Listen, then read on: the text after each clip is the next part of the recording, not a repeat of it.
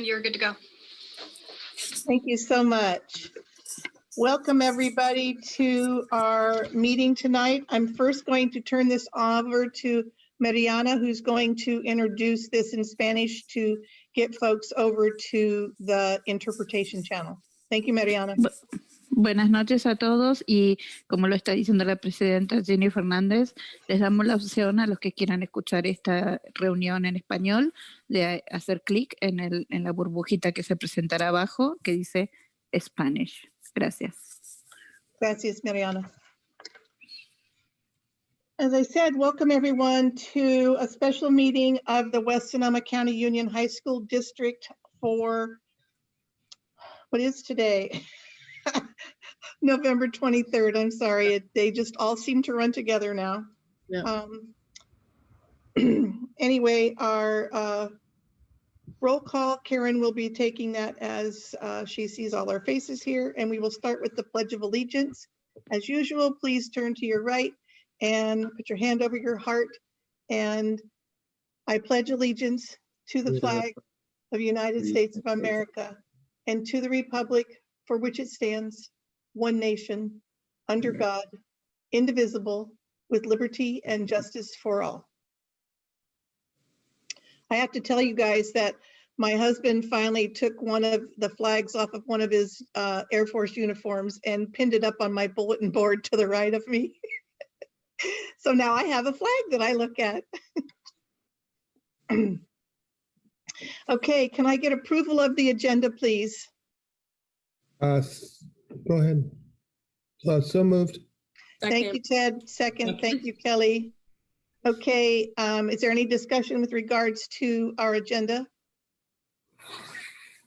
Okay, roll call vote. I will begin with Kelly Noe. Aye. Angie Lewis. Aye. Diane Landry. Aye. Ted Walker. Aye. Satori McCullough. Aye. Jeannie Broom. Aye. Jeff Wise. Aye. And I forgot myself, Jeannie Fernandez, aye. Thank you. Okay, so before we begin tonight, I need to share something with you all, please. I would like to take a moment to address the tone of our last board meeting. I realize, indeed, the entire board and our superintendent and staff realize that the idea of consolidating our campuses is incredibly emotional topic. People love their schools. Closing a campus is sensitive, personal, and sad. For some, it represents an inconvenience. For others, it seems like a betrayal, like one school is favored over the other. In short, we get it. This is hard, sad, and some people are going to continue to speak up and speak loudly in opposition to this idea. Believe me, this is an emotional issue for the board members too. We love both our schools and their rich traditions and personalities. While this is emotional, I am reminding everyone that we must keep our tempers and words in check when we are in these public meetings. Please, all boards of education, all elected bodies have a legal responsibility to make sure that all voices can be heard and considered. Following last week's meeting, many of us heard from people who said that they are afraid to speak up. They are afraid to share their points of view, and this is unacceptable. Not only is it rude and poor modeling for our students, it flies in the face of what our government is based upon: of the people, by the people, and for the people. All the people must be allowed to speak without fear of retribution. I want to remind you that if this was a classroom or a debate of our students or a track meet, this behavior would not be tolerated. Our teachers would put a stop to it and consequences would be had. So I ask everyone who wants to address the board to please speak with respect, make your points without hateful and hurtful comments or tone, and help us create a space where we all feel safe and welcome to express our points of view. If a speaker steps out of line and violates our board policies, we will cut your mic. If the meeting becomes unruly and disrespectful, I will recess the meeting and we will open in a closed session with the media present. I am confident that we can listen to one another with patience and understanding. After all, this is what we teach and expect of our students when they are discussing, debating, and deliberating, and that is what we expect from all of us as well. Thank you very much. Okay, our first item is consideration of approval of a parcel tax measure for the West Sonoma County Union High School District. I want everyone to know that this was added back to the agenda because we actually have some further information that came forward. So it was important that in fact, we bring this back so that new information can be shared.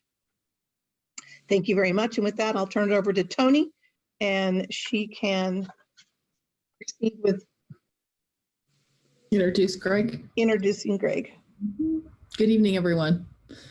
So yes, as Jeannie mentioned, this item was on our last board meeting on November 18th, and the board took a vote. We are reconsidering this item tonight for the board to consider an additional vote. Jeannie, did you want to mention what that additional information was or Kelly, what additional information do we have that we wanted to allow the public to know about? You want me to, so Jeannie, do you want me to share? Yeah, go ahead. We spoke with Supervisor Hopkins' office, and there is a potential for us to be able to get grant money from the county to be able to fund the parcel tax to go on the ballot. And so because that was a concern that was brought up last week, Supervisor Hopkins was able to take that back to some of her team members and kind of brainstorm what might be a possible solution. And so we wanted to bring the item back this evening because that's new information that we didn't have last week when we reviewed this item.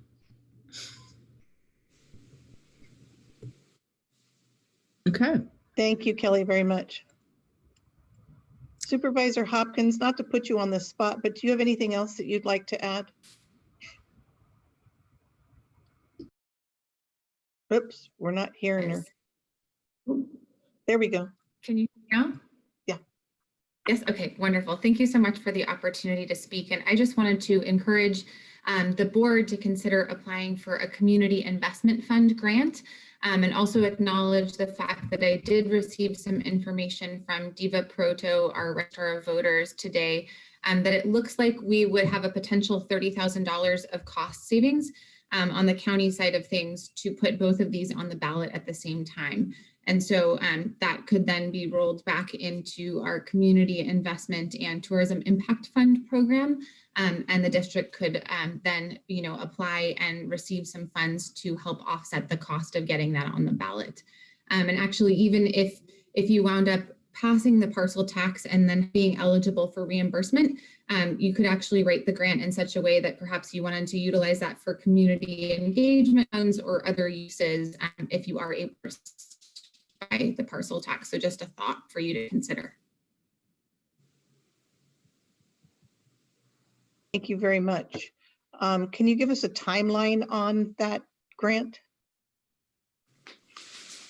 Yes, actually, my staff started reviewing the funds today. And so within the next few days, we will actually be coming up with a list of recommended allocations. And we are still continuing to accept applications. We actually had one that rolled in over the weekend. So if in the next day or two, it's a very simple form, you are able to apply for that, then we could let you all know very promptly what the answer was and how much funding would be available.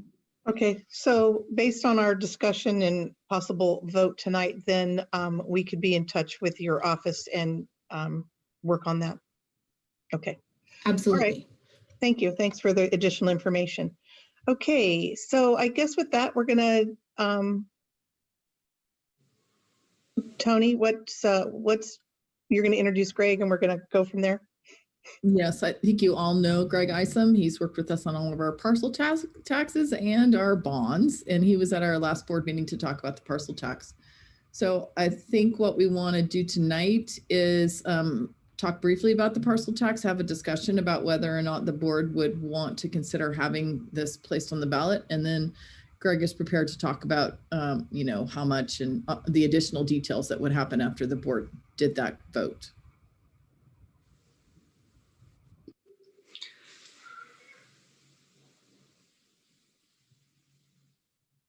Did you, I mean, I'm not sure, do you want to have some discussion about the parcel tax in light of this new information that Linda has presented? Board members, can I get a thumbs up if you want to have some more discussion about this, or a hand raised, or? Yeah, should we start with that discussion? I mean, it might save Greg time just to see where the board is at and then not have to make him do a whole. Right. Sure, that's fine. That's fine. So is there somebody that wants to start off with your thoughts on, in light of the new information, what your thoughts might be about proceeding with this? Go ahead, Ted. You're muted, Ted. My bad. Thank you very much. I had a conversation with Linda Hopkins today, and that was very helpful. Thank you, Linda. In light of the information, Greg, when we left off, we were kind of teetering on the term and amount that you might recommend to the board for a parcel tax. And I was wondering what your feelings are now.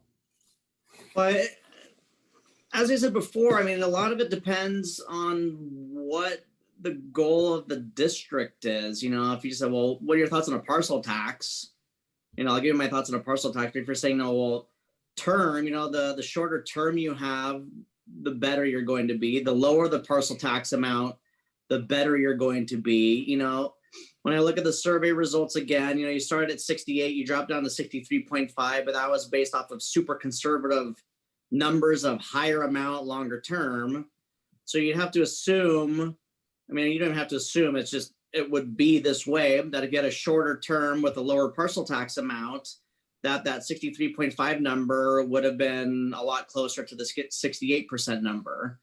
You know, and then if you have an extremely strong campaign group out there pushing and pulling and tugging and everything else, then all things being equal, things should be, you know, better, you know, and a better chance of success. You know, as I said, there's a lot of things that can happen. I say this every single time I present my survey results before you go to a resolution. I always say a lot of things can happen between now and March that no one has any control over.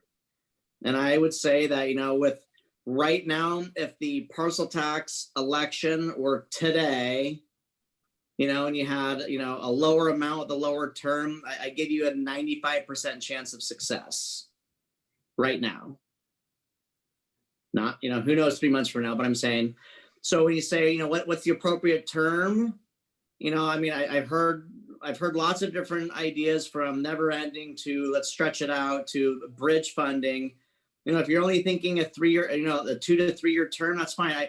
The difference between 2 years and 3 years is nothing. You know, I don't think you're going to have a community member that said, I would have supported you at 2 years, Ted, but at 3 years, forget about it. You know, that's not going to happen. Yeah. Right. So it doesn't matter whether it's 2 or 3. I think whatever you guys decide to do, make sure that that's what you're setting yourself up for, right? So it's like, this is like, I can remember for our parcel tax earlier in the year when we were doing the survey, I remember you guys kept asking me, hey, Greg, how much do you think we could, you know, kind of, what's the max you think we could get? What's the most we could squeeze out of the community? And that's what you do most of the time when you do a parcel tax. What's the most that our communities want to support, you know? I think that, you know, when you get, if I look at the survey results, when you're at the $70, you know, a year, you're right at 67%. $55, you're at 69%. I think if you you know, I heard a bunch of people say this on the board meeting. I don't remember when it was, last week, yesterday, I don't remember. But you know, if you go below $50, you're going to have an easier time passing that measure. And you know, because you can even phrase it in a way, because I remember Diane, you and I talked about, he said, we can't say we're extending the parcel tax because that's what we did before. So we can't say extend, but what you can say is continue the parcel tax, what you're currently paying.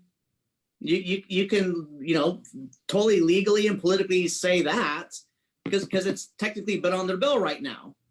And so you can say, hey, let's continue paying what we're paying for these, you know, programs to save, or for whatever we want to save it for. So, you know, if you're asking me right now, hey, Greg, what do you think we should do? I'd say hey, Jeff, what's the number that you need right now to continue us through the next 3 years?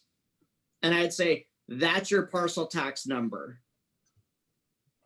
Okay, that's really good information. Thank you, Greg. Yep. So stay tuned. Okay, I'm Kelly, I see you're unmuted. Would you like to?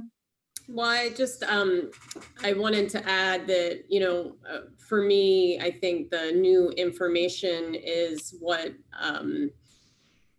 changes this conversation a little bit. I think that's less risk that their district is taking on. I feel like, you know, some of the reason why there may not have been more support last week is just that challenge around, we obviously have a budget crisis, and taking on more risk with the potential of then having to cut even more sections if it doesn't pass just seemed like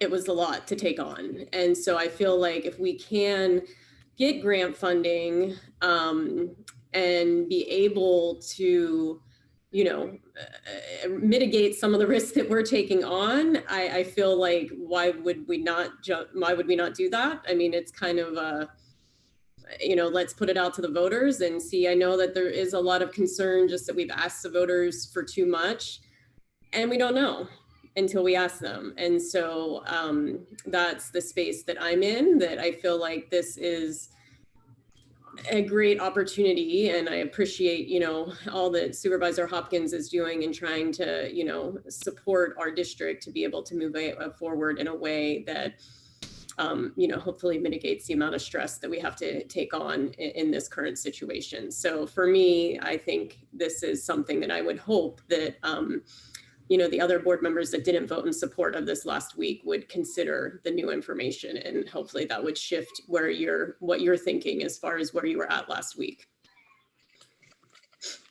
Okay, good, thank you. Diane, I see you're unmuted. Thank you. Knowing that we're not taking as much of a risk for all the reasons that Kelly just spoke to makes me feel much better about it. Since I've been on the board, I have said yes to go after a parcel tax 4 times and a bond 2 times. Actually, one of those as you know, our parcel tax failed, and we had to get on the bandwagon and go right back out there. There's one sticking point for me personally, and what that is we talk about, you know, Sebastopol has people who are having a hard time financially. People talk about the river area like that, but a lot of people all over are having a hard time financially. And I'm kind of caught between a rock and a hard place in terms of people just making it, you know, having a hard time paying their mortgage. Their taxes are due now, their property taxes are due. And that's where the sticking point is for me right now. And that's what I keep kind of going back and forth on. Yeah. And if any of the board members or student board reps want to speak to that, please feel free. Okay, thank you, Diane. Angie, what say you? I was trying to gather, I grabbed the wrong notebooks. I was scrambling to find all my notes from the other night. Greg, maybe you can answer. You had said last time that the last 6 or 7% would be harder, but you're saying that if it's a shorter term, you know, we rally the troops, and, you know, it's a lot more doable in your opinion. Yeah, so I'm looking at it right now. So when you started at 68%, then you went to 63.5. What's actually, you didn't gain more no voters from the beginning question to the second question. What happened was your strong yes voters went, uh-oh, I don't know. Okay.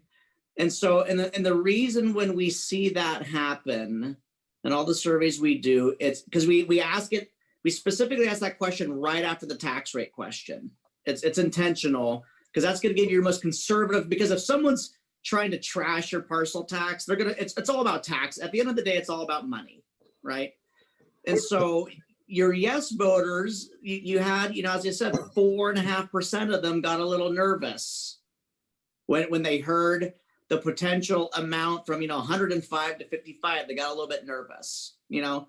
So if you dipped below 48, you know, I mean, below $50, because I'm using 48 because that's what's falling off the books. I heard a bunch of people say, well, if we just had the 48. So, I mean, we can talk about it after. Right. But if you just kept that number, I'm sure that a lot of your undecideds probably would not have gone over, you know, I mean, it would have left the yes camp.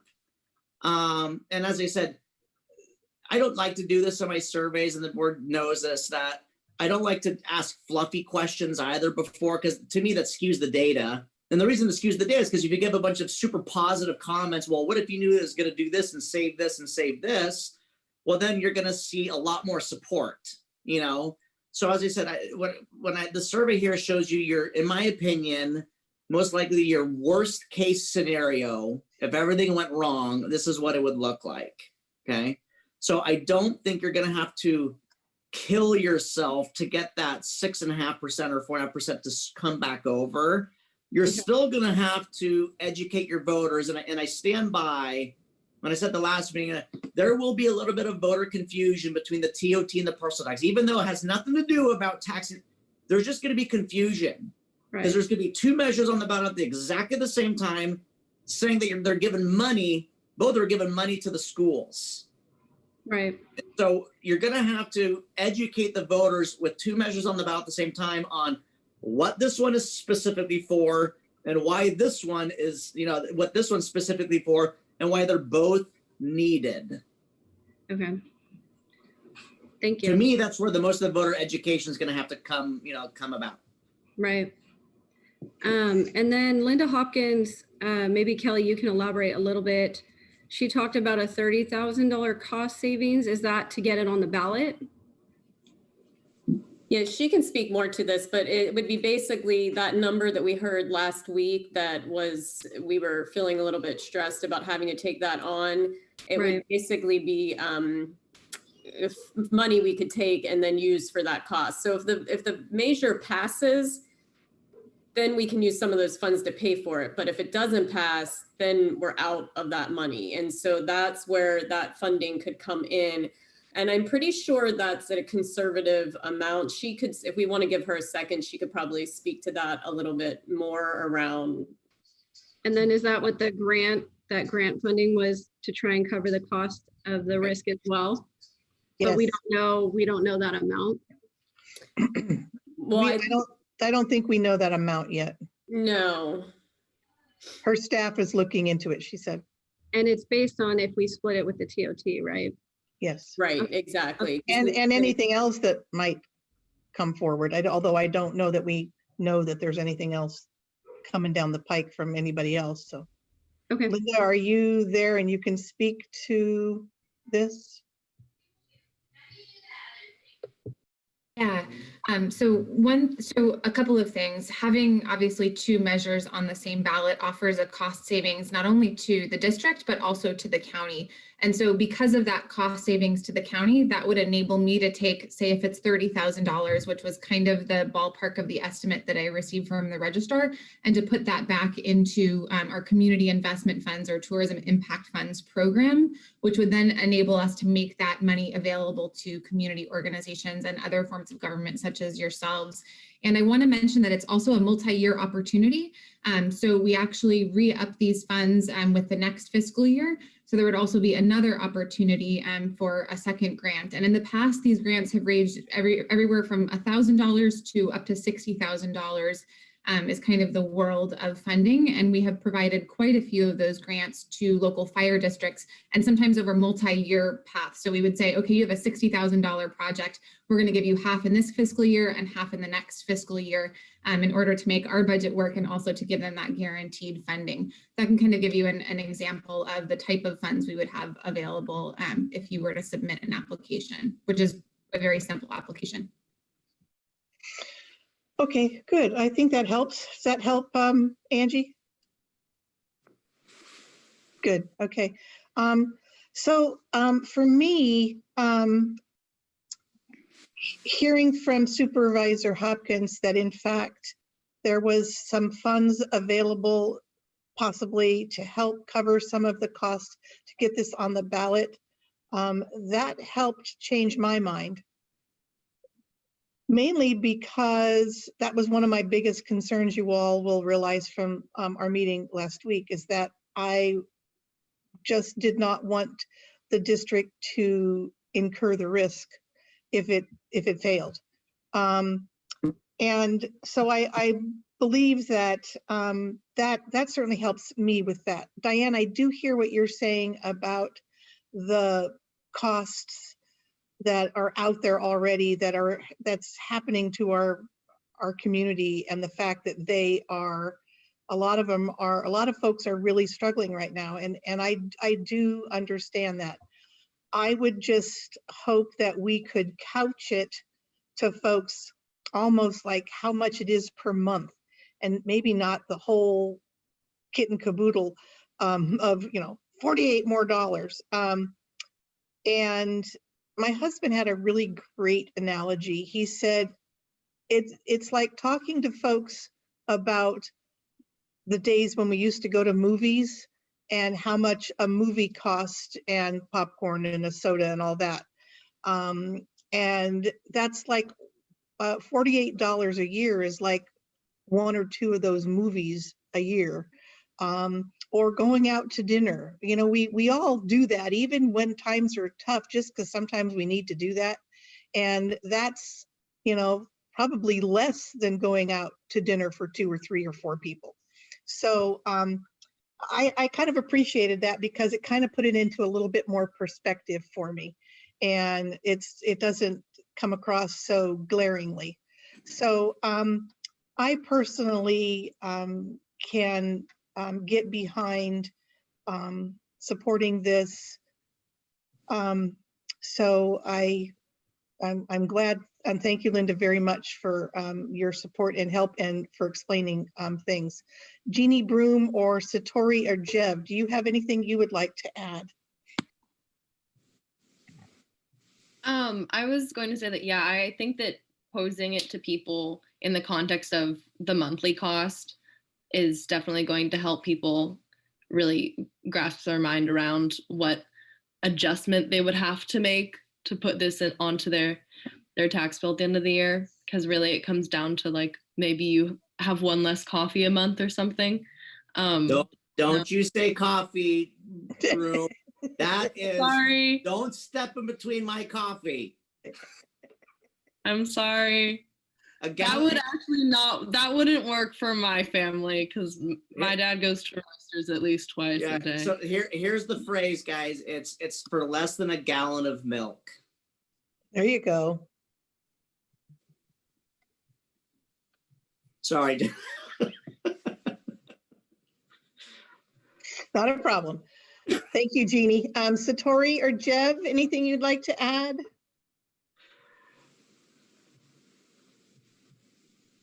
No, okay, no problem.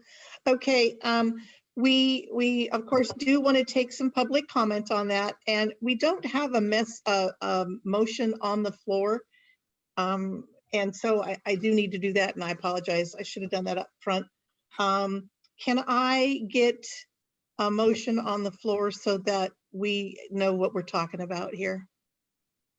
Kelly, I see your. I was looking it up to see what I needed to say. So I move that we approve a parcel tax measure for the West Sonoma County Union High School District. Okay. Do I have a second? Second. Thank Angie. Thank you, Angie. Okay. All right. So I see some hands raised, but Jenny, hold tight on that if you will, because I have something else I would like to please read about how we're going to handle our comments tonight. So the board is going to return to its established protocols for public comment, not unlike when we used to use comment cards when we were all in person. We would like to do this to ensure orderly conduct and that the board is able to get through its entire meeting. So what I'd like you to please do, Jenny, is undo everyone's hands, and then I would like you, and I'm doing this for a specific reason, I need to know how many people are going to speak on this item. So Jenny, can you please undo everyone's hands, and then I'm going to give everyone a specific time limit to get your hand raised, and then we will decide as a group, as a board, how many minutes we're going to give to everyone. So if you would like to please raise your hands now, if you would like to speak on the parcel tax subject. I'm going to give approximately 20 seconds for people to raise their hands. And then after that, we will stop public comment and we will decide how long we are going to give to each speaker. Yes, somebody has a question, Ted? To Kelly, did you want to put the amount and the term in your motion, or is that another discussion? It's another discussion, Ted. Because we only have tonight and we don't meet until. We're going to have a special meeting to have a resolution because we can't pass a resolution tonight on that because we don't know how we're going to vote. So we have to come back. Yeah, and that would be a point. We can go to public comment, but Greg, when you come back, it would be good to know what information, if we do pass this to move forward, what information do you need from us tonight to prepare to be able to bring back the resolution next week? So maybe we can go to public comment, but if you want to, Jeannie, he doesn't have to answer that right now, but correct. We will need that. Yeah, I would rather he wait on that, please. Okay. So I think we've allowed plenty of time for people to raise their hands. I see here on the list, Jessie Lee Mills is the last public commenter that we are going to take. Jenny, I don't have this open completely in my screen. Can you tell me how many how many speakers that is? That's 15, but you just had some 15. So it's 15. Okay. All right. So our normal protocol is that we allow 15 minutes per topic. That would be a 1 minute apiece. What says the board with Elizabeth? I'm really sorry. We're not going to take your comment. We are stopping at Jessie Lee Mills. So can you please lower your hand? Thank you. So that's would be 1 minute apiece. What's the board's flavor here? And that seems, could we give 2 minutes? So that would be 30 minutes for this public comment period for this item. What do people feel about that? 2 minutes sounds good to me.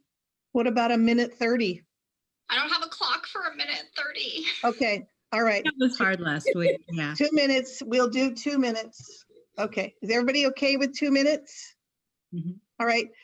Again, I would like to remind everyone of, and I'm not going to read what I said at this onset of the meeting, but I think you all heard me very clearly. So please, let's keep it to the topic, and let's please model great behavior for our students. Thank you so much.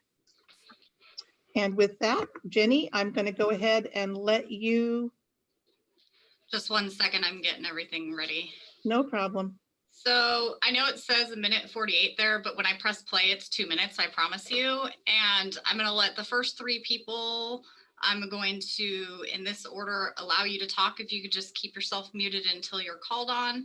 So Trisha Maxon, Jennifer Carson, and Vesta, I'm not even gonna try your last name. Go ahead, Trisha, and unmute yourself. And Okay, am I unmuted, I hope? Yes, you are. yes. Okay, great. Mine's not going to take 2 minutes. I just wanted to say 2 things. One is, I think you need a second on this vote. And then the other is that I think the wording of the language should be, for this resolution, should be that if you get the grant money, because that's the thing that's changing your mind. So that's the only thing I want to say. I think the resolution needs to be, qualified. That's it. Karen, did I not get a second? I seconded it. Have a second, and it was Trustee Lewis. Okay, that's what I thought. Okay, thank you. Thank you, Trish. Jennifer Carson, go ahead and unmute yourself. I just wanted to say thank you for reconsidering this option, and that so many of us do fully support this. I also want to say that I think that allowing this vote to happen and doing the parcel tax vote will really be the answer that I believe it's Diane was asking about, the concern of the community and of people having to spend more money in such a dire time right now. If they can't do it, they're going to let us know. So hopefully that will bring some peace of mind to you, that people will be able to speak up with their vote in order to show whether or not they want to have it. I fully support it though. So thank you so much. Thank you, Jennifer.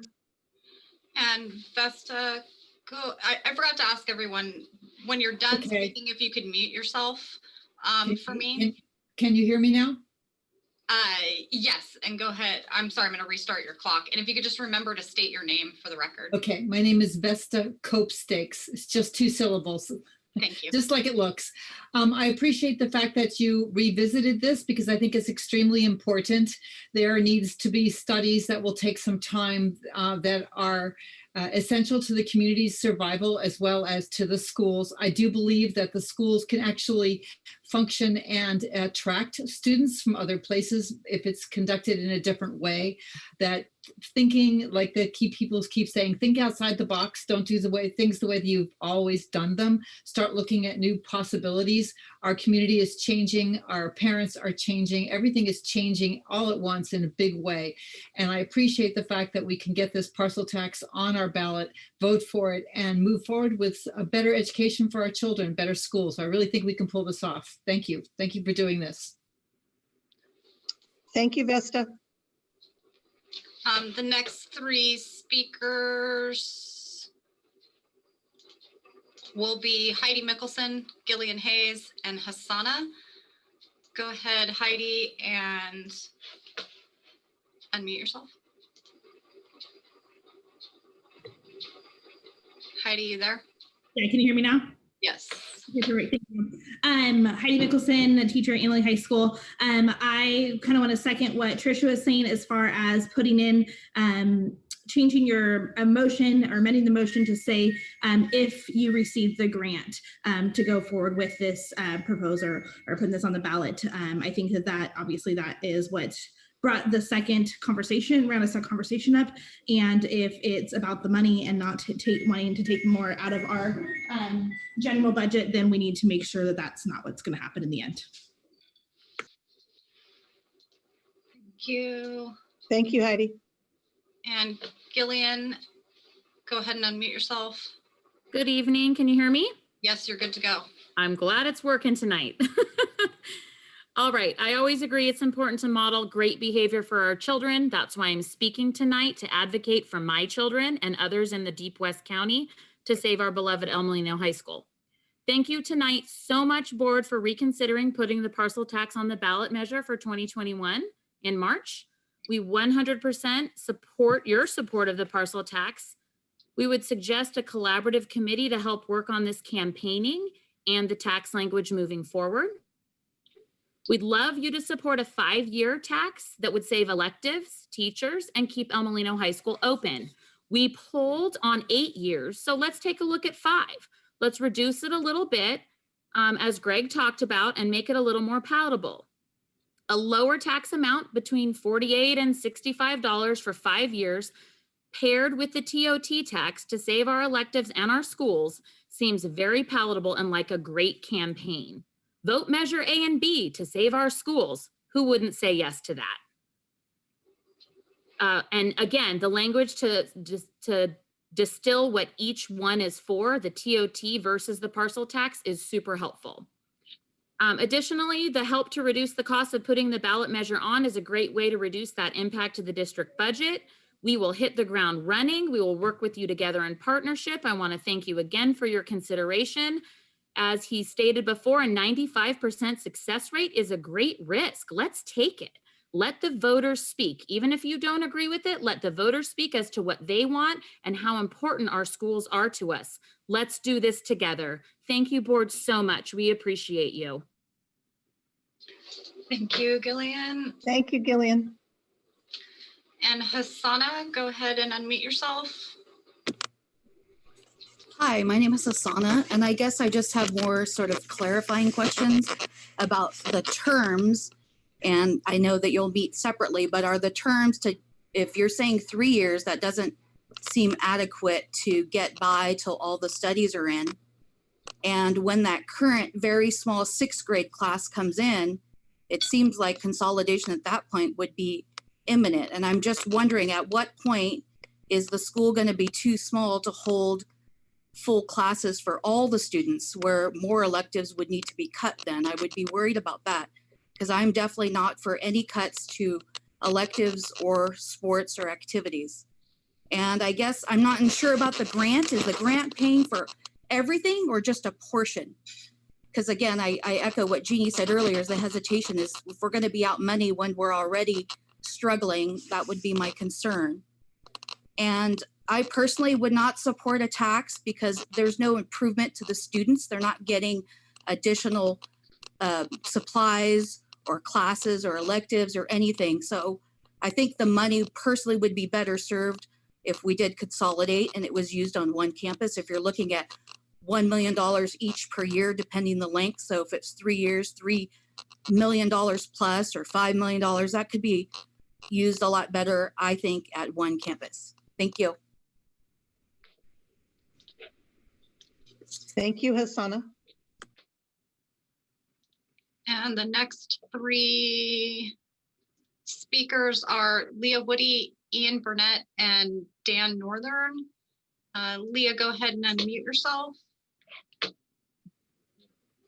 Hi. Yeah, good evening.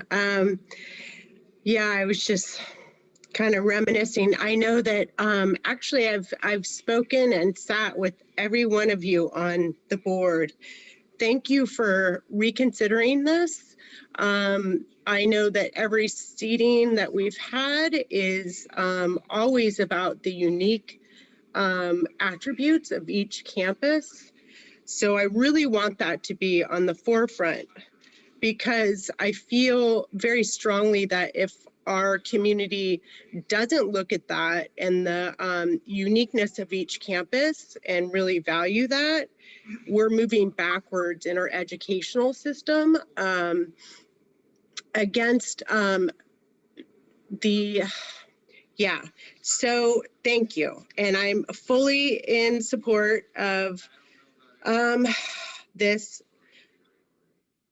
bond and the community investment bond and tapping into that. And so with that in mind, everyone, please, everyone on the board, I would expect everyone to advocate for each campus equally.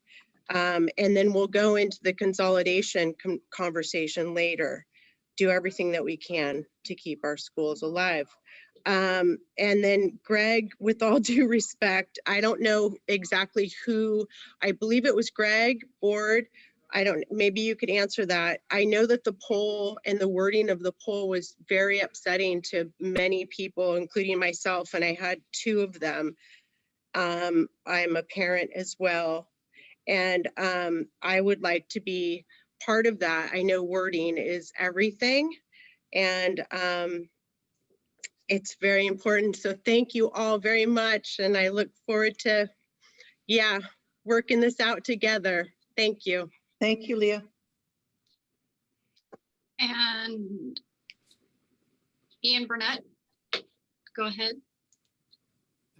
I really appreciate you taking a second look at this vote, and strongly recommend you go forward with it for a minimum of 4 years. I know that it's going to take 12 months to 18 months to complete the study, and then there will probably be just as passionate of discussion again after the study is complete. There are additional impacts beyond the $60 to $100 per year on a tax bill, and I really encourage you to study and communicate those second and third tier impacts of consolidation when you propose this parcel tax. Students will likely face a higher student to teacher ratio, and there'll be fewer activities available per student. Property values, like Greg said, it comes down to money for a lot of people, and property values in whichever town has the consolidation will at best be unchanged, with fewer interest from families that want to move in, or more likely drop 2 to 5% depending on the distance from the sole school in the district. This has, trickle effects that less families will move in, less families will stay, and whichever school does remain will face higher traffic and congestion from, a 50 to 100% increase in students. So that has its own downsides for public safety and quality of life that I don't think anybody really wants to take on at this point. And just, another point was made earlier that we don't know where the world will be in 6 months. And, there's a lot of talk that the pandemic has really changed the work environment. And a community like ours is the kind of community that people are moving to for work from home potential. So there's, it's not out of the world of possibility that families will start to move back here, and we're not going to run into this, situation where there's so few students that we can't have both schools open reasonably. Thank you. Thank you, Ian. Thank you. And Dan Northern, go ahead and unmute yourself. Can you hear me? We can. Great. Thank you for reconsidering the item on the agenda. I would think it's probably appropriate to talk about the actual goal. And I believe, but I'm not absolutely certain, Jeannie probably has the answer to this. The goal is to get us through that unification study that's being conducted by Stowe and the county committee on organization. I don't know if there's any other goal or how much additional time we might need, but I think that would help us determine how long the tax should go for.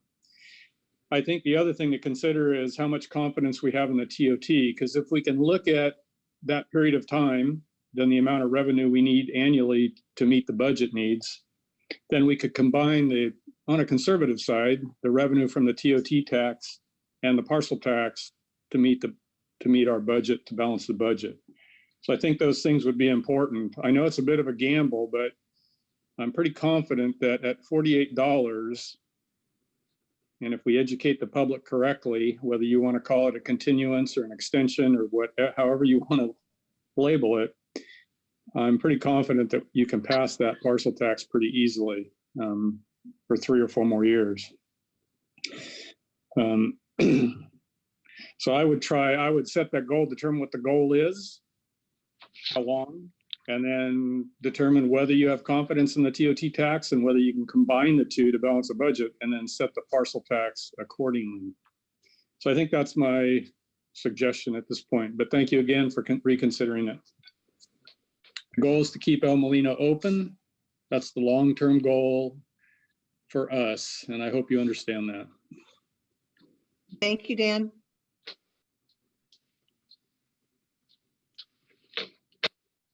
And our next three speakers are Bradley Smith, Marissa, and GL Sword. Bradley, go ahead and unmute yourself. There we go. Can you hear me? Yes. Hey, everybody. For those who don't know me, I retired from Laguna High School in 2013, and I've been a active substitute teacher at Laguna ever since. So I think the problem you have, amongst others, is that of public perception. When Measure B was going to be the salvation for Laguna and Save Laguna, I was actively involved, as you probably know, waving signs in the back of the Elmo Library and so forth. But B passed and people thought that we were saved. And now, surprise, surprise, school consolidation, not only will we most likely lose Laguna, but one of the two main schools, that has popped up.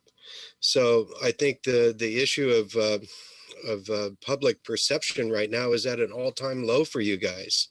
And I think what you have to do, aside from the money and whether it's a cup or two of coffee per day is all it's going to cost, I think people would rather throw their money on the ground than vote yes for the newest parcel tax, because I think they probably feel that you lied to them, and you have to explain yourself. You have to explain why you were not transparent in the first place when you dropped the bomb of Laguna on us. And now, once again, without any really committee discussion or something, suddenly it's a consolidation of the entire high school district. So I wouldn't worry so much about the money. I would worry about how people look at you. That's the elephant in the room, and you have to Thank you, Bradley. deal with it in order to, get their trust back.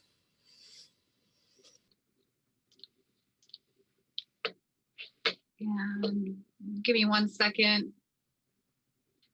And GL Sport, go ahead and unmute yourself. If you could state your name, please.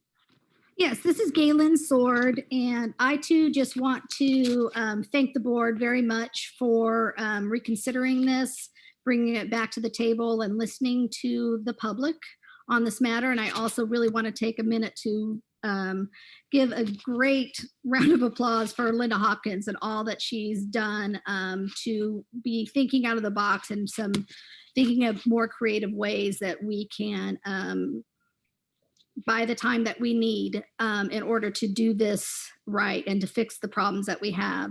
The only thing that I really wanted to add to that was in addressing Diane's concern about the economics of our community, and just to really consider the fact that the closing of either of these schools is going to have a negative impact on the economic status of all the people that live there.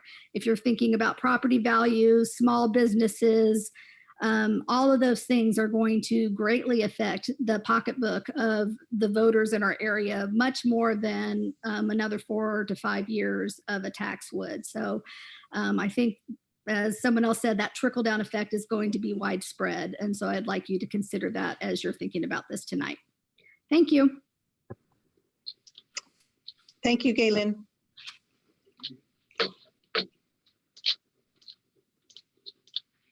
Next three speakers are, I don't think I ever unmuted Marissa. So Marissa, go ahead and unmute yourself. And then after that, it's Kara Mendez, Debbie Ramirez, and Jesselie Mills.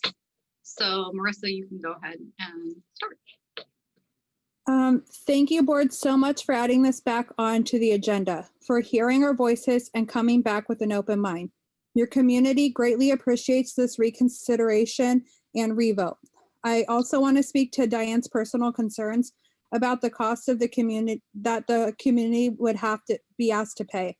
I think this should be left to the community to decide for themselves and not be stopped by your personal concern. When we are talking about, as Jeannie pointed out, the cost of a dinner, it's not an unreasonable ask. A yes vote on this parcel tax is a yes vote to save our schools. Thank you. Thank you, Marissa. And Kara Mendez, go ahead and unmute yourself. Good evening. Can you hear me? Yes. Okay, I apologize in advance. I have a 3-year-old in the bath and she is a singer tonight. So if you hear background music, that's what it is. First and foremost, thank you to the board for revisiting this extremely important issue. I, of course, support the parcel tax and will personally work my tail off to educate the public once it is placed on the ballot. I think it would be a great idea if we could keep it around $60 a year so that it equates to $5 or less a month. Also super important, I would like to see language in it so that it is clear in voting yes, they are saving a high school from possible closure. Last and not least, thank you so much to Linda Hopkins for everything you have done to support your community. Your community will never forget it. And I know you've worked your tail off the last month or so on this, and we appreciate it more than you'll ever know. And I have to go. Thanks. Okay, hold on. Sorry, I didn't mean to laugh there. Thank you, Jessie. I just want Kara Mendez. Or that was Marissa, sorry. Oh, now we have Kara Mendez, or was that Kara? Sorry, I lost track. That was me. Okay, sorry. It's on to Jessie. Thanks, Kara. Thanks, Kara. Sorry, that my bad. I just wanted to point out to everybody, Jenny, that because I'm getting some comments here that we had cut this off at Jessie Mills, and we see that Debbie Ramirez's name is below hers. Debbie was already in the queue and her name got dropped off, so we added her back. So we are not taking any more than we had already stated. So thank you very much. And our next speaker is Debbie Ramirez. Go ahead. Hi, thank you. I thought I was going to lose my spot in line because I accidentally lowered my hand and then I raised it again. So thank you for keeping me on the list. So yeah, thank you for revisiting this item again. And thank you so much to Linda Hopkins for strategizing around how to help with the election costs, which was really a big sticking issue for this. Few people talked about finding out more information about the grant funding. And what I wanted to point out or actually clarify, as I understood it, there was savings or possible money back from a grant, but also straight up cost savings on a share of the ballot expenses with the county should the TOT go on there as well. So there's two ways that the county is helping fund us with this, the grant and the cost share. I figure after public comment is over, we'll probably hear from Jeff Ogston more about the amount. I think that would be good information to hear what he feels we would need to get through for the bridge funding. I think it's a great idea to use bridge funding to take the time to examine unification or right sizing or configuration in a more well thought out, less under duress kind of situation. One thing I've noticed is that West Sonoma County High School District is a 400 square mile area with 2 high schools now, potentially considering it 1. Santa Rosa City Schools is half that area with 5 high schools. So I really think looking at this as a rural area that really needs to take into consideration equity issues and access for all of our students. Perfect timing. Thank you. Thanks, Debbie. And our last speaker is Jessie Mills. Go ahead and then. Hi, thank you. I also want to say thank you to everybody who participated and brought this back onto the agenda, and just the community involvement, everybody's support, and the fact that the board is really willing to reconsider at this time. I also have concerns, which Bradley, I didn't catch his last name, pointed out from Laguna, the fact that there is going to be an issue with a lack of trust with the current board.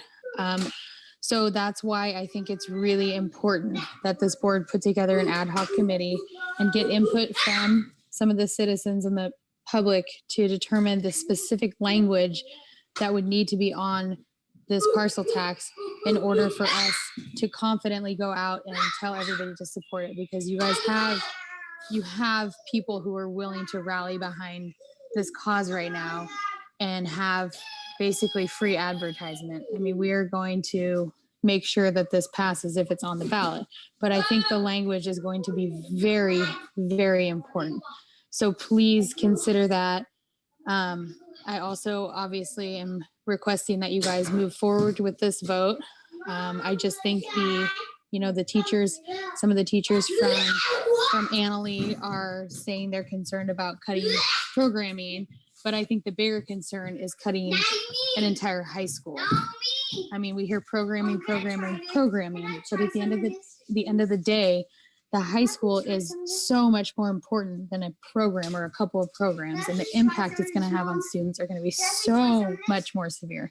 So please consider approving this tax to put on the ballot. And sorry about my kids' wrestling match in the background. Thank you. Can I please try some of this? Thank you. And that's our last comment. Thank you, Just Lee. Thank you, Jenny, very much for monitoring that for me. Thank you. Okay, so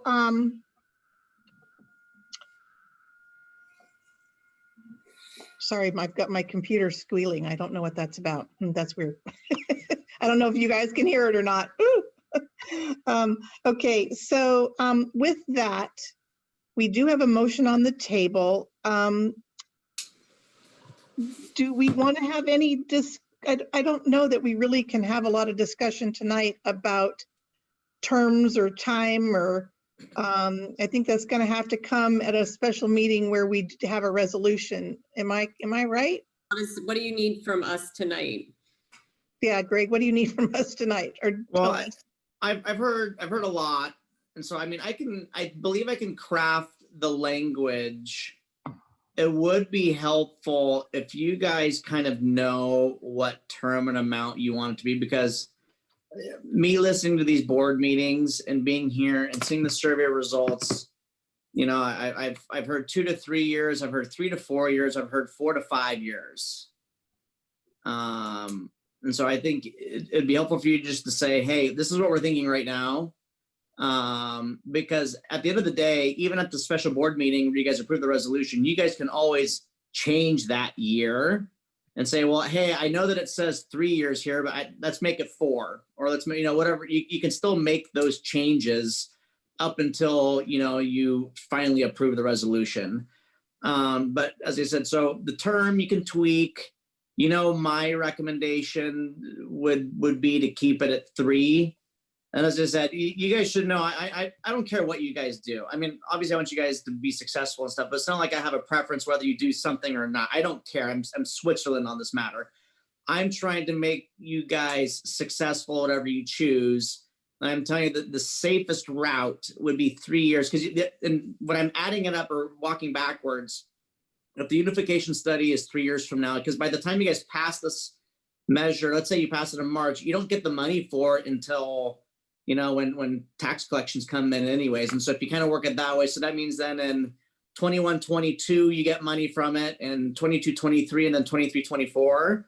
And then another thing to consider is if you match it up 3 years, that means that you don't have to, if you wanted to renew something again, you don't have to do it in a special election. You can team it up in the 2024 presidential race, which would save you guys tons of money. And presidential races are awesome to do elections on. So if you had to say, Greg, what's our safest? I'd say if you said, make the resolution for us, I'd tell you, I right now, I do 3 years, $48. Okay. But this is your guys' call. Right. You can say, thank you, Greg. Let's make it this much, because I'll say this, every year that you go up and every dollar that you go up from those numbers, it gets a little riskier. Great. Thank you, Ray. I know that Dan Northern asked a question about the unification study and when that would be finished. And we've been told by Superintendent Harrington from SCO that they're looking at between 16 and 18 months. So we're talking 2023. So so doing 3 years is more than enough. I think more than enough time to be able to get that bridge funding until that study comes back and that conversation can be held. Because like you said, we really get the money 2023, 24. So we still have, you know, even after that conversation has been had, we still have money coming. So, so I think that's a good thing. So just so that, Dan, you're aware of that. 2023, it looks like the early part of 2023 or the late part of 2022, we should have something back with regards to that unification study. So that's my thought on that. Ted, I see you're unmuted. I just wanted to go back to the rest of the board, Kelly and Angie. What are you thinking for? I keep on hearing 3 years from Greg, and then I heard 5 years from Dan. Do we want to try and go past that 3? I mean, I'm comfortable with 3, but I don't want to step on anyone's toes. And I don't mind giving Greg some suggestion to write it up, and then at the last minute we can always tweak it. We've done that in the past, like we did with the bond measure. So. Yeah. Kelly, Diane, Angie, any thoughts?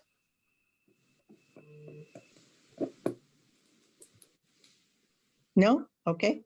Well, I like 3 years. And I was waiting. I was not. Oh, okay. I feel like sometimes I talk a lot now. So go ahead. I appreciate some of the comments from the audience around, the interest of the 5 years. And I also know that Greg knows our community really well. And I feel like has always, last year we barely passed, and I know I was the one that was pushing that I wanted it to go, be a little bit higher. And I don't know that it would have passed if we did that because we barely passed. So you were right on the money of where we should have placed that. And so I do also appreciate your input. I do, as someone who's, going to be on this board for 2 more years, I feel like I like the idea of a presidential election. If we can get over this hump, I am concerned about the public perception right now. And if we push it too far and too high, I'm concerned that it won't pass. And so for me, I almost would like to look at the 3 years. Let's get this thing over the hump. Let's get it to pass. And then if we have to go back out, we're in a presidential year, which that's huge. I don't want to say anything is guaranteed, but you're never going to really get a better guarantee than a presidential election to get something passed for the schools. So I think that's for me where I'm sitting right now. And I agree, Ted. I think we can give the direction to go craft that. And I know in the past we have changed that language at the 11th hour, and it doesn't mean that it has to be set in stone, but I think that's where I'm at right now. Thank you, Kelly. I also want to say I really appreciate the comments from the public addressing kind of mine and Diane's concerns about the community and them being kind of strapped a little bit here because of COVID. Your comments are well heard and well taken, and so that certainly gives it a different perspective. So thank you. I do appreciate that. I too, I really trust Greg. I've worked with Greg for a long time now, and he does know our community. And if he is feeling that doing a 3-year is a good idea, then, and that we risk every, little bit above that and every little bit above the 48 that we're already getting, we risk, some naysayers. So in that respect, I think that might be a good option for us. Angie, I saw your hand raised. No, I was shushing my child, sorry. Oh, okay, it's all right. I agree with all. All right, I wanted to ask Jeff. Jeff, what can you, we know right now that $48 gives us am I right, 1.1 million, 1.1.5 million? Yeah, so I want to be careful in terms of how we look at this. So yes, so just kind of factually, our current parcel tax, or the $48 parcel tax brings in a little bit over 1.15 million per year. In the past presentations that I've done, I've talked about deficit spending being right about $1.1 million a year. I want to be clear on a couple things. One is that 1.1 million is next year's deficit spending. That will grow, right? So what's going to happen is in 22-23, we have less kids. That means less revenue.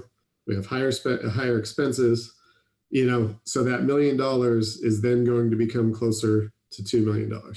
And then it's going to become closer to 3 million the year after that, based on projections.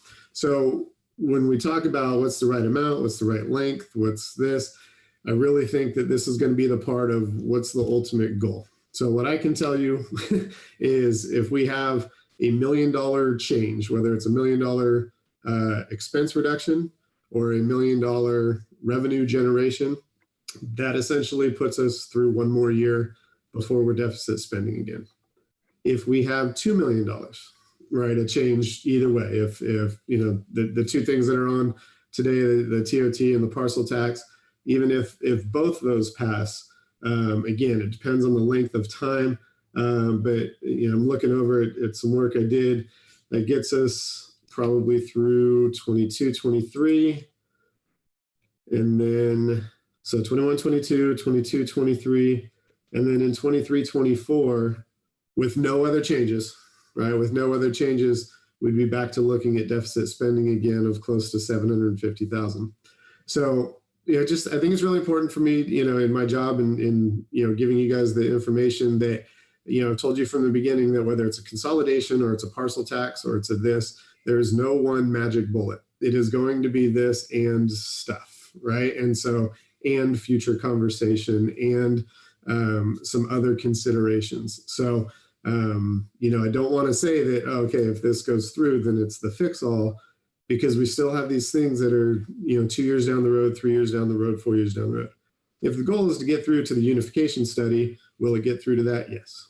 Right. I mean, it's going to get us, like I said, if one thing passes, it gets us through one more year of not deficit spending. And then if we're able to maintain our savings, we could absorb a year of deficit spending, right? And then we would be tapped out. We would have none. So, that's that future projection of it's going to be any of these and some other help, whether it's state funding, whether it's additional sources, and again, continuing conversation on reducing our expenses as best we can control. Thank you. No, hey, Jeff, thank you. That's exactly what I think we all wanted and needed to hear. So thank you very much. And I think for me, that's what either of these or both of these measures would do. There's some bridge funding to get us over a tough spot right now and continue conversations and allow us to kind of look at next steps as we go and not have to jump right into this, the mix of, possible consolidation. So I think that helped answer it for me. I don't know about the rest of the board. Any more comments about this? Okay, yes, Ted, go ahead.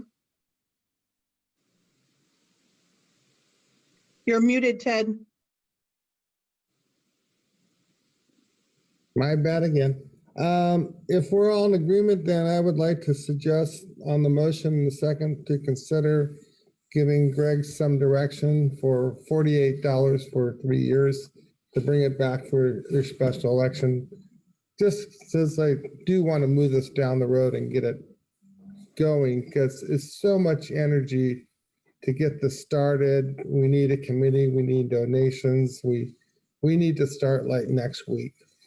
So yeah, okay. And I'm sorry, I cannot remember who made the motion. Do you want to amend the motion Or do we just want to give Greg some guidance? Do we need to have it in the motion or what, Greg, are you? I don't think you needed the motion. I'm listening. Okay. Okay, all right. Okay, then we won't amend the motion. That's perfectly fine. Okay, thank you, Ted, for that. Appreciate it. Student board reps, do you have any comments that you'd like to make? Any further comments? Okay, great. Thank you, guys. All right. With that being said, I'm going to call for the question and we will do our roll call vote. Kelly Noe. Aye. Diane Landry. Aye. Angie Lewis. Aye. Ted Walker. Aye. Jeannie Fernandez, aye. Jeannie Broom. Aye. Satori McCullough. Aye. Jev Wise. Aye. Great. Thank you, guys. Okay, carries with a unanimous vote. We will be putting a parcel tax on the ballot. We will need to set up a special meeting, Tony, right? Do you want to address that with us so that we can? Yes, we'll need a special board meeting sooner rather than later. In order to get this on the March ballot, it needs to be submitted to the Registrar of Voters before December the 4th. So my suggestion would be that we have a board meeting, hopefully next week, not this week. A special board meeting perhaps on Monday where we could finalize this and then get it to the Registrar of Voters before that deadline. What does the board think? Monday, the 30th? I'm going to get my calendar, just a minute. Okay, all right, get your calendar. Good Ted? with that and would prefer next week over this week as well. Oh, absolutely, me too. No, I think, we all need to stop and smell the turkey. Let me check with my other boss here on travel plans. Greg, what about you? I'm only available this Thursday from 3 to 5 p.m. for a special board meeting. Okay, I'm not going to do what I might want to do. Should I just mute myself? I'm good whenever next week. All right, thanks, Greg. Thanks for the levity. Yeah. So that works for you, Diane, okay? Monday, yes. Monday, Jeannie Broom, Jev, Satori, not that you guys have to be there because, but we of course always love you to be there, but if you can, that'd be great. Does that work for you guys okay? Okay, good. Angie, okay with you, 30th? Yeah, I think that's our first day back at school, right? Yeah. Boy. Oh boy. Diane, you're cool. Kelly, you're cool. I'm good. 30th works for me. What time? 6 p.m. We do 6. Yeah. Is that okay? Tony, is that okay with you? 6, Greg? Yeah, 5 would be fine too. I don't know. I know. Somebody to host it. I will be traveling. Yeah, 6 is better for me. Okay, 6 o'clock it be. And Tony, Jenny cannot host it. Tony, can you host it? I'll have Jay host it. Or Jay can, okay. Pretty involved. You guys can't see it, but there's 4 computers back here. Yeah. Actually, I actually have I could do it earlier on Monday if that would be better for people if you wanted to do 5:30. I forgot. I don't. That would be great. I think that would be great. I'm okay with 5:30. Okay. 5:30, Greg, Angie, Ted, okay, thumbs up. Most likely I won't be able to make it. Oh. You won't be able to make the 30th? Traveling back from Southern California on an airplane. So, but you know what? If you have the majority there, I'm comfortable with the direction that we've given Greg. How we could do Tuesday? No, we need to move this down the road. I know. I agree. Yeah. So you go with Monday at 5 o'clock, and if possible, I'll try and use my telephone. Okay. So 5:30 on Monday? Yeah. Everybody good? Okay. All right. Sorry, Ted, we will miss you. If you can join us, Please do. Thank you. Okay, so that gets that out of the way. All righty, thank you so much. Before we move to the next item, I need to ask for a short break. I need to use the facilities, so I'm sorry, but can we please take a quick little break? And Mariana, this might be a great time for you too. So let's give ourselves like a couple minutes and let's be right back. Okay? Thank you all. Stay tuned.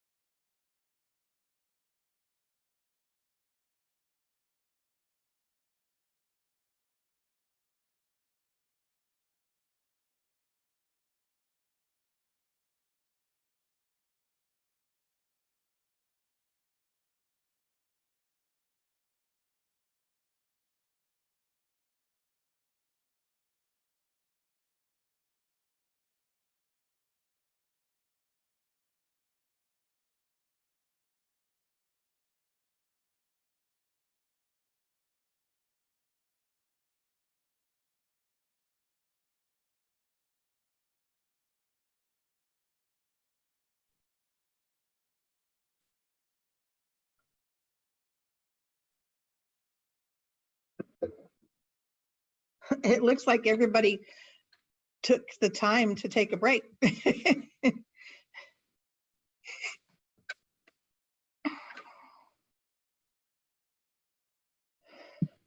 Good idea, Jeannie. Yeah, hey. My eyeballs are floating.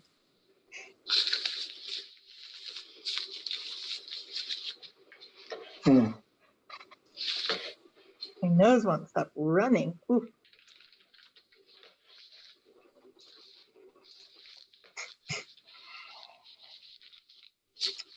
I'm muted. I'm here. I was just trying to eat some food while we were quickly on break. So I'm here whenever you need to get back at it.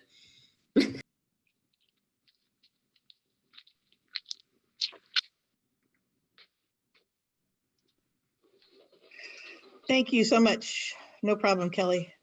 Do I have, we're still waiting for Angie.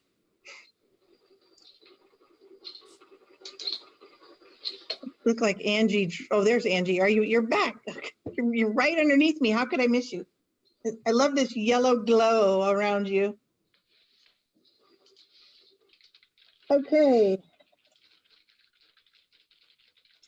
My husband Linda, would like you to know it's LED lighting. there you go. There you go. That's important. So is my light up here now. I have new. You should see my bathroom. My husband put all new lights in, and it's like, woo. Ain't you sure that's not Chewbacca lighting you got around you? Chewbacca lighting. Okay, Linda, are you with us? And Terry, Wright, are you with us? I just want to be sure before we start. Okay, good. Thank you guys so much. All right. We're going to go ahead and move on to item number B, consideration of approval of resolution November 2020 in support of West County transient occupancy tax. I would like to get a motion on this if I can, please, before we begin. So moved. Was that you? Who was that? Kelly? Angie, and then I seconded. Angie. Thanks, Angie. Sorry. And Kelly seconded. Okay. Thank you very much. All right. With that, I'd like to introduce quickly Linda Hopkins so that you can introduce your staffer who's going to do the presentation tonight. Thank you so much, Linda. Thank you so much, President Fernandez. And I would like to introduce, without further ado, our amazing administrative analyst, Terry Wright, who has literally worked around the clock to bring this before the Board of Supervisors. Then again, after hearing the community feedback, worked to edit it. So I will hand it over to Terry, who I believe will be sharing her screen to provide a brief PowerPoint presentation on the TOT tax proposal. Give me a moment to share my screen. And not to brag, but Terry is a West County resident. So she lives and works now in the community since we're mostly all working from home with the county. Okay, here we go. So good evening, President Fernandez and Board Trustees. My name is Terry Wright and I work in the County Administrator's Office. And I'm here to provide information about the West County TOT ordinance being considered by the Board of Supervisors. I'd like to first thank President Fernandez, the board members, and the Superintendent's Office for making time during a very busy holiday week for this presentation.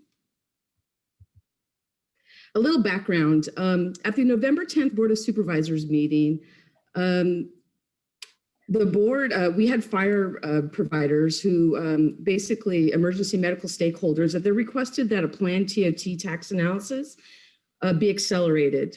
The board supported their request and they directed staff to return with an ordinance to place a TOT measure on the March ballot.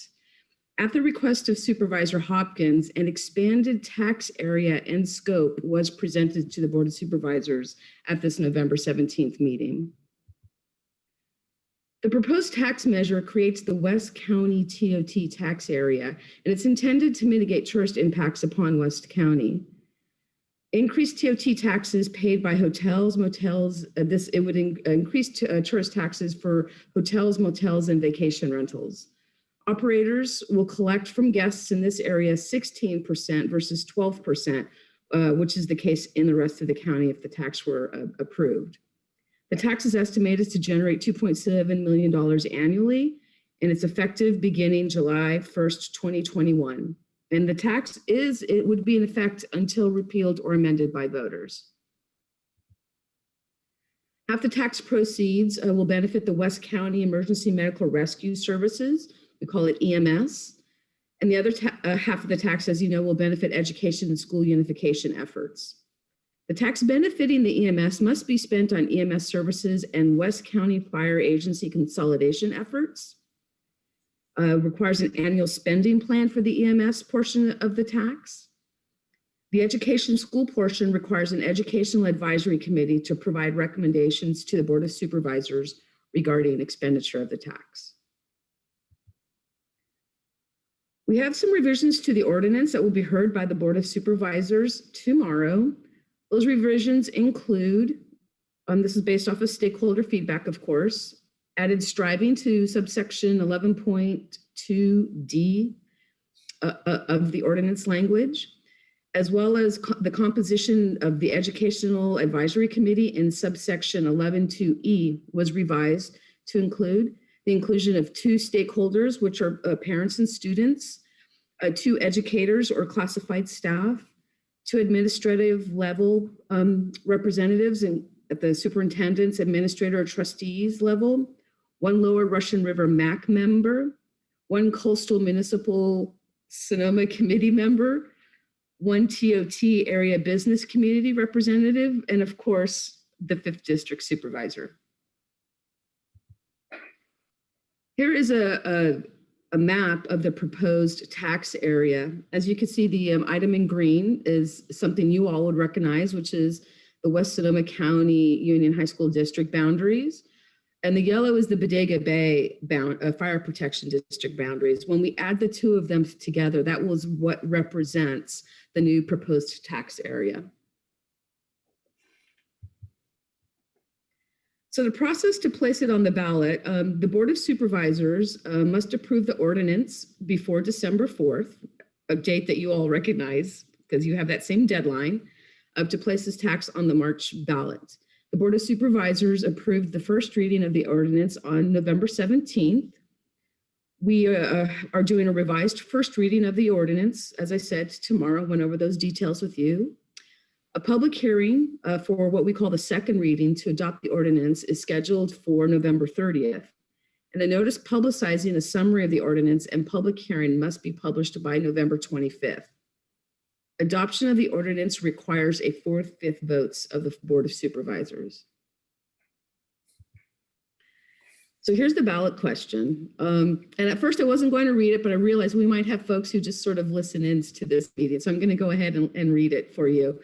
To address tourism impacts on West County communities and paid only by guests, shall the measure be adopted to increase the transient occupancy tax in West County by 4% for hotels and short-term rentals, to support sustainable paramedic emergency medical and rescue services provided by local fire agencies, and to support West County schools and education, raising approximately $2.7 million annually, with all funds exclusively used for West County, effective until amended repealed. So the tax must be approved by 2/3 of the voters to pass. If approved, grant agreements will likely be required with the Board of Supervisors determined recipients. The auditor, controller, treasurer, tax collector will begin collecting the tax on July 1st. And given the accelerated nature of this tax, the timing and the frequency of the distribution of the tax has yet to be determined, but we will be working with stakeholders on that matter.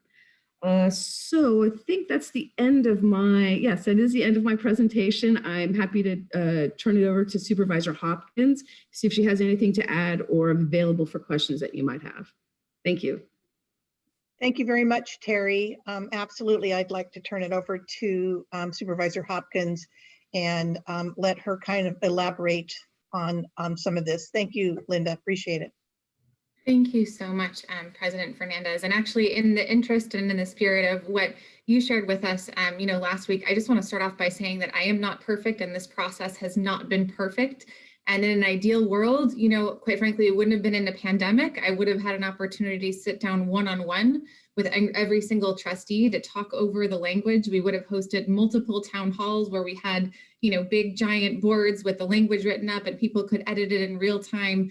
Probably would have had a meeting with all of the West County superintendents, and probably would not have tried to cram it into this very, very short, tight timeline because of the fact that we had these ballot deadlines that had crept up and a realization that if we delayed the fire and emergency services element, that we would actually be looking at a 2022 timeline because of the fact that the Board of Supervisors will be placing a fire sales tax on the ballot in November of 2021. And so there was a desire to not have those two county-specific, sponsored initiatives on the ballot at the same time.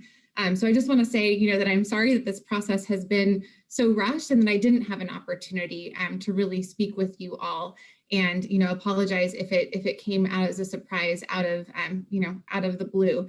One other thing that I want to talk about is the word unprecedented, because I am super tired of the word unprecedented, right? We are in an unprecedented pandemic. You all are faced with an unprecedented challenge of, looking at this challenging budget situation and having to consider high school consolidation.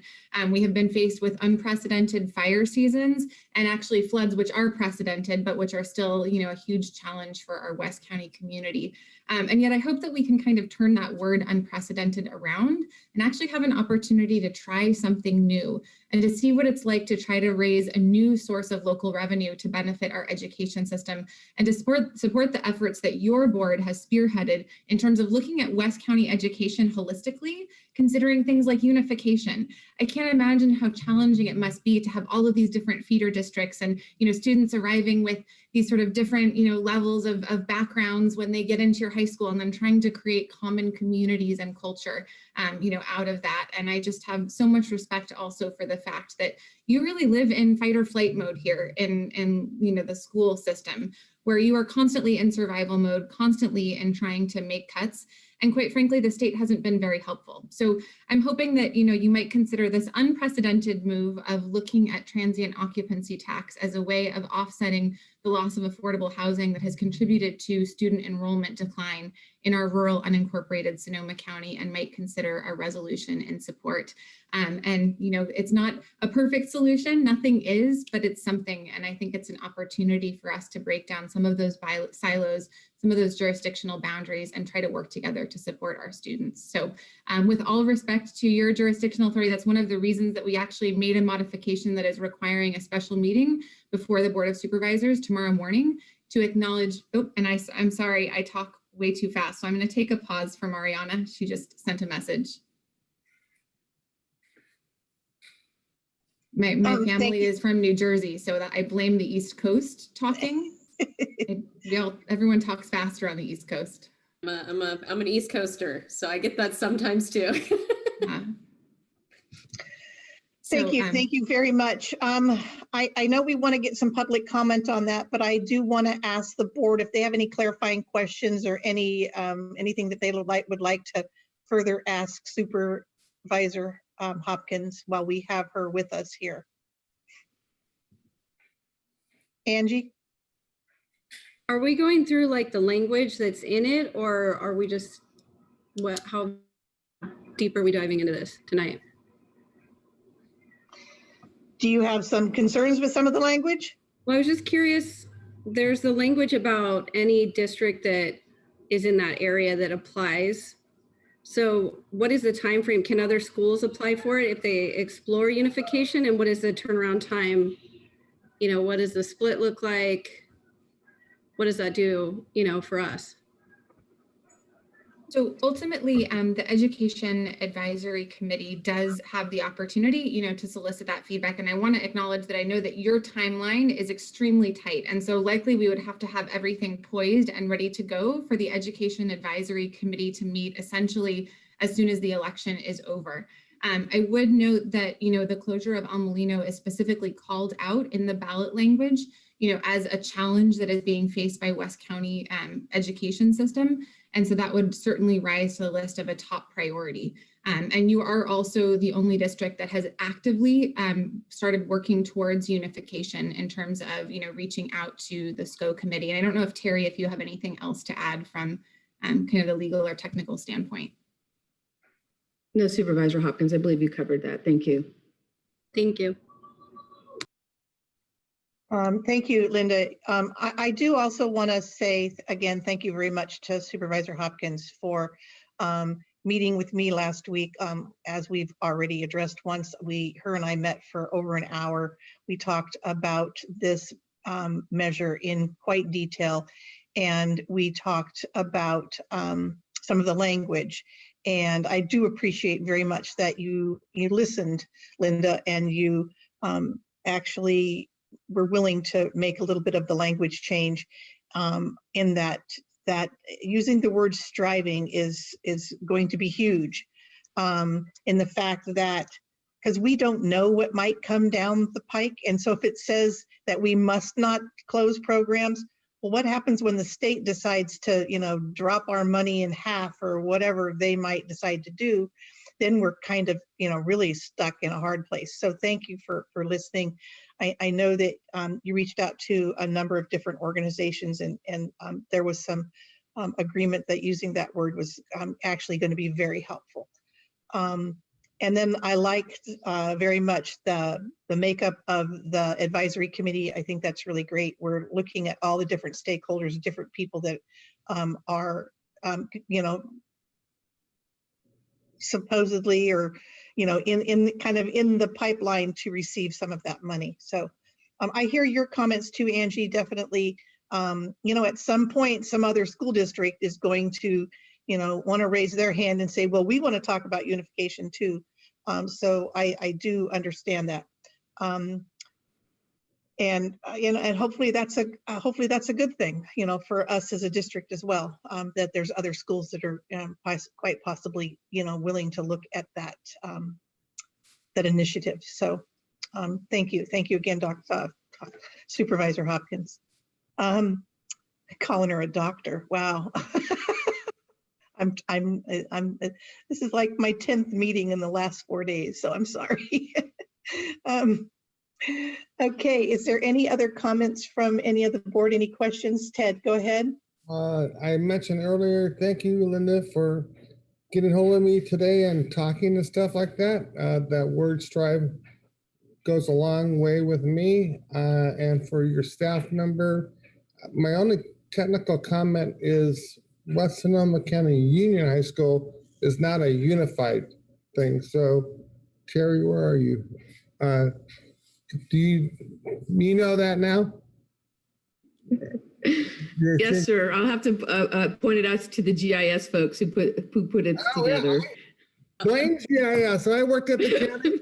I blame them for everything. So, but I don't blame them. I love maps. So. Oh, okay. Yeah. Anyway, yeah, that would be great. It really should have our proper title, and we're not a unified district. We're a union. If something went bad and we ever got sued, they said, well, is that the name of your district? Well, that's all. And may I clarify, is it union or unified? It's union. I believe that's what he has on the map. Now it's unified. Oh, okay. Very good.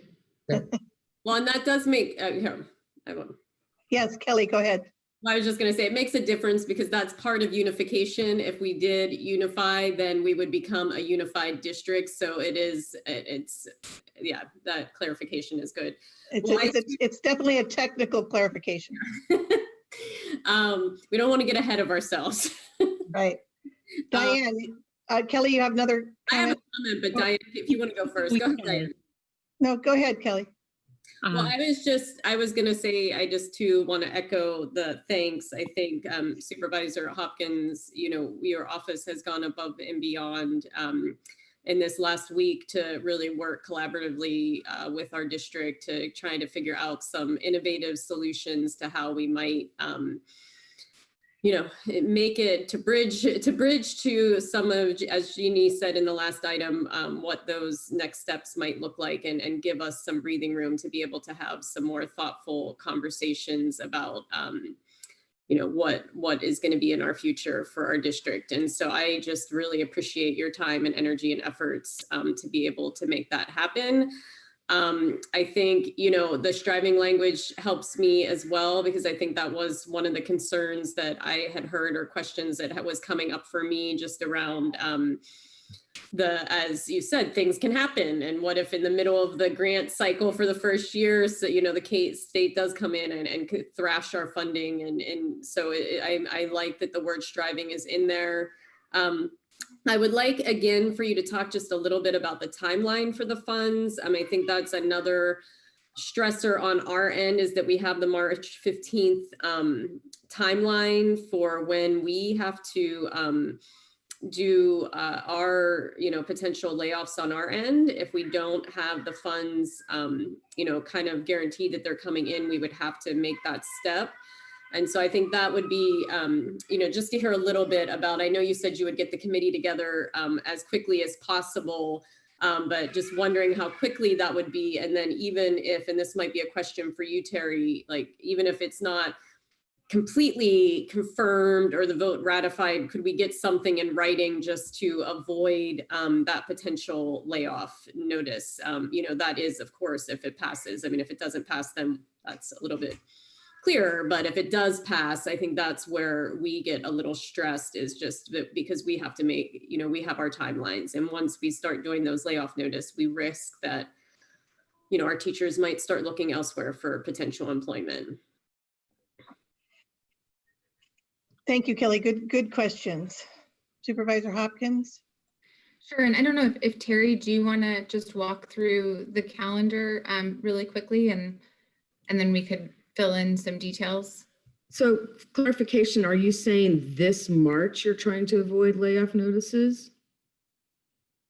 So, I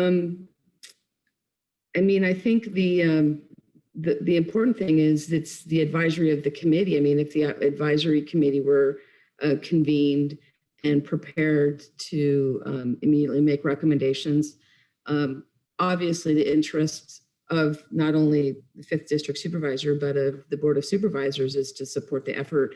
And we've come forth with what's happening in West County High School District is a high consideration of the Board of Supervisors. So I think you can tell that if there's a task that needs to be taken care of to meet deadlines, that if there's a commitment and a policy commitment from the Board of Supervisors, that our office does our best to turn it around and make it happen. So it's hard for me to speak to it because I just don't know the details of everything. But I know that we would do our level best to avoid the impact, because the whole purpose of adding the district or your district, your district boundaries is in particular to try to assist what's going on in your educational school consolidation efforts.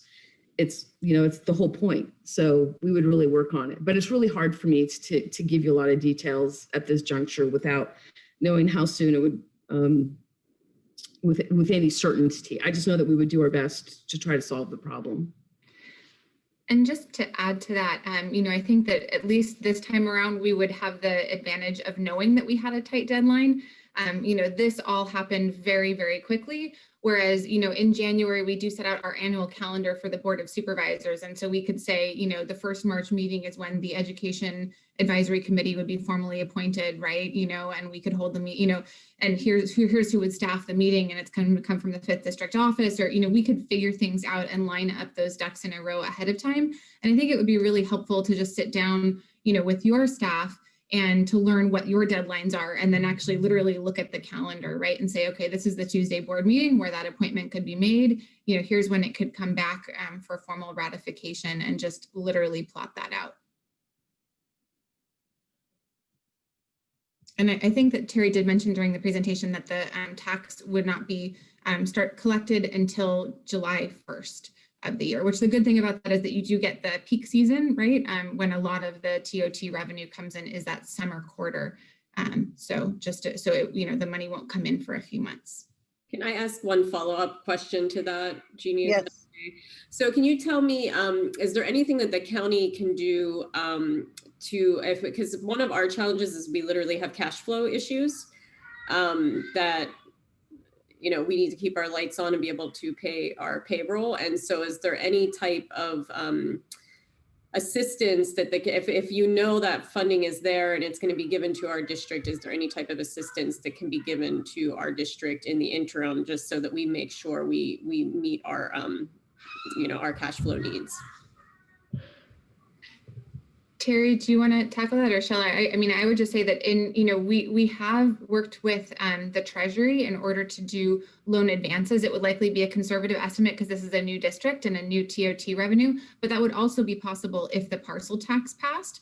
So, that you could look at some kind of combination for that, and we would work with Eric Rozier, our auditor, treasurer, tax collector, to create that kind of bridge loan. And Terry, you can just shake your head or jump in if I've said anything wrong.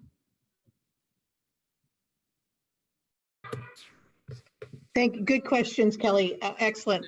Was one of the ones I had, was that, is there anything that the county could do to help us with a bridge loan with that sort of thing? So that would be helpful. And again, like you said, we could have all of our ducks in line if it looks like on March 2nd that, yeah, we're pretty certain that that's going to pass, then we could move very quickly to get some meetings in place and maybe even have those kind of set ready to go if in fact it does pass, so that people's got it on their, or folks have got that on their calendar.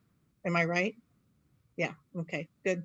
That's really good and helpful, because I know that's what Jeff and Tony are gonna need. Tony, I know you're unmuted. Do you got a comment or a question?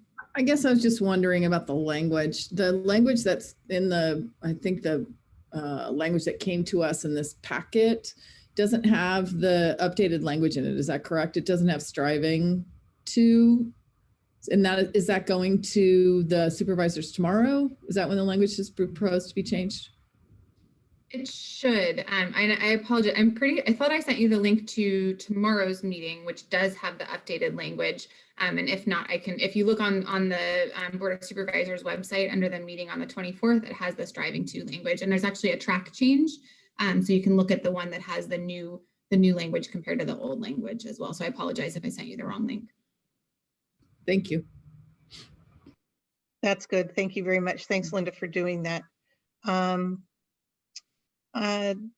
Yes, Diane, go ahead. That's right. You were next in line. Yes, just to be a little more specific about our layoff process, preliminary layoffs by March 15th, kind of final layoffs in May. The tax would start July 1st, and we're back in school, hopefully with all the teachers in August. So thank you, Linda. We might just need to have an advance or a loan or whatever the term is. That would be much appreciated. I don't have any questions. I think everybody who's gone before me has asked the questions that I would consider asking. And I just wanted to say thank you, Supervisor Hopkins. It's at first it was like, the county doesn't give us money, ever. So thank you for this opportunity.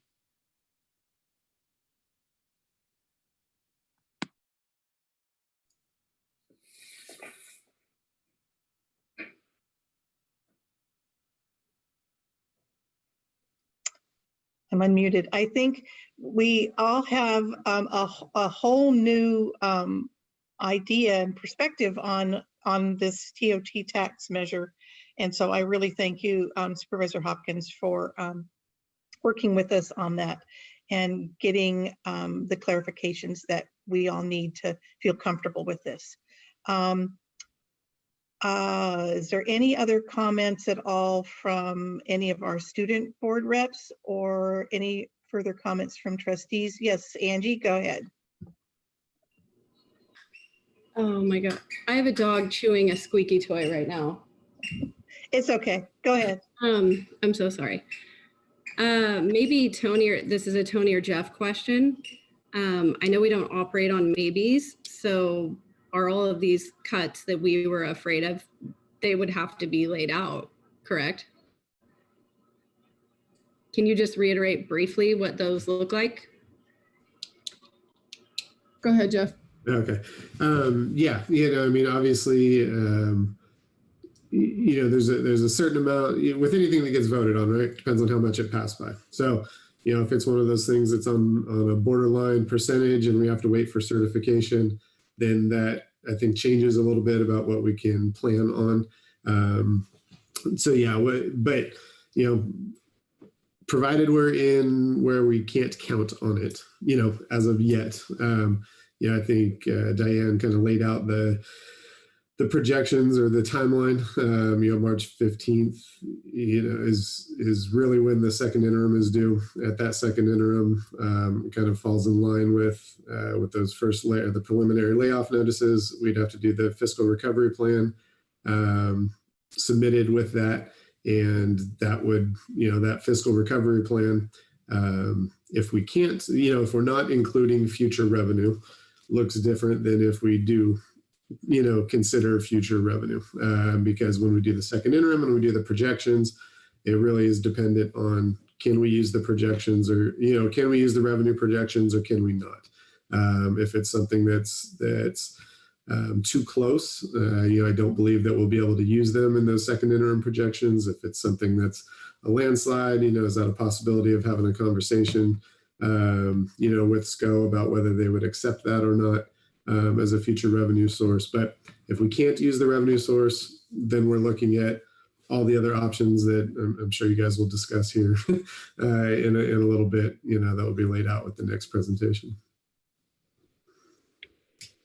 Good question, Angie. Good question. So definitely, it would behoove everyone, if we're going to move forward with this, that they work very hard to try to get this passed, number one. And number two, it would be very helpful if there was some bridge funding that we could be able to count on in that for that fiscal recovery plan. So thank you very much, everybody. Sorry, I have a question. I'm sorry, Jeannie. Yeah, Tony, go ahead. I guess my question is I'm just going to be really blunt. Are there ties to how this money is used? Because I guess what I'm concerned about is that if the TOT passes, and let's just say the parcel tax doesn't, just a scenario, and perhaps there's something that happens with the district budget, is there an expectation that this money would be used for a certain purpose, say to keep El Molino open versus to keep sections running? I guess I don't want the public to get to feel like there's a guarantee. I guess that's my question. Does it say that this money must be used to keep El Molino open, or this money must be used to keep programs open, or this money must be used to make sure the district is still operating? I guess that's my question. Linda?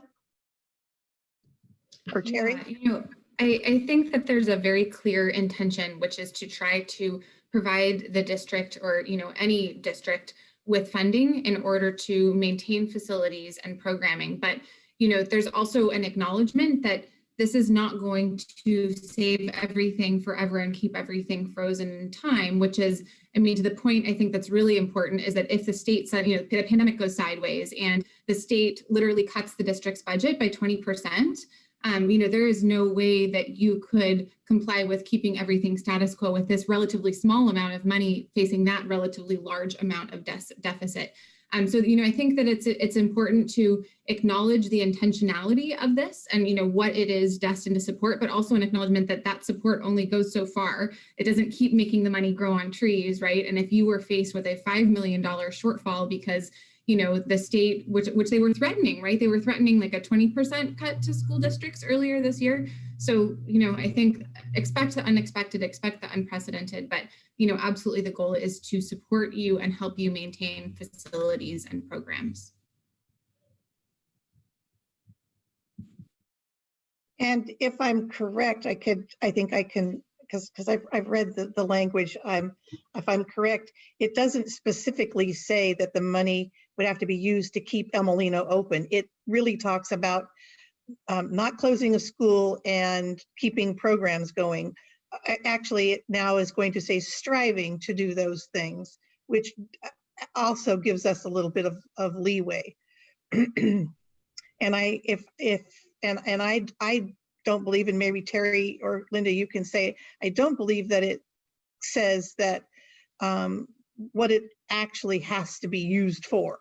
It's to keep us floating so that we don't have to close schools or lose programs.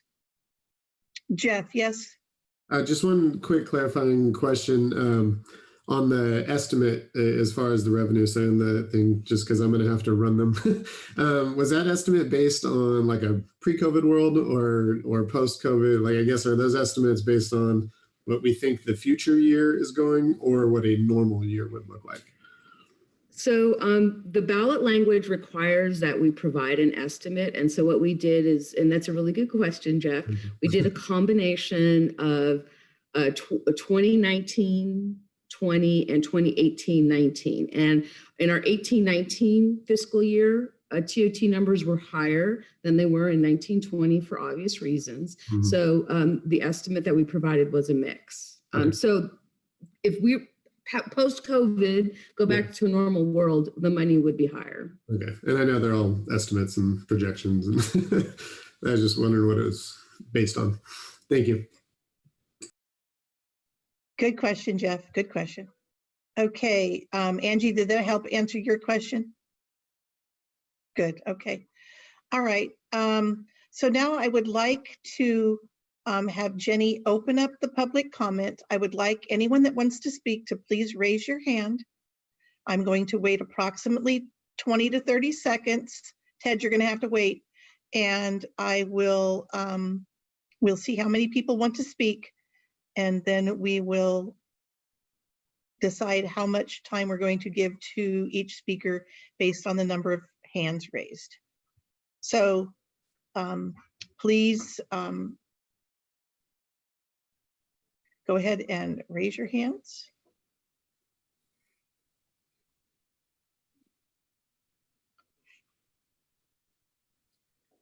Ginny, are we supposed to do our motion first? We have a motion, Ted. Okay, I'm going to cut this off at Ryan Strauss. Please leave your hands raised. And we will go ahead and Jenny, you can do your thing. So you have 9 people looking for direction on how long you want. Okay. Lots of clocks. Is the board in agreement that 2 minutes is good, like we did last time? 2 minutes, okay, all right. So we're gonna go with 2 minutes. Thank you, Jenny. Hold on, it just takes me a second to get set up.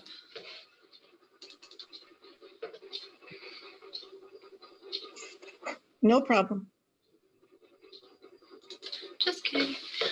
All right, our kind of same rules as last time. I'll call on 3 people, and then if you guys can just unmute yourselves when the person before you is done talking. First speaker is Hassana, followed by Eric Frazier, and then Ellen DePronto. Hassana, go ahead and unmute yourself. Hi again, this is Hassana, and I just want some clarification. So the TOT approximately will bring in 2.7 million, which will then be split in half between fire, EMS, et cetera, and West County schools. So that will leave 1.35 million to 11 school districts that serve the West County schools. So then I wonder how much is West County Union getting from that 1.35 million? And how will that be divvied up between all the school districts? Consolidation will happen anywhere between maybe 3 years, but as long as 5 years. So that's not really equitable. So how is that money going to be spent? And Jeff said that we are at a deficit of 1.1 million, and then the year after that will be 2 million, and then it'll be 3 million. So this TOT tax doesn't really get us there if the estimates for the parcel tax at, can't remember if it was $48 or $49, is around 1.1 million.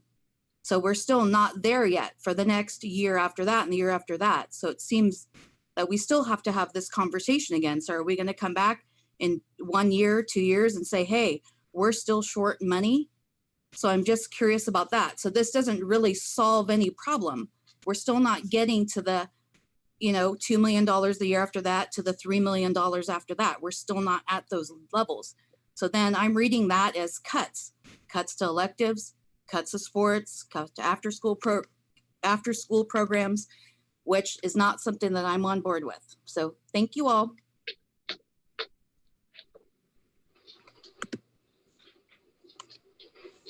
Thank you, Hassana. I think we can clarify when all the speakers are done, we can clarify some of those questions for you. And Eric Frazier, go ahead. Thank you very much. And I'd really like to thank the board for their hard work. I know that you're facing some very difficult issues. Having raised my kids in the West County, my heart goes out. And I do very much enjoy hearing the children in the background and appreciate your volunteer service. I'm concerned, however, because not only is the TOT increase unprecedented, but it may actually be very unwise. The increase in TOT would make the taxes in Sonoma County, in your area of Sonoma County, some of the highest in the state. I also have concerns about how the tax might impact affordable lodging in the coastal jurisdiction. As you know, that's a separate jurisdiction, and I think obstacles to affordable lodging there would be a real problem. Because this issue has come upon us so quickly, I did write an associate, and I said that, local taxpayers may always be looking at out-of-towners to raise taxes and money, but that's a problem, not an opportunity. And it's because the basis of what an out-of-towner is, or who is producing the TOT, is actually misrepresented. In many quarters in Sonoma County, the TOT is borne on the back of people that are evacuating areas, or our first responders, traveling nurses, other people that are coming into the county. And so this TOT is an additional tax that I think you're not really looking at appropriately. I think there's other areas that you're not really considering the facts, and I appreciate that Jeff's on board, because I really do feel that you need a more basis, a factual finding basis for the problems that you're facing. These quick fixes, the sort of half-baked idea of doing a TOT is not the way to go. TOT should be used on affordable housing, and school funding should come from property taxes. Thank you. Hi, my name is Ellen DeProto, and I'm born and raised in Guerneville, went to Guerneville School and Elmolino High School, so this is a tough subject for me, but I do want to agree with the last speaker. This is kind of an unprecedented use for the transient occupancy tax. And it may kind of seem like tourism and the money that it brings into the area is an unending well of funds in order to, kind of cure other ills. But that's not necessarily the case. And tourism is kind of the backbone of especially the lower Russian River area, employs a lot of people. And raising the transient occupancy taxes not only can hurt tourism, but it takes away money that was brought in by tourism dollars that would go to tourists eating out at restaurants, visiting other areas, the amounts of money that can be then paid out to support staff for, housekeeping, yard services and spa and pool service and all the different things that the jobs, all the various jobs that are that tourism does employ. So I would just urge you, to consider that before deciding to put this measure on the ballot, considering especially that this has been a really rough year for tourism, and a lot of the local businesses are just struggling right now to stay open. So thank you for your time and thank you for your hard work. I'm happy to be able to be here and put my input in. So thank you. And I'm done. I don't need the rest of my time. Thanks. Thank you, Ellen. Yeah. Fire speech. Next three speakers are Debbie Ramirez, Leslie McCormick, and Jesselie Mills. Debbie, go ahead and unmute yourself. Hi. Again, I just want to thank Supervisor Hopkins for devising this program. I'm very much in support of using a TOT to provide some bridge funding to help our schools really right size in a measured, thoughtful way. One of the reasons we have budget issues is the declining enrollment, which is the main funding source for schools, is attendance. And with 43% of all vacation rental conversions in West County, we really see a huge impact from that. And so I appreciate Supervisor Hopkins seeing that not only do fire and EMS need some tourism mitigation funds, but the schools really do too. And it's not a complete bailout forevermore in the future, but it gives us time to think through this process in a measured way. We host lots of tourists, we attract crowds. It causes a big impact on the people who live on the in the coastal area, lower Russian River. And I think by doing a 4% TOT increase, I don't think would impact the number of visitors that come. I believe in Marin, that didn't happen when they did that. And the nice thing is, where a parcel tax is us paying for our own schools out of our own pockets, TOT brings in outside dollars, which it has a very great economic impact on our community, because outside money is coming in, and that's, in terms of millions of dollars into our local pockets. Thank you, Debbie. And Leslie McCourt. I can't talk. It's okay. I'm Leslie McCormick. Thank you for your time, and thank you, board, for all your time and effort. And again, thank you, Linda Hopkins. Supervisor Hopkins has put in more time and more time in the seat, even in fire engines and everywhere. So I really thank you for your hands-on effort. I just want to remind, one quick reminder to the community, to both communities, to the whole West Side. Closing a school would be closing programs. It would be ending sports for an entire school. It would be removing the opportunity for so many kids, and it would be closing programs. Closing a school equals closing programs, whichever school that might be. Consolidation sounds great, but it is closing programs. The TOT tax, I think, is a great idea. It's one way we're not taxing ourselves. I think it's innovative. I think it's a creative, out-of-the-box type of idea. And I would like to encourage the board to write a letter of recommendation to the Board of Supervisors to move this along and help this process. I think it's a wonderful idea, and I'm in full support of it.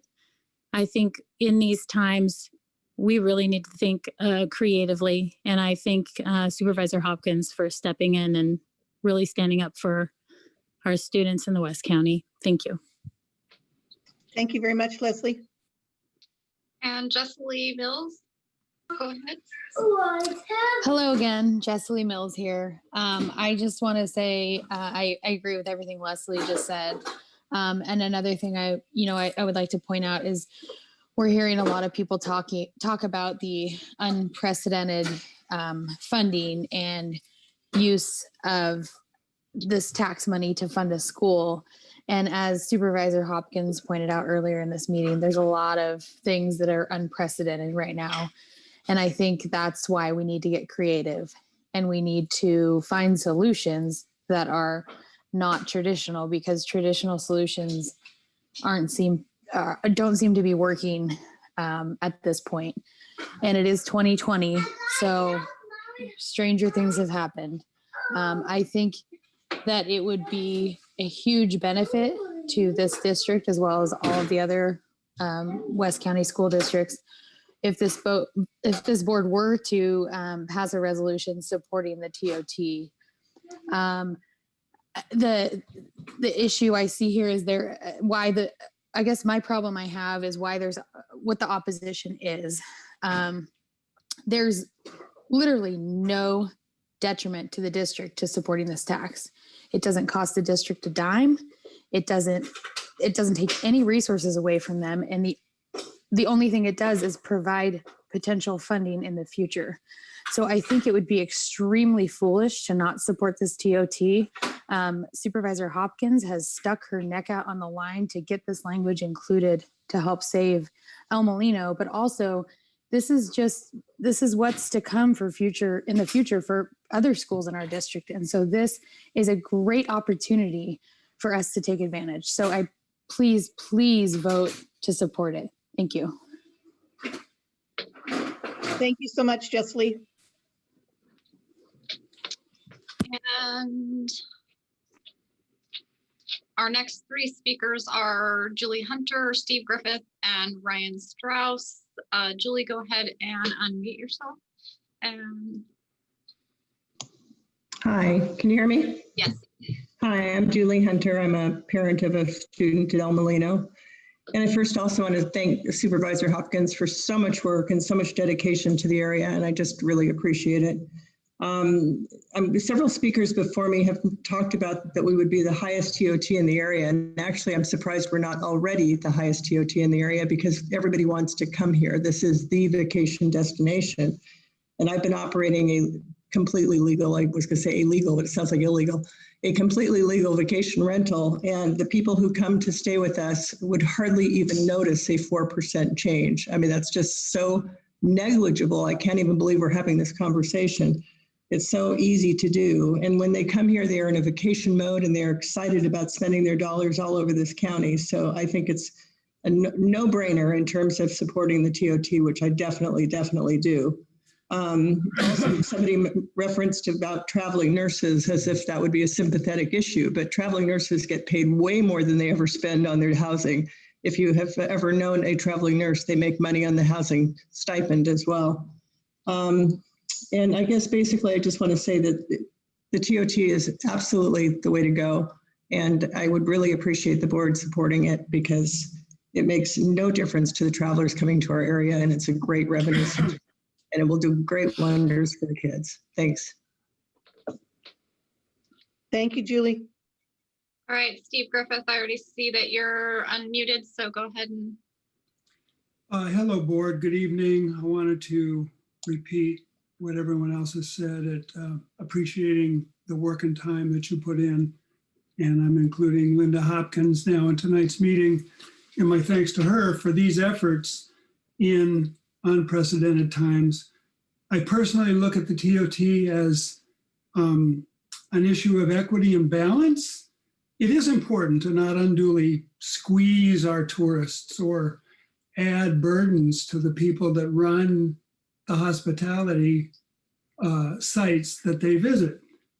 But it's equally important, I think, to maintain what keeps visitors coming. And part of that is vineyards and tasting rooms, and part of that is the cultural atmosphere. The fact that there's a happy county, that there's working businesses who are not impacted by the loss of either a school or programs. And I think we have to keep that in mind, that this is what that TOT would help support, which is that cultural special something that we have that we don't want to lose. So I would urge the board to support the TOT. I know I can fully support it, and I'm gearing up to being ready to do any and all canvassing necessary on behalf. So I'm hoping that you will find your way to support it. I hope you'll write a letter in support to the Board of Supervisors to ensure that they're fully behind it. So thank you again. Appreciate you all, and go TOT. Thank you, Steve. And our last speaker is Ryan Strauss. Go ahead and unmute yourself. Hello, good evening. Good evening, everyone. How's it going? My name is Ryan Strauss. I'm an El Molino alumni, class of 2003. I'm also a middle school math teacher at Forestville School. And as a representative of the Forestville Teachers Association, we would like to express our support of the TOT tax in order to keep El Molino from closing through consolidation. We think it is a win-win situation for the school district and the community. So thank you for considering this measure, and our support is behind you. We look forward to knowing what we can do to help. Thank you. Thank you very much, Ryan. Okay, thank you everybody for your comments. I really do appreciate them. I know the board does as a whole. Are there any other, I know there was the one question up at the front end of the comments with regards to what happens with the fact that there's 11 school districts in West County. And my understanding is the language in the measure is such that anyone interested in receiving any of these funds has to be actively pursuing unification. Am I right, Linda or Terry? Okay, so I'm seeing a head nodded. So it's not like all of a sudden this measure passes and all 10 or 11 school districts can hold their hand out and say, we want some. They have to actually actively be pursuing unification, which our district is doing. We have that before the county board, the County Committee on School District Organization right now. Okay, so I hope that helps answer that question. Is there any other questions? Ted, I noticed you're unmuted. Did you want to say something? I'm ready to proceed. Okay, thank you so much. All right, with that, we have a motion on the floor. Actually, it's a resolution on the floor to approve the resolution 9 November 2020. Do we feel like we need to read this resolution? Anybody feel like we need to do that? I mean, it was in the packet, but I know there's a lot of people on the phone. Why don't you just read it, Jeannie, just so. Okay, I'll read it. There's a lot of whereases, but I'm happy to do it. It's a resolution of the Board of Trustees of the West Sonoma County Union High School District to support the County of Sonoma's proposed ordinance to place on the ballot for the March 2nd, 2021 election, a proposed 4% transient occupancy tax measure in the West County area to support public, paramedic, emergency, medical, and rescue services, and to support West County schools and education. Whereas on November 17th, the County Board of Supervisors introduced an ordinance which would establish the West County TOT and impose an additional 4% transient occupancy tax. If approved by a 2/3 majority of voters voting on the measure in March 2, 2021. And whereas on November 24th, the County Board of Supervisors will reintroduce the ordinance to make minor changes to ensure attainable requirements for school funding eligibility and membership of the Educational Advisory Committee that represents all affected West County parties. And whereas the West County Transient Occupancy Tax TOT ordinance will dedicate 50% of the revenue generated to schools and education opportunities in the West County Transient Occupancy Tax area, as long as recipient schools are actively working towards regional unification efforts and striving to maintain existing school facilities and programs. Once regional unification efforts are complete, the Board of Supervisors, in consultation with the Education Advisory Committee, may also allocate this revenue to community-based programs to support the education of all West County Transient Occupancy Tax area residents. Whereas on November 30, 2020, the Board of Supervisors will consider whether to adopt the West County Transient Occupancy Tax Ordinance to allow voters to approve the opportunity to approve the ordinance. Whereas imposition of the proposed tax could lead to a number of potential benefits, including stabilizing revenues for West County school districts, which have been harmed by the decline of student enrollment due to increased home price and rent costs, postponing drastic expenditure cuts while Sonoma County Office of Education pursues a study regarding unification of the high school district and partner districts in West County, allowing for comprehensive decision-making and potential cost savings, supporting upstream investments in future generations, strongly needed in the community, addressing significant disparities faced in rural parts of Sonoma County, exacerbated by the current pandemic requiring virtual learning. Now therefore be it resolved that the Board of Trustees of the West Sonoma County Transient Occupancy Tax area and impose an additional 4% transient occupancy tax in the West County Transient Occupancy Tax area to be used for public, paramedic, emergency medical, and rescue services, and to support schools and education in the West County Transient Occupancy Tax area. Phew. Feel bad for Mariana.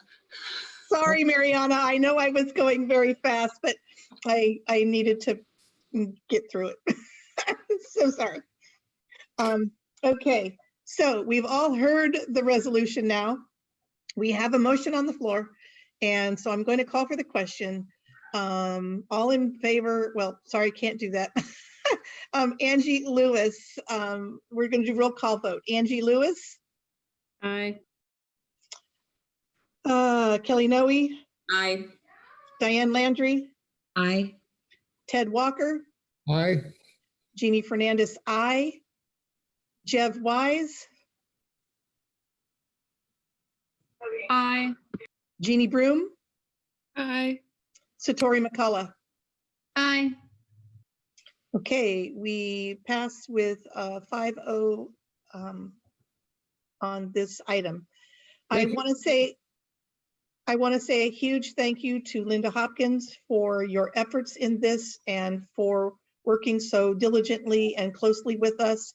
And I want to thank Terry Wright so very much for hanging in there with us while we reviewed not only the parcel tax, but then this measure and took all of that Q&A. So thanks so much to both of you. You're welcome to stay for the rest of our meeting. And I don't know Linda may, but Terry, you may leave if you so desire. And we just thank you so much for your efforts. And we look forward to working with you on this. Thanks, Terry. Okay. Thank you very much, everyone, for this item. Okay, I've got to get my screen on my iPad back to the appropriate spot now that I read that item. So bear with me. Unlike Jenny, I have a little tiny iPad and a laptop. Jenny's got 4 big screens. I can't do that. Okay, next is the discussion and possible action item on school consolidation. This is the item that we had to postpone from last week's meeting because our hour got so very late. So with that, I'm going to turn it over to Tony. And I'm going to let Tony and I believe Jeff are going to present this item. And then we will proceed with some discussion on this. Thank you so much. Yes. And we're not as late as we were in our last meeting, so we're a little bit earlier. But I do apologize that this is a quite thick topic. That's going to take some talking and explanation and some thinking on. So just prepare yourselves for that. So tonight, what we're going to do is, let me share my screen here. Here we go. As we said just a bit ago, this is the presentation that we were going to make on the 18th. And it's really a continuing conversation about our budget realities, different scenarios, and our next steps. And just to say that this this presentation tonight assumes no additional funding. It assumes no parcel tax. It assumes no TOT tax. Because at this point in the process, we have to assume that neither of those will pass. So we wanted to start off tonight by doing a summary of the community feedback. What have we heard from the community? We had three town hall meetings devoted to this conversation. And in addition, we had a board meeting where we took a lot of public comment on the same conversation. So what we've heard from the community is all about communication and the timing of the conversation. There's been lots of concerns about lack of communication, the perception of lack of communication, and that feeling like this conversation has been rushed. There's been search, as we heard tonight, for one-time money to help in the situation, parcel tax, bridge funding, TOT tax, which we talked about tonight. We've heard conversations about how to support all of our students, not just some. We've heard comments about saving programs or electives and sports. We've heard a lot of conversation too about the benefits of one campus over another. We've taken input from community and we've completed surveys. And in the midst of all of it, people keep asking for more time. We've heard a lot of strong emotions for and against consolidation.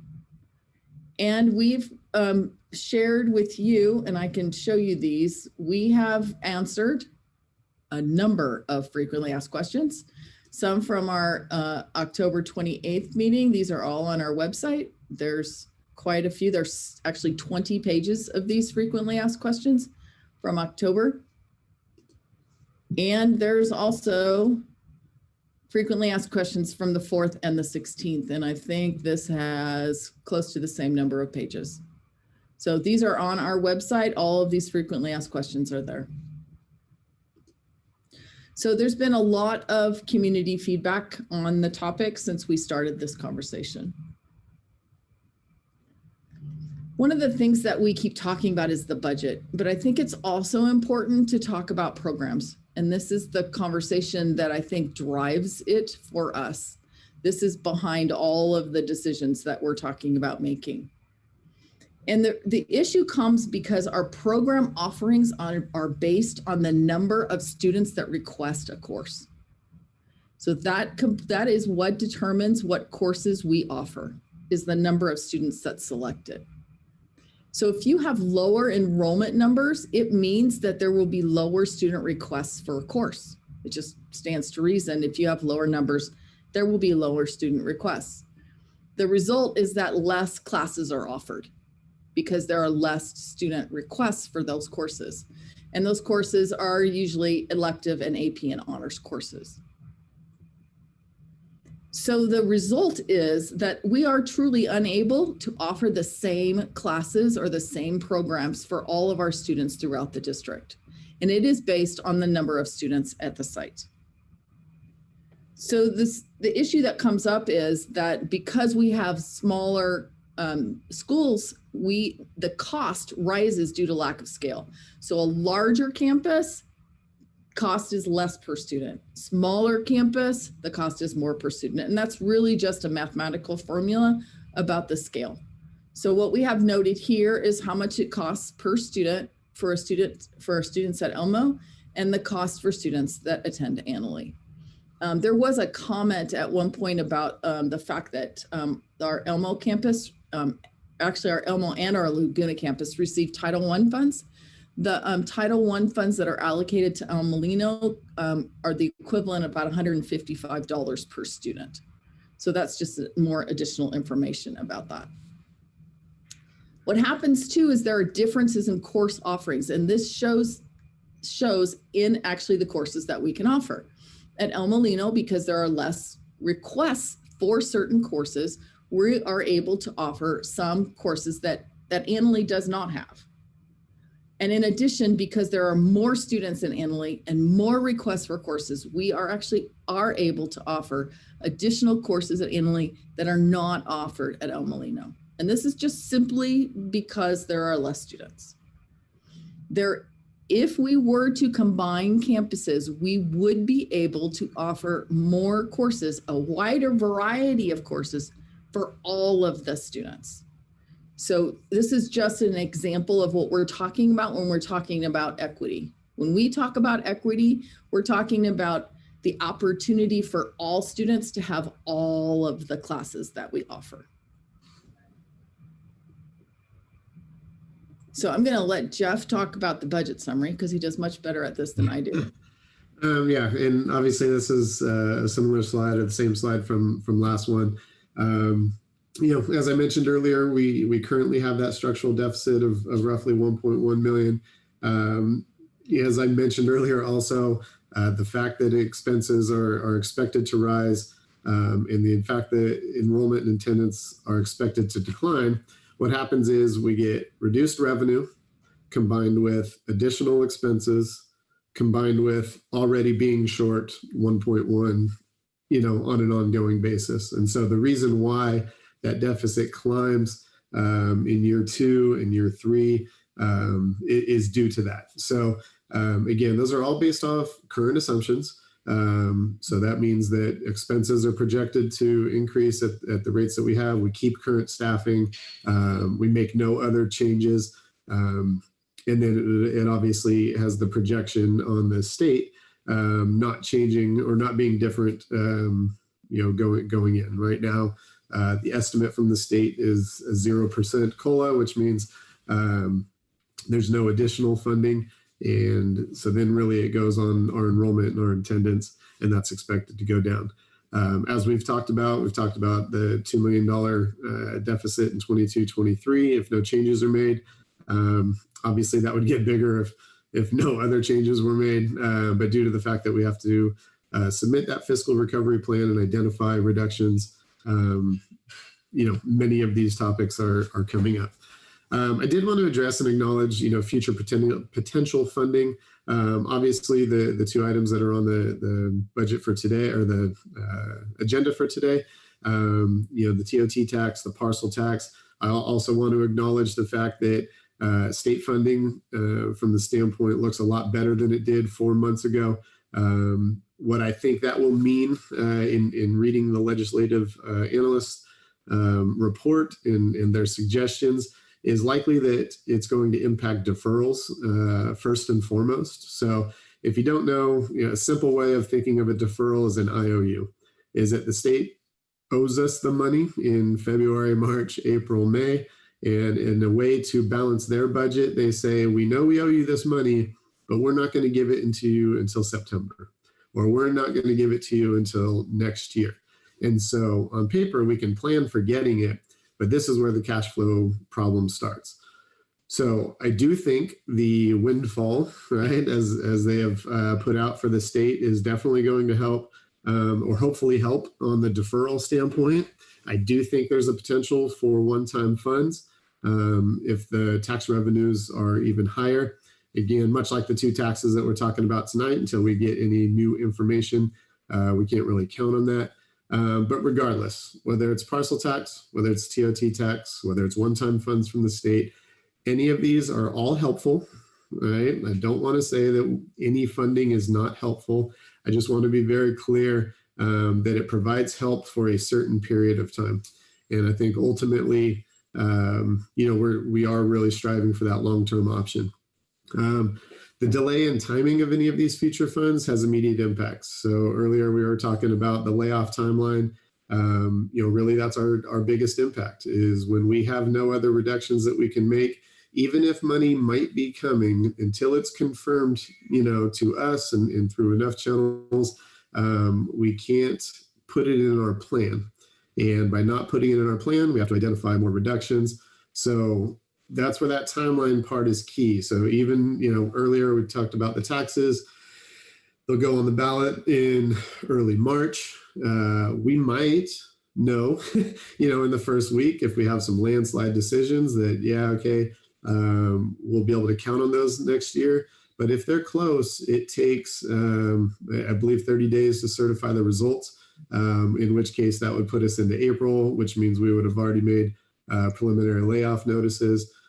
So there are some impacts to any future potential funding that we don't have confirmed just yet. And the last point here is just like, Tony just pointed out, our current budget situation, unfortunately does not provide, again, what we feel is the best educational opportunities for all of our students.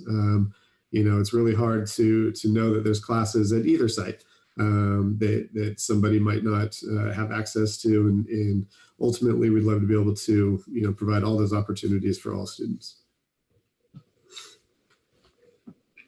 Okay, so at our last meeting, we talked about these scenarios, and we wanted to just briefly review these scenarios, but what we wanted to give you in addition tonight is the impact and in terms of timing and what would need to happen for each of them.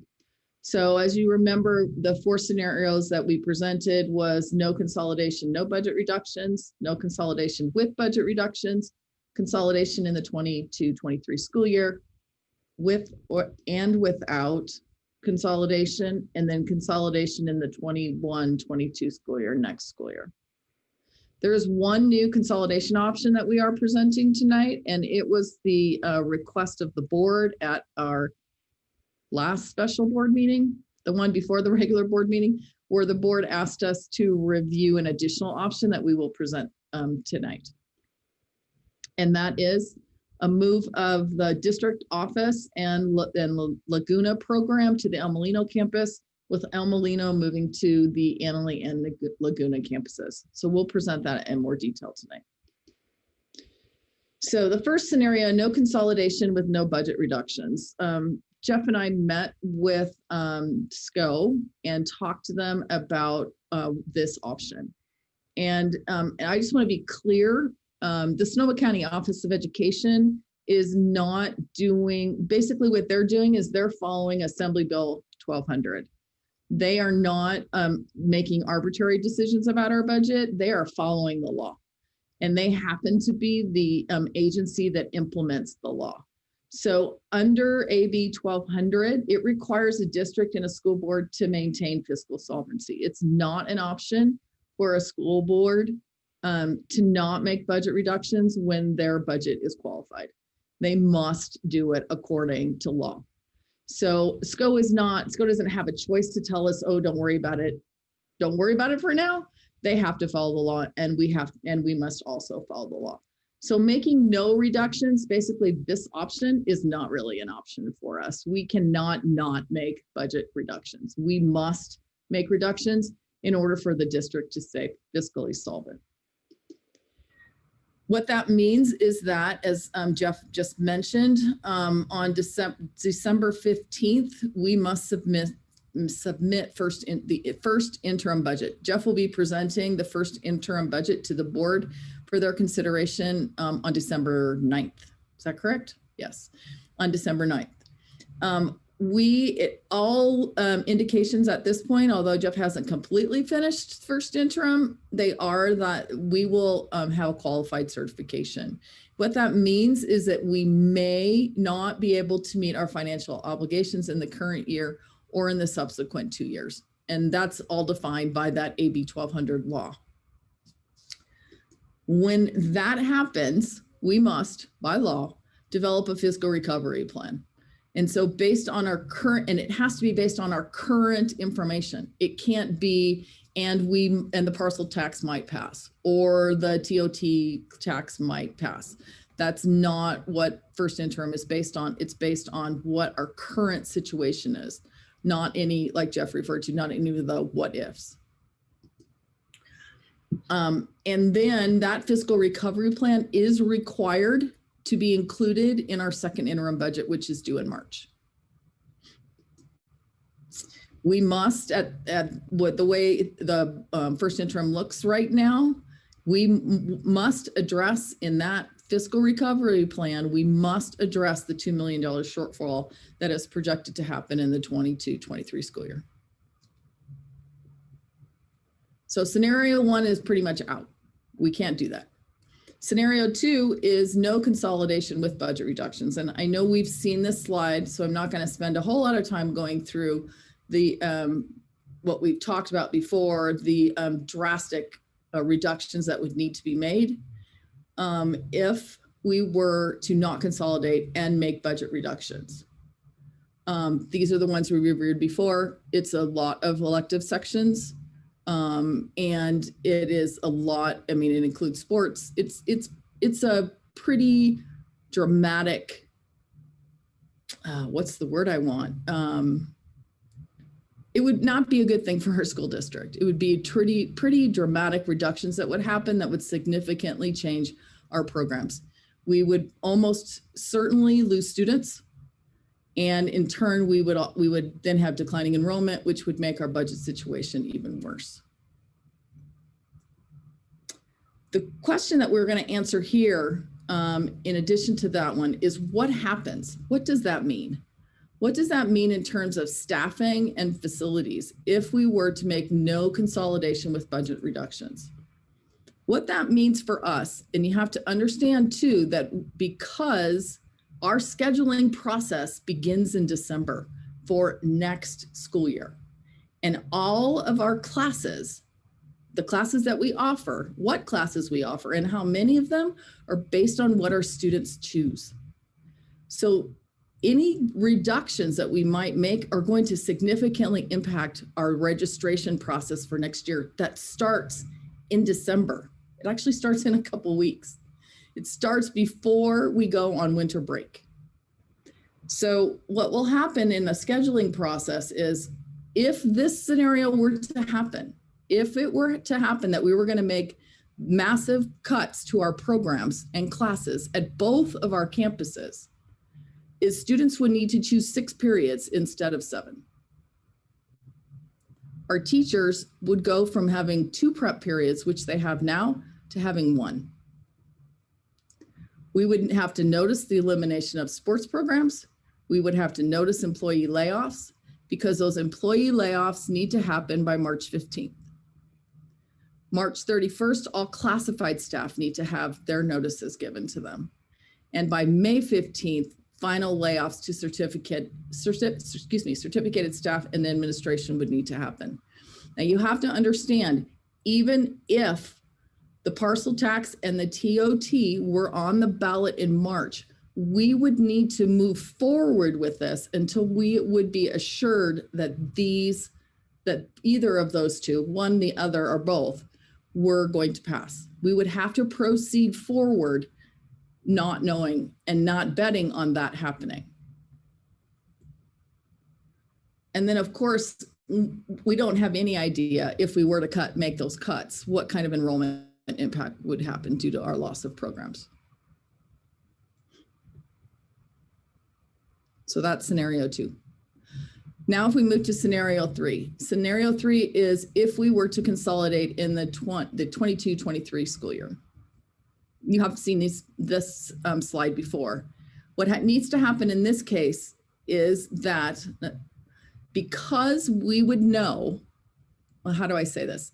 Because we wouldn't know if we were going to be able to consolidate before the layoffs were to happen in March, we would need to lay off for all of these positions that are being listed right here.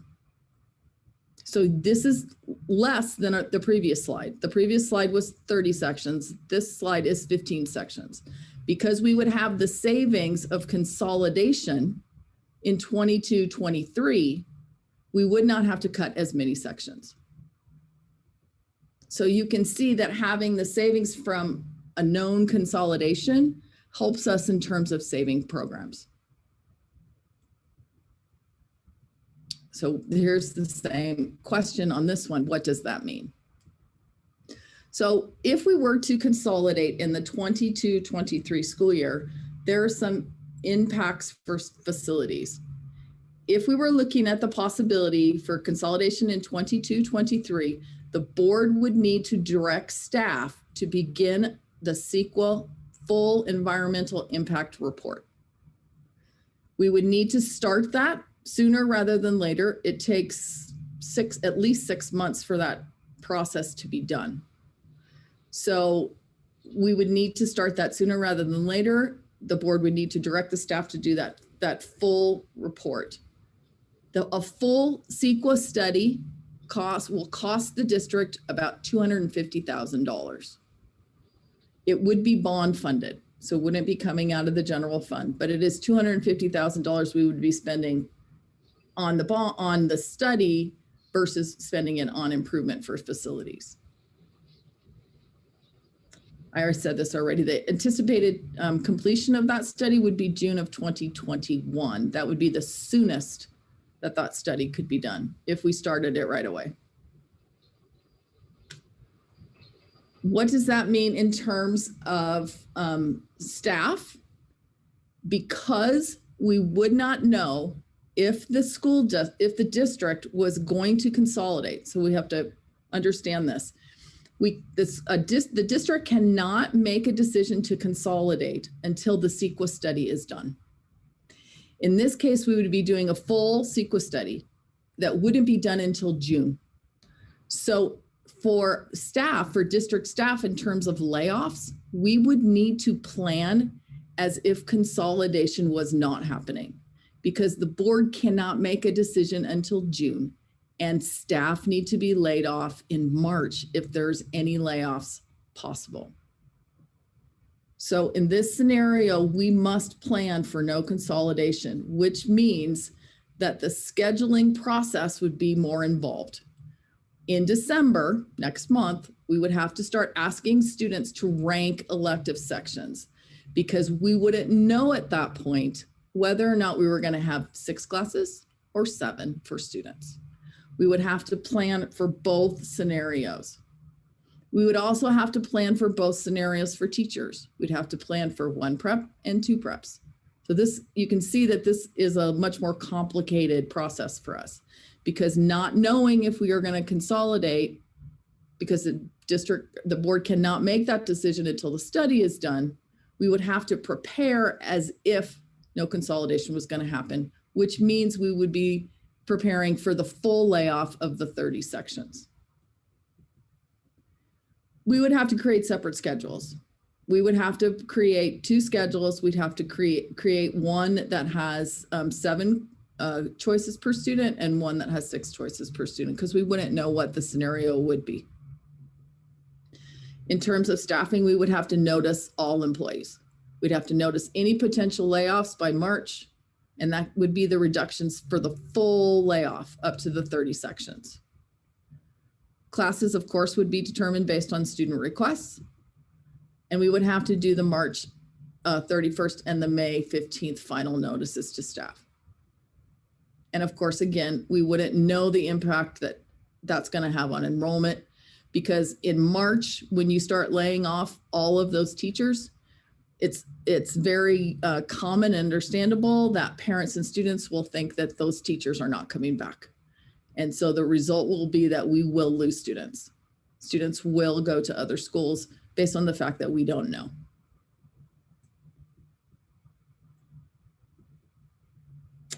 So this is scenario 4, and this is the scenario where we would consolidate for the 21-22 school year. So this is a reminder that what the cost savings is for consolidation. So the cost savings for consolidation would be 1.27 million for 2 years. And if we did this for next year, then this is the only reductions we would need to do. We would not need to do additional staffing reductions. We would only need to do the reductions for the consolidation. And this, as a review, these are the staffing reductions for the consolidation. So in this scenario, what does this mean?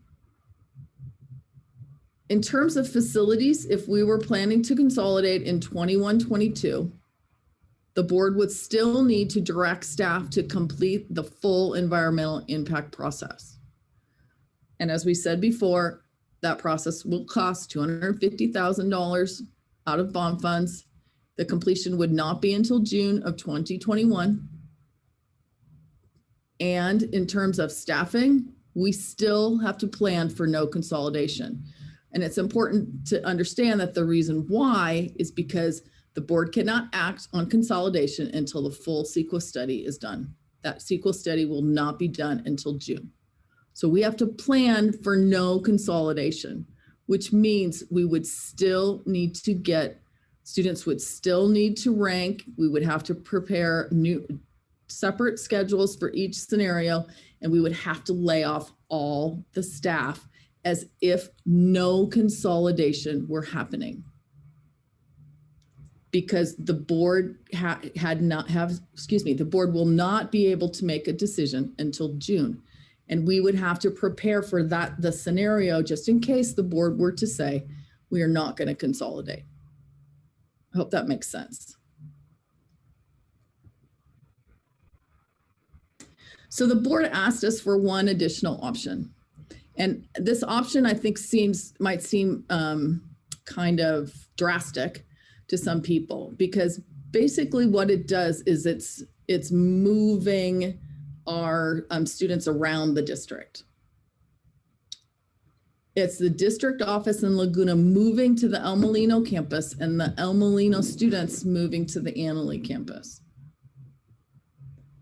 So what would happen in this case, if you look at this scenario, because there's a consolidation happening, there would be a savings of $1.2 million. That comes in $140,000 in operational costs. It's a reduction in utilities. There's the classified, the 12 positions for the consolidation for classified, the same certificated and coaching stipends, an administrative position, and then 4 sections of certificated reductions. These are familiar because these are the same, very similar to the same ones we had for the other consolidation estimate. This is where there's a difference in this scenario. Under facilities and the CEQA process, it is feasible to house the Annalee and El Molino students on the Annalee and Laguna campus without adding new classrooms. So let me just see if we can visualize this. What we're saying and what's happening in this scenario is the Laguna students are moving out of the Laguna campus and they're moving to what would then be a vacant El Molino campus. They would be occupying the facilities at El Molino. The students from El Molino would be coming onto the Annalee campus, but because we have the Laguna campus that is now vacant, that number of classrooms that are vacant equals the number of classrooms we would need to add to that campus. So essentially, we're not adding any classrooms. We would be upgrading the current classrooms on the Laguna campus that need to be upgraded, but there are no additional facilities that need to be added. There is enough room on the Annalee and Laguna campuses to house all of the El Molino students and the Annalee students together. And what would also happen is with Laguna and the district office moving to the El Molino campus, the El Molino campus would no longer be vacant. In addition to it not being vacant, it would leave the campus for the district to use the campus. For example, this is just an example. If the agriculture classes wanted to still use the vineyard and the barns, that could still happen. The athletic programs could still use all the fields and the facilities at the El Molino campus, because the idea in this scenario is that no campus is vacant. Both campuses, all campuses are still available for use for all of the district. The savings comes from actually from combining the two campuses together, and primarily it is from operating one campus instead of two. Mostly in office, it is actually in office staff is where the largest reduction comes. The other reduction comes in the combination of certificated and coaching stipends, because there would be only one set of those stipends versus two sets. So it is possible to do that. Because it's possible to move all of those students onto the campuses and not have a situation of urban blight out at the El Molino campus because it's also occupied, we believe that this situation would actually qualify under what's called a categorical exemption. So under a categorical exemption, it takes less time for that CEQA process to take place because it would qualify under a categorical exemption. There is an option here also to continue to do the full environmental impact study. So you could also do a full environmental impact study. If that happened, that would take the 6 months and it would not be completed until June. But in this case, because it's not, we're not adding classrooms and we're not leaving a vacant classroom, we believe that it would qualify under a categorical exemption. So if the board were to be interested in a categorical exemption for this scenario, the board would need to adopt a resolution to determine that this project is categorically exempt, and we would need to file the appropriate paperwork with the county. In this case, this CEQA process, the categorical exemption, takes 35 days for the categorical exemption. Or the board can decide to ask staff to begin the full environmental impact report process. That full process will cost the district $250,000, and it is bond funded, with the anticipated completion due in June. So one of the things I want to point out here, if the board were to go with the categorical exemption, you can see here from the timeline, it's 35 days. This is the only scenario that the board could consider that would actually give district staff an answer on a future or a project, a direction for district staff, so that we would not have to do a complete layoff of staff or cutting of programs. Because if the CEQA categorical exemption process goes through in 35 days, we would know by February. We would know by February whether this project could qualify under a categorical exemption. And since March is the deadline for teacher layoffs, if this were to pass categorical exemption, we would not need to do the massive layoffs for teachers.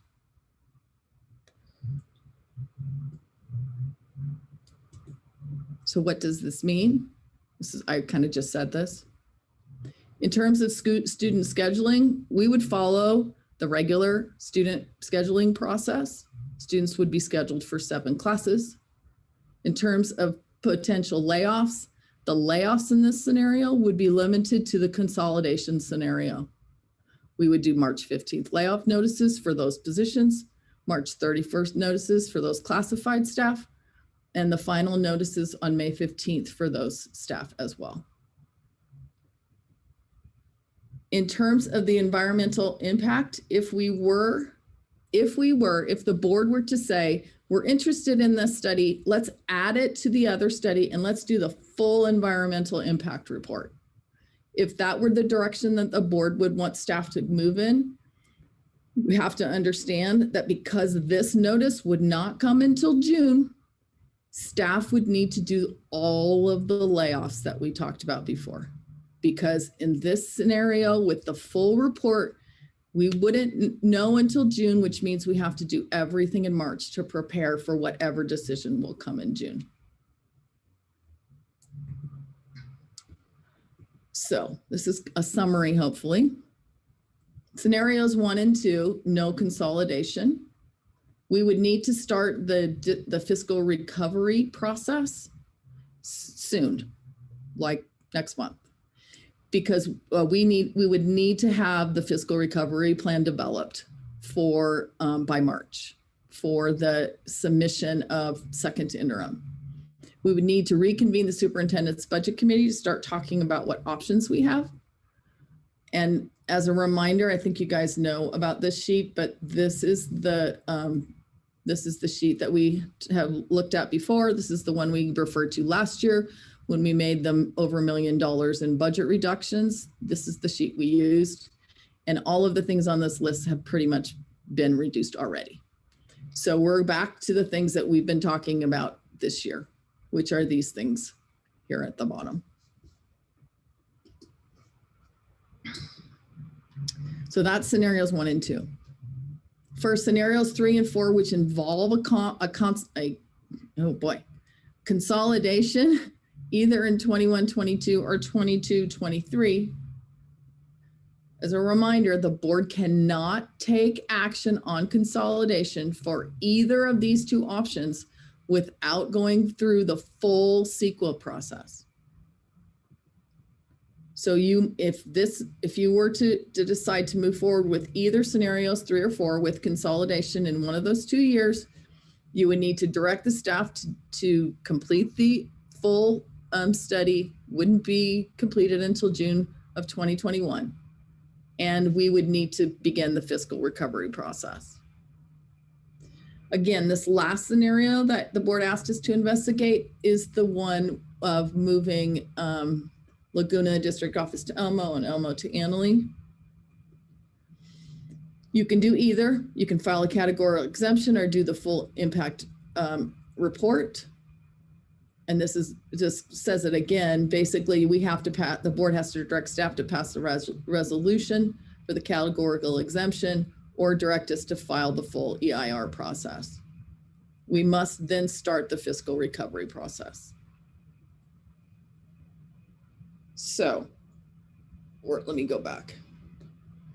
So I have to be really honest. Staff didn't really want to give a recommendation to the board on this.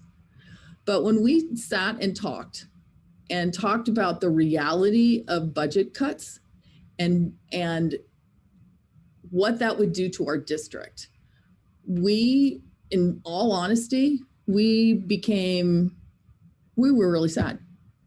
We felt sad and we felt hopeless, because the reality of these scenarios means that we're doing we're either consolidating or we're cutting programs massively, either of which is not obviously an ideal situation.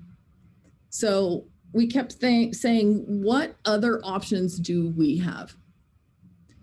When you think about the timeline and the reality of when we have to have our fiscal recovery plan to SCO, which is in March, the reality of that timing makes it so that the only option we can see that makes any sense in terms of saving programs is scenario 5.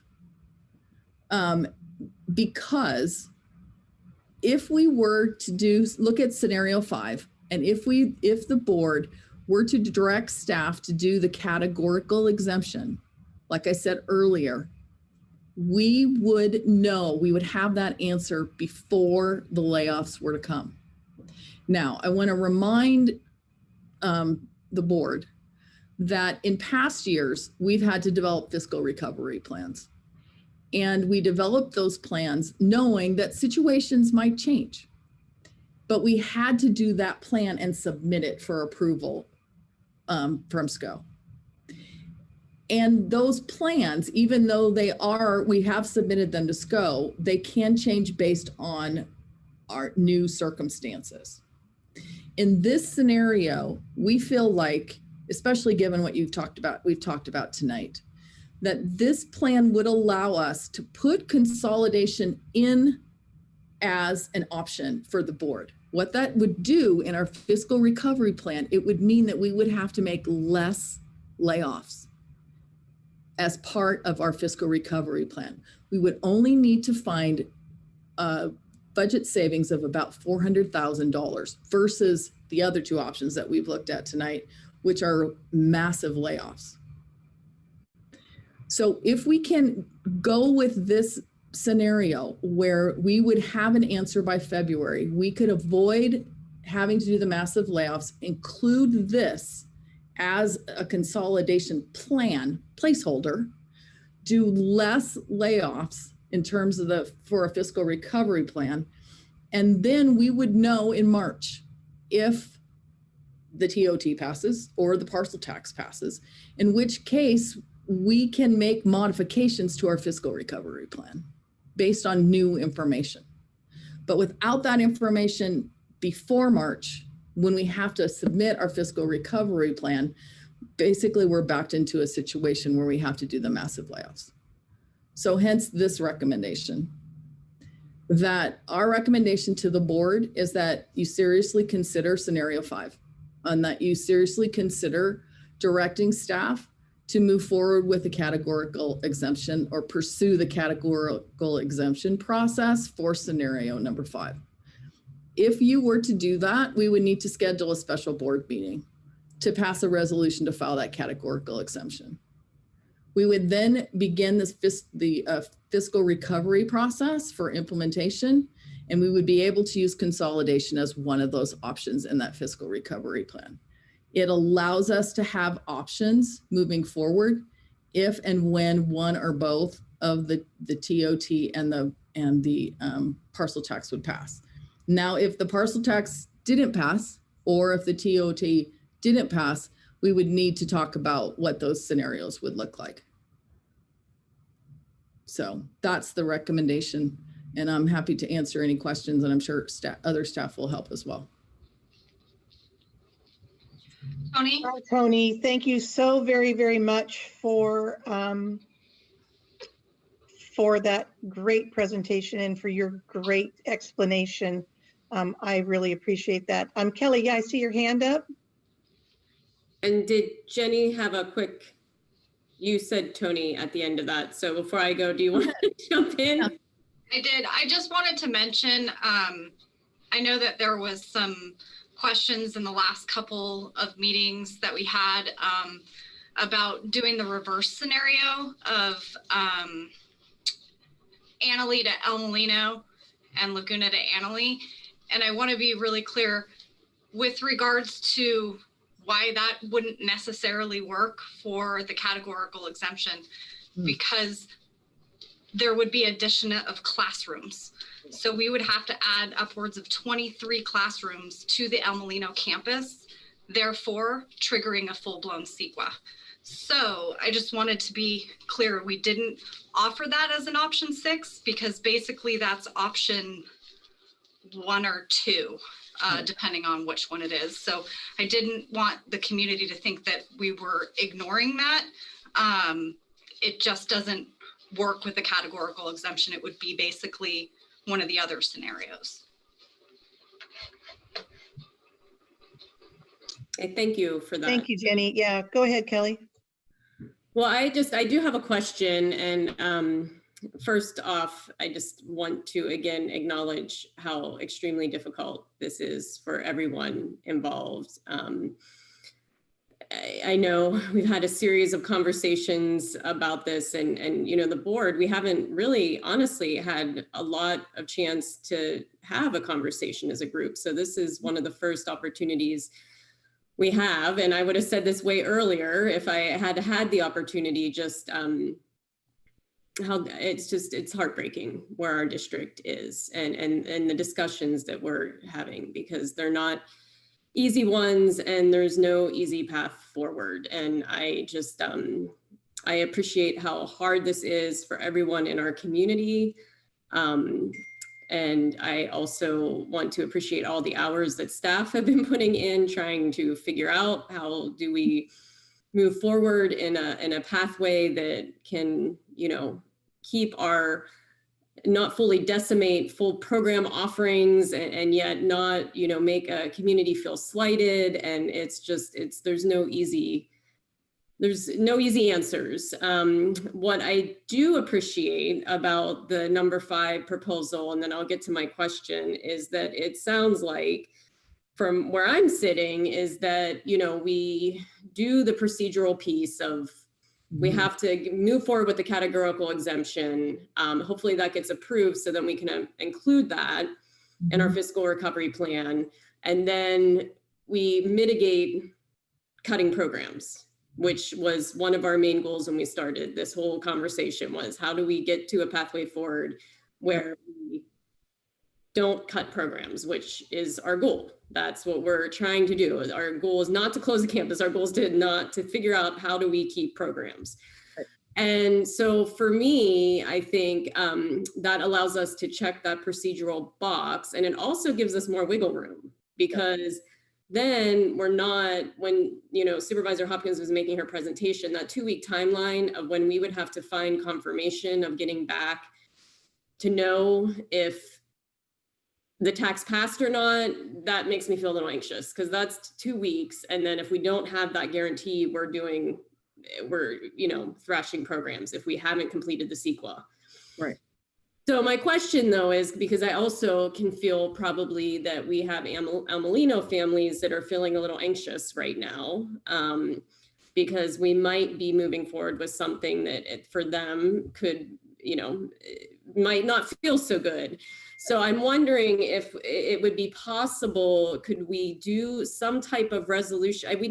I know we did this last year for the 7-period day where we said, well, we're going to include it in our interim budget, but if the parcel tax passes, then, you know, we'll take that out. But could we do some type of resolution to formalize that, so that, you know, maybe if this has to come back for us to actually ratify the categorical exemption, could we at the same time, would it be possible for staff to put together some type of resolution basically stating this is our intention, that our intention is that if these other funding sources come in, that, you know, we would pull this piece at least for next year. I mean, looking at next year, I mean, we're kind of, this is not the way you like to do budgets, but we are in a year-to-year kind of space until we can hopefully figure out another best step forward. But that would be my question. That's a good question, Kelly. So Tony, I suspect that's possible that we can do something like that. Yeah, I think the board can make their plan known. Yeah. We already have to come back for a special meeting with regards to the parcel tax resolution. So maybe it could be included in that if we decide to move forward with this. So, okay. Good question, Kelly. Any other comments from the board? I kind of want to hear from the board, and then we will definitely open this up to public comment. But I want to see if there's any clarifying questions that the other board members might have.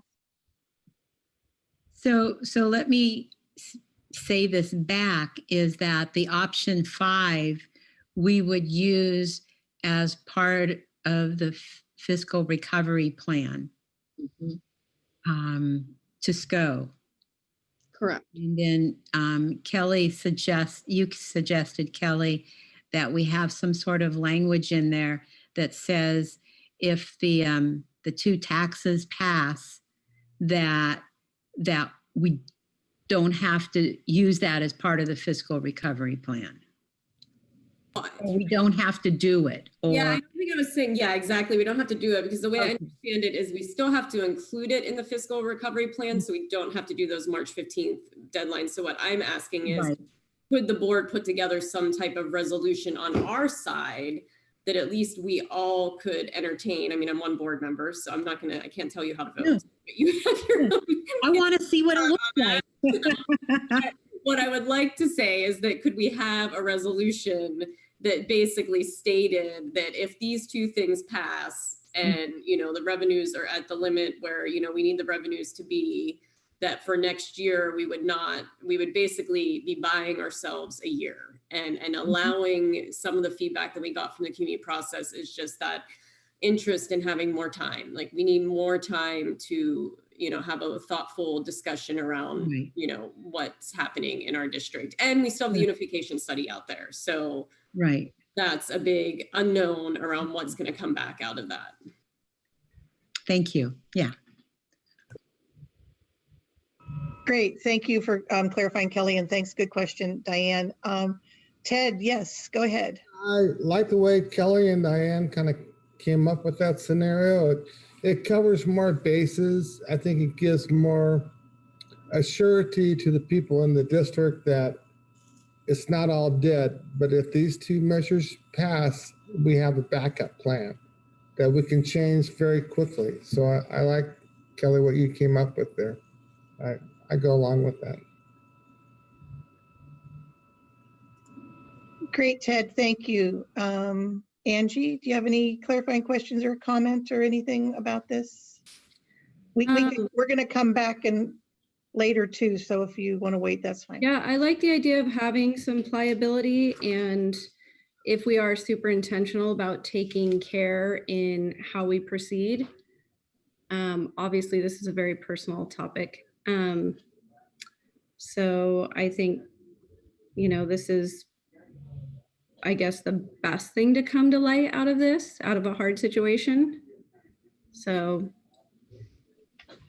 I appreciate all the time and effort, Tony, that you guys have put into, working through this. Thank you, Angie. I also like the assurances that we might be able to give folks that if we can get this parcel tax and this TOT passed, that this is just becomes a procedural piece of the process that we have to do. And it will give us some time based on the foreseeable dollars of those 2 measures to give us some time to, plan next steps, wait for that unification study, as Kelly said. So that's a really brilliant idea, Kelly.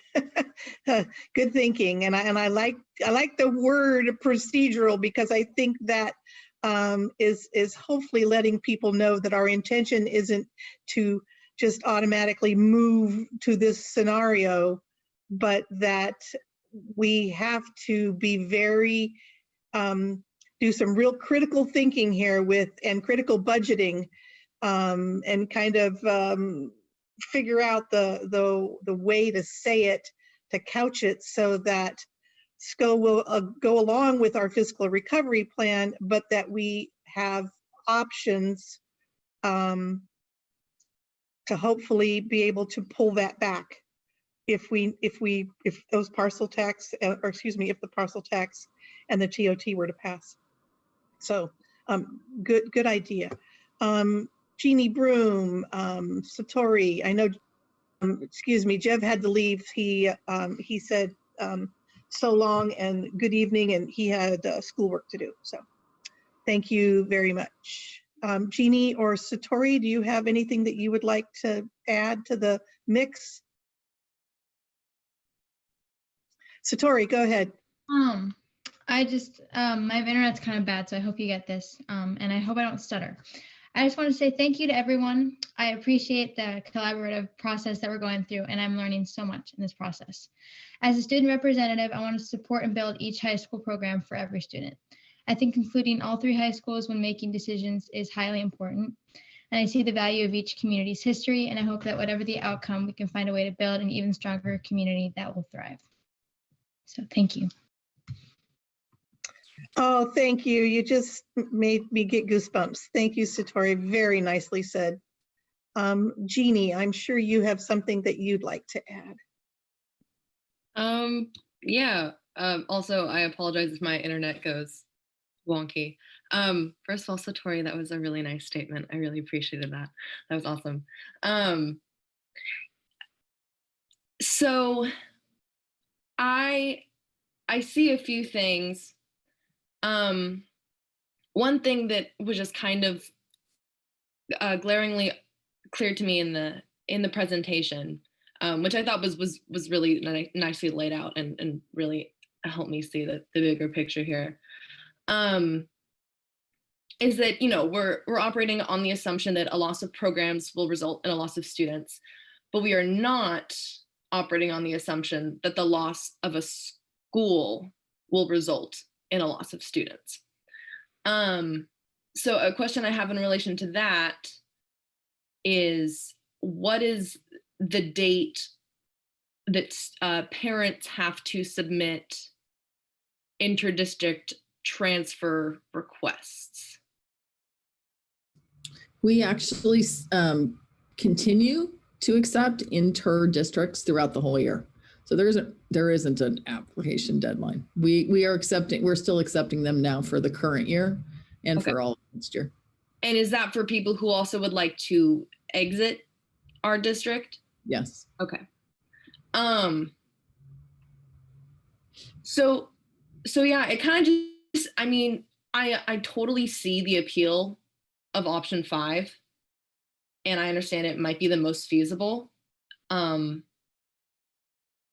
But it just looks to me, it's like we're either asking staff or an entire school population to hold their breaths. And that sucks. That is awful for everyone. Gosh. But yeah, and so I just sympathize with everyone, because even if, you know, it is just procedural, whatever message you send out with whatever procedural option you choose, it does send out a message to those parties. And it will be, that's how I think it would be perceived. So I think that's just something to consider. And then one other thing that is kind of adjacent to these issues is that I was reminded in bringing up the 6th period thing again, that option with the 0 period, that we're going to have to make some pretty substantial changes to our school district schedules, at least as they stand at El Molino, starting 2022, because that's when the 8:30 a.m. First period start time begins. as mandated by the state. So that is another thing to consider. Once again, we simply, I guess we might not have time to look at that option now, because that implies so many other pieces of research and number crunching. But that's just something I wanted to kind of bring to the forefront again. And I don't know if that's productive, but it came to mind, so I wanted to bring it up. So yeah, that's all. Thank you. Thanks, Jeannie. I think what I could tell you is this will behoove everybody in our district to get their butts in gear and working on passing the TOT and the parcel tax. And the thing that makes me feel really good is that we have a lot of energized young people like yourself that I know that may not be able to vote, but actually will get out there and get people to vote. And I will tell you from experience that when our students are engaged in that process, boy, do they bring the voters to the table, because it's not just, you know, the board or parents or, you know, concerned community members. It's students that have got their face and their voice. And that's really huge. I think we saw that this year with our own presidential election, the young people coming forth and speaking their mind. And so I'm very hopeful. I want to be very hopeful that we don't have to go through with this scenario, that it is just a placeholder. So I'm very hopeful with that, and that we can get these measures passed and we can take a breath. So I hope that you could support us in this because of that possibility. Thank you. Can I just add, and Jeannie, I so appreciate your comments, and yeah. I wanted to say it is such a hard spot, and your questions and your comments are so spot on, and I think that's, for me, why I brought up the recommendation around a resolution. So hopefully that offers some assurances that, you know, and again, to Jeannie's point, that we would all get together and be able to work to make sure the taxes pass. But I just want to acknowledge that it's a hard spot. It definitely is. And my heart goes out to everybody that's involved. You said it perfect when you said our staff or our school, and that's like everybody. So yeah, it's a difficult picture, but I am glad that you kind of see where we're coming from, in the fact that we've got a budget nightmare. So anyway, thank you, Jeannie, for your comments. And thank you, Satori. So very well said. Okay, so if we don't, Ted, I noticed you're unmuted. Do you have something else you want to add? I just saw Angie raise her hand. Ladies first, if you want to go before me, go ahead. You can go ahead. Go ahead, Ted. Go ahead, Ted, and then I'll go to Angie, and then I appreciate what Jeannie had to say. I really appreciate where Kelly kind of hit it on the head. A resolution covering all the bases, the community input, the excitement. I feel like our hands are tied. We keep on coming up with another resolution, another scenario, and I think Kelly kind of hit it on the head tonight. I was going to encourage her to make a motion, you know, to go with what she said, scenario 5 with the resolution and stuff. But that's just a suggestion to you, Kelly. Just so you know, no motions tonight. We are only going to give some guidance and direction to staff. We're not making a motion. Direction. I'm sorry. You're right. Yes. For her to give direction to the staff, and we would support her to come back. Yes. Okay. Great. Angie, and then I promise public we will open this up for you. I'm looking at my notes here under scenario 5. Tony, correct me if I'm wrong. We still need to make 400,000 in budget reductions. Correct. So at least that's what we know right this minute. Right. And I just have a note that we have to have an answer by February. So are there things in motion as far as I know it's getting late. My brain is turning to mush. I think a lot of us don't get any sleep anymore over these things.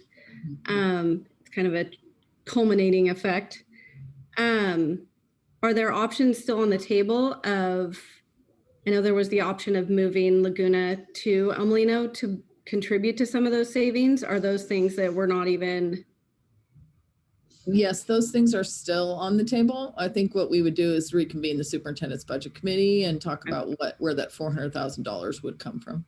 Okay. Those would be things we would be considering because that's been on the list for a while. Okay.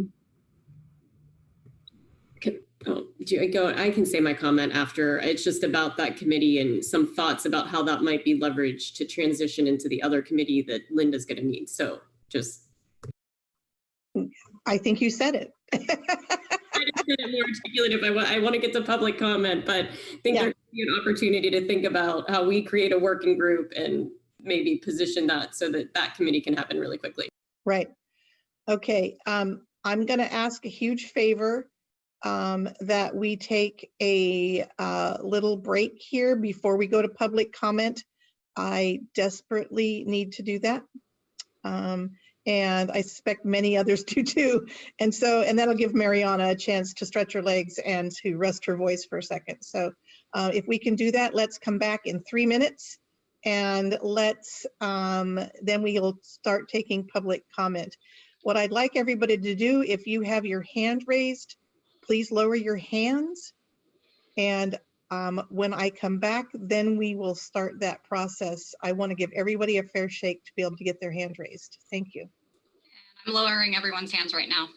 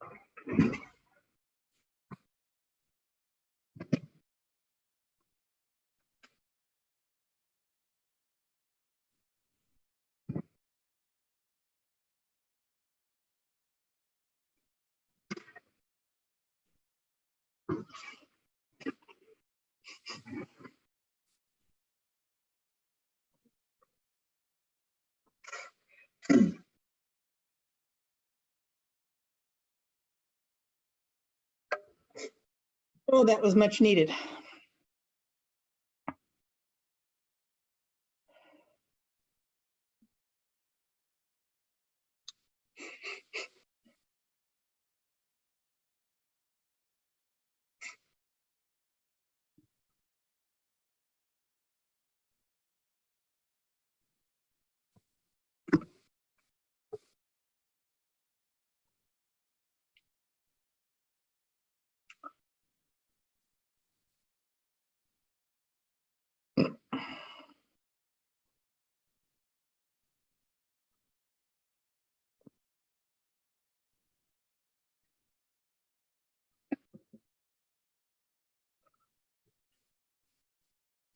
I've gone through a half a pitcher of iced tea tonight.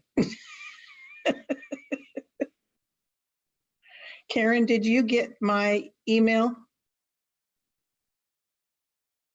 I can't hear you. Sorry, yes, I did. Thank Okay. you. I appreciate it. You'll send that on to her? Yeah. Thank you very much. Thanks.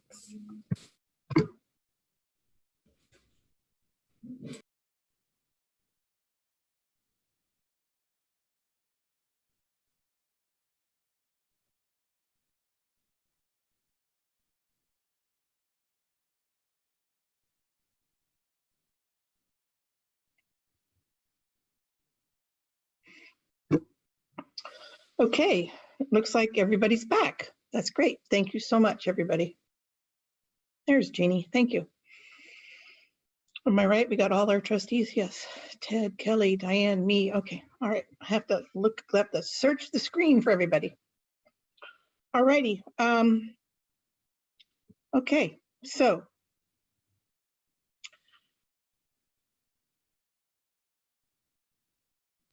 all righty. So I think what I'm going to do is I'm going to now ask for people to please raise your hand if you're going to speak.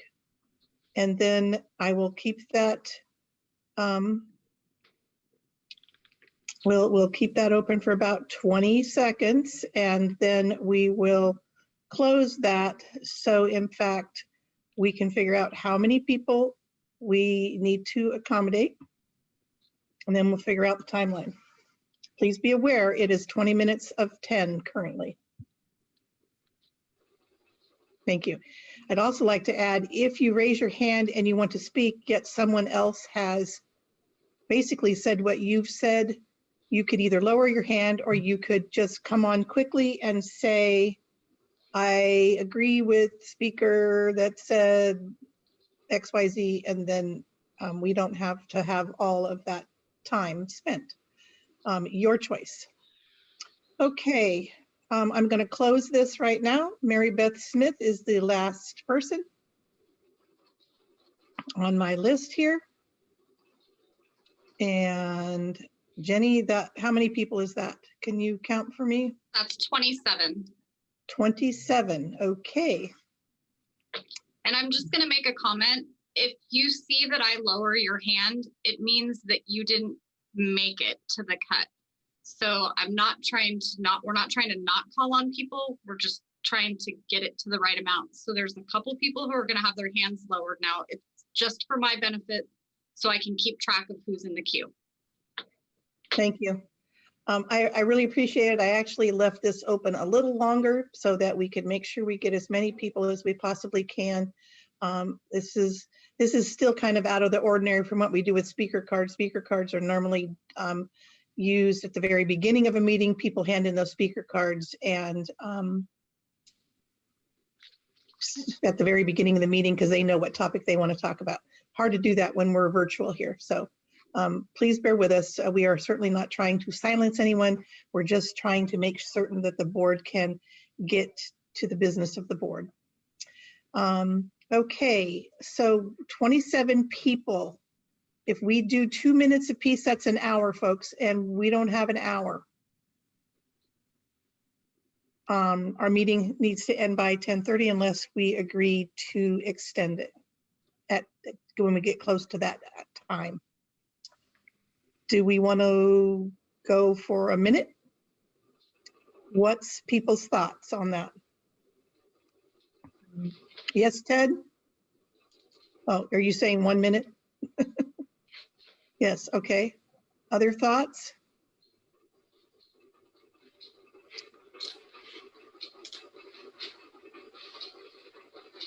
I guess a minute. We really aren't set up to do a minute and a half with the timer.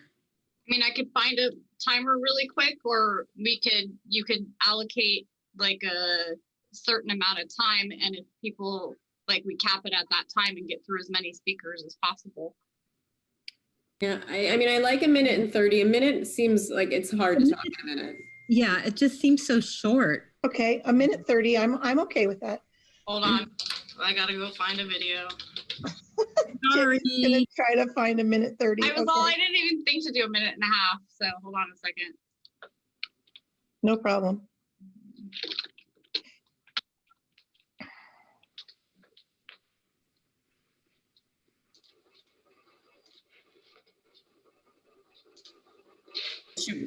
Well, I wonder if there's a way to start and someone just use our phone. Sure. Do you want to use your phone, or Mia? Maybe Mia can time for us. Yeah. Mia, can you use your phone and time for us? And let's get the first couple people started. And then when Jenny finds her timer, we can use that. Oh, that's a good idea. Yeah. Perfect. I will call on Joni Bletchell, Tara Del Drago, and Andy Entwood in that order. Joni, you can go ahead and unmute yourself. And Mia, just speak up when it's at the minute 30. I think that will be okay to do. Sorry, Jean, I'm like jumping in. No, that's perfectly fine, Kelly. Absolutely, no problem. Go ahead, Joni. Thank you. Hi, I'm Joni Bleckel. I'm the former Forestville teacher of Jeannie Broom. I'm so proud of her.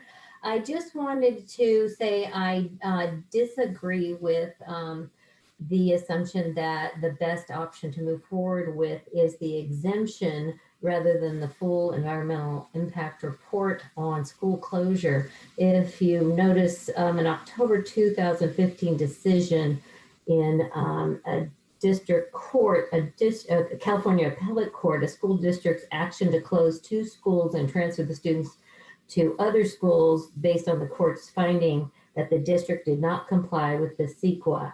The district found the closure and transfer to be exempt from CEQA, but the court held there was insufficient evidence in the record to support that finding. I would say that not only was Jeannie right in saying it creates a mistrust, but we are making an assumption that a whole community's environmental impact and all the other socioeconomic situations that could come out of this could be kind of jumped over, and it would look like that. And I think that's going to really create mistrust when we finally started to build it again through the TOT and the parcel tax. And I would hate for us to go backwards. It's something I want you to look carefully at. My husband's a schools architect. He's been talking to me about the cost of doing either of these situations and understands EIRs very much. And he said, to be sure you don't end up spending all your community and school community's money on lawyers and lawsuits. Thank you. Thank you, Joan. Hold on, I'm getting the timer ready. Okay. I was feeling the pressure there for a second.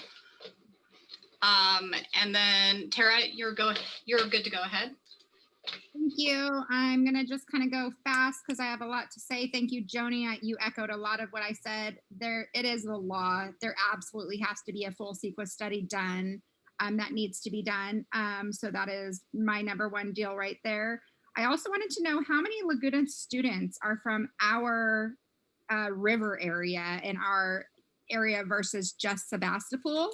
I think that right there is a big number that needs to be factored into who's moving where.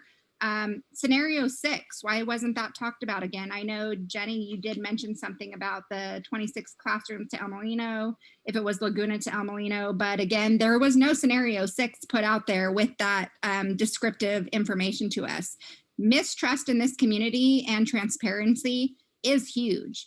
In the elementary school alone, what we've had to deal with in the last 5 years and fighting for, this is why we are fighting for and pushing our voices now, because we have been fighting for it already, and we are willing to put this fight down and fight for what is in our town and for our schools. So that's a big thing. I'm feeling a little unsure now after a few things that have been said tonight, after some conversations that have been had, and just would like to put that out there that, again, there is a very big core group in this community that is fighting for this school, what is right. We understand the budget, we know what's going on, but these scenarios again seemed a little bit now shifted, and what is happening with other people and talking about it too, again, is this study and what makes sense. So please listen to the people. We are here to fight for it and work with you, but listen to us, please. Thank you. Thank you, Andy Entwood. Hi, I'm Andy Entwood. I have been a teacher in the West Sonoma County School District for 23 years now, and I am also a parent of a sophomore that's at Annalee. I was hired in 1998 at El Molino, and I was there for 14 years. In 1998, we had declining enrollment, and this has been the theme of my job since I've started working in West County for the last 23 years. I built a sculpture program at El Molino. Every tile mosaic on that campus was done by me. I see myself in that campus. After 14 years, I even took less classes so I could stay at El Molino. In 2012, I was told that both schools are due to lower enrollment, that I had to go and teach at Annalee. I had to become a totally different teacher than what I was. And I have been at Annalee now for 9 years. El Molino is on 10 years of borrowed time. This conversation has been going on forever. So these parents that are feeling like they're late to the conversation or this is sprung upon them, this has been going on for a long time. I have spent time on numerous site councils. I have been a union negotiator. I've been to budget meetings through the last 3 superintendents, Jeannie, Ted, Kelly, Diane, Mia, you've all sat through these meetings with me. We know that this is an ongoing conversation, and it's been happening for years now. I've also sat on Portrait of a Graduate, and we need to be designing these schools for 21st century. We need to start thinking about building a super school and stop all disregarding of sites. Thanks, Andy, very much. I have to ask, did we already have Joni speak? Okay, sorry, I didn't lower her hand. Next 3 speakers are Eric Fraser, Jesselie Mills, and Trisha Maxon. Eric Fraser, go ahead and you can start anytime. Thank you very much. Eric Fraser again, and I appreciate the opportunity to address you. Again, from the bottom of my heart, I really appreciate the time that you're spending on this. But like the previous caller said, this is an issue that you've been grappling with for quite some time.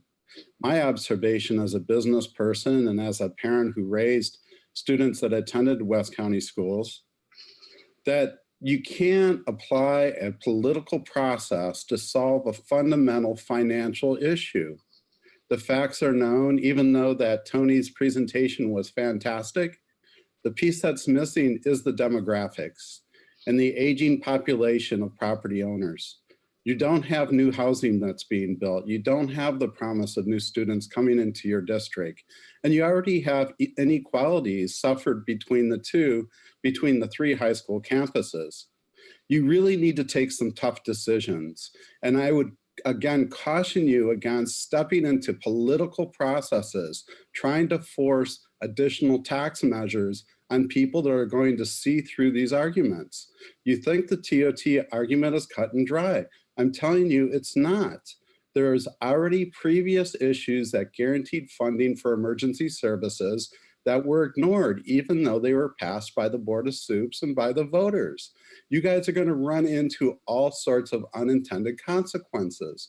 You really need to go for your scenario 5, and you need to invest in that plan now. You need to bring equity to all the students that attend your schools and quit messing around thinking that a political process is going to bring you a cornucopia that means the problem simply goes away. Thank you again for your time. I really appreciate it. Thank you very much, Eric. Next speaker is Trisha Maxon. Thank you for allowing me to speak to you tonight. I am going to kind of repeat a little bit of what Andy Entwood said. The first conversation is about consolidating, as far as I am aware, began before 2011 when El Molino's student population shrank to 823 students, down from 1,039 in 2006. Today, there are fewer than 550 students. In a December 11th, 2012 article, Bob Padecki in the Press Democrat wrote, quote, "The dramatic drop in students has been well documented," and he mentions a town hall meeting to discuss how to stop the decline. In 2016, this board agreed to open up the West County Charter School on a bet that this middle school would provide an influx of students to El Molino. It did not. The discussion of consolidation has been the elephant in every board meeting since 2011. I appreciate that the board understands that the elective programs are the lifeblood of schools. It's the reason kids go to school, not to take my English class. Thank you so much. Thank you, Trisha. And Jesseline Mills, you can go ahead. Thank you, Jesseline Mills here. I realize the board is stuck between a rock and a hard place at this current time. The problem is, part of it is because due to inaction and sitting on our hands. If this has been known for what I've heard quoted as coming down the pipes for 10 years or less or more or whatever, this issue should have been actually addressed sooner. But now we are stuck where we're at, and we need to figure out how to move forward. So what I propose is that the board do a full CEQA study, because we all know how CEQA studies go. And if it's not a full study, there is going to be a lawsuit, which is just going to tie things up and cost a lot of money. So do the right thing, do the full study. That way we can look at all options and not just hang our hat on one. The board's sitting here telling us we're doing option 5, but we'll take it off the ballot, we'll take it out of consideration if the taxes pass. My concern is that once that study's done and that exemption's filed, and if this issue comes up in the future, there is no turning back. And I am in support of moving forward in the right direction, but I am not in support of the board choosing a school at this point. We have not done our homework. We have not done our research. We haven't figured out which school would be the best school if there is a consolidation. So save your time, save your money, do the full CEQA study, and move on from there and put out consolidation. If you have to put it in your budget for the fiscal recovery plan, put it in 22-23. There is no reason to vote for 21-22. Thank you. Thank you, Jesseline. Next 3 speakers are Leslie McCormick. I believe GL Sword is Galen Sword, and Julie Hunter. Leslie, go ahead and unmute yourself. Hi, thanks again for your time tonight. I just want to, I'm going to use some of my time because I am just totally impressed with Satori and Jeannie Broom. And I thank them for their time and their comments. Jeannie hit it on the head.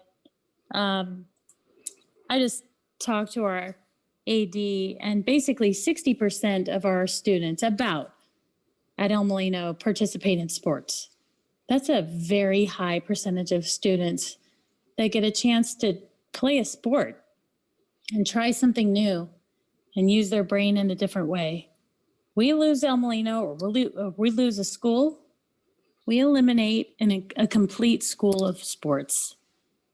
So this whole talk about eliminating programs or trying to save programs, when you lose a school, you lose programs, period. I don't understand how it equates. I really wish that the 7th period would be reevaluated. We are literally cutting our nose off to spite our face. I understand the hard crunch you're under. This is something that's heart-wrenching. My daughter will be a senior when this might happen. And I hate to tell Annalee parents, we're just different.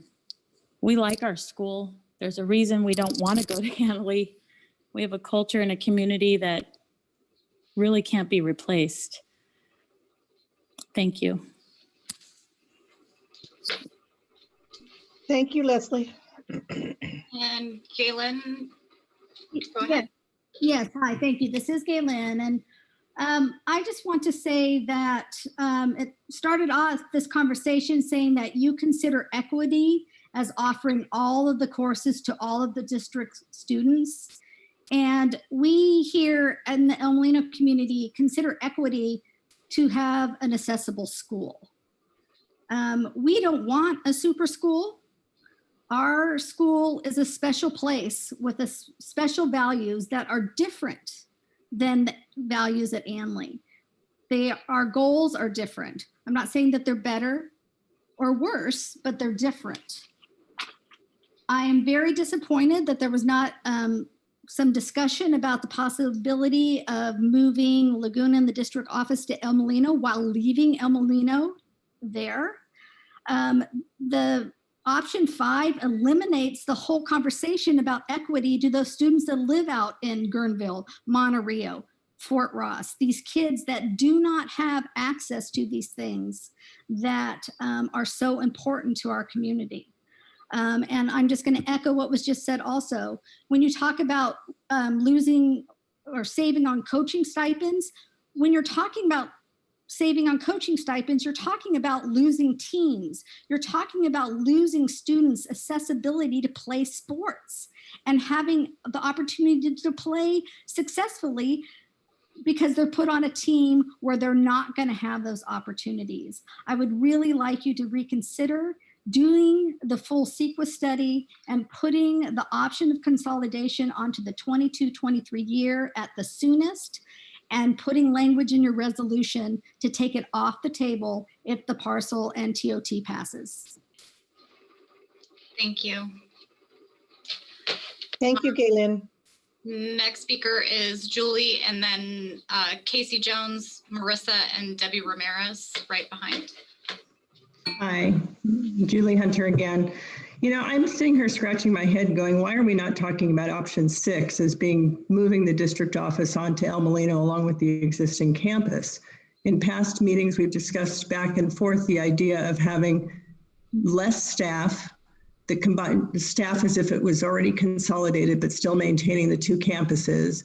It sounds like it's just a shell game of where these kids are, frankly. I mean, Jeff can speak to this, but it sounds like the 1.21 million consolidation cost savings on option 5 could easily be extended to option 6. Just move the district office over to Elmo, leave the Laguna kids where they want to be, Annalee kids where they want to be, and cut down on admin, cut down at the top, make it fiscally responsible by getting rid of things that can easily be economy of scale if we put them over 2 campuses without closing either campus. So it's a slip, you know, option 5 is the start of a slippery slope, whereas option 6 could allow Elmo families to feel like it's not all over and to keep fighting the fight.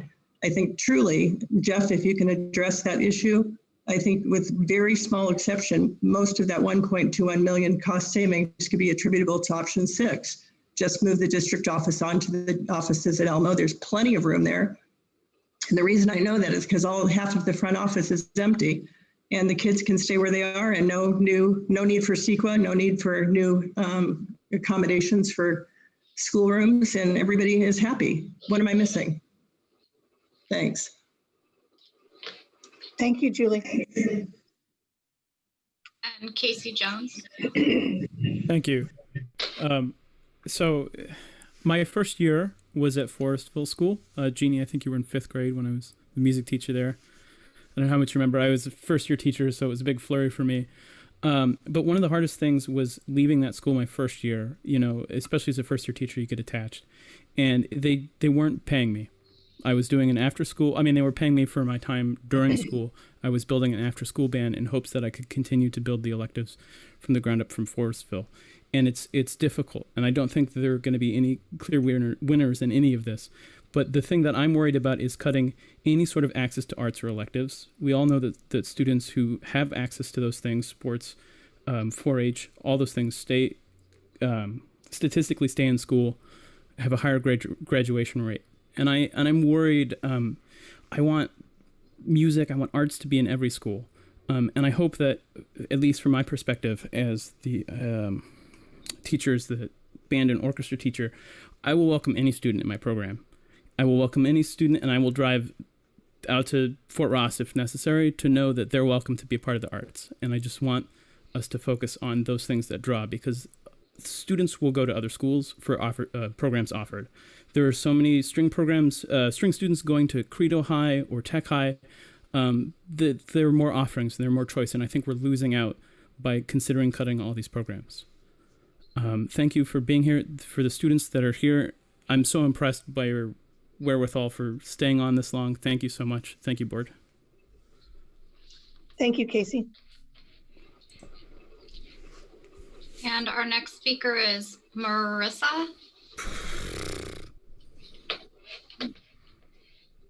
You there, Marissa? Yeah.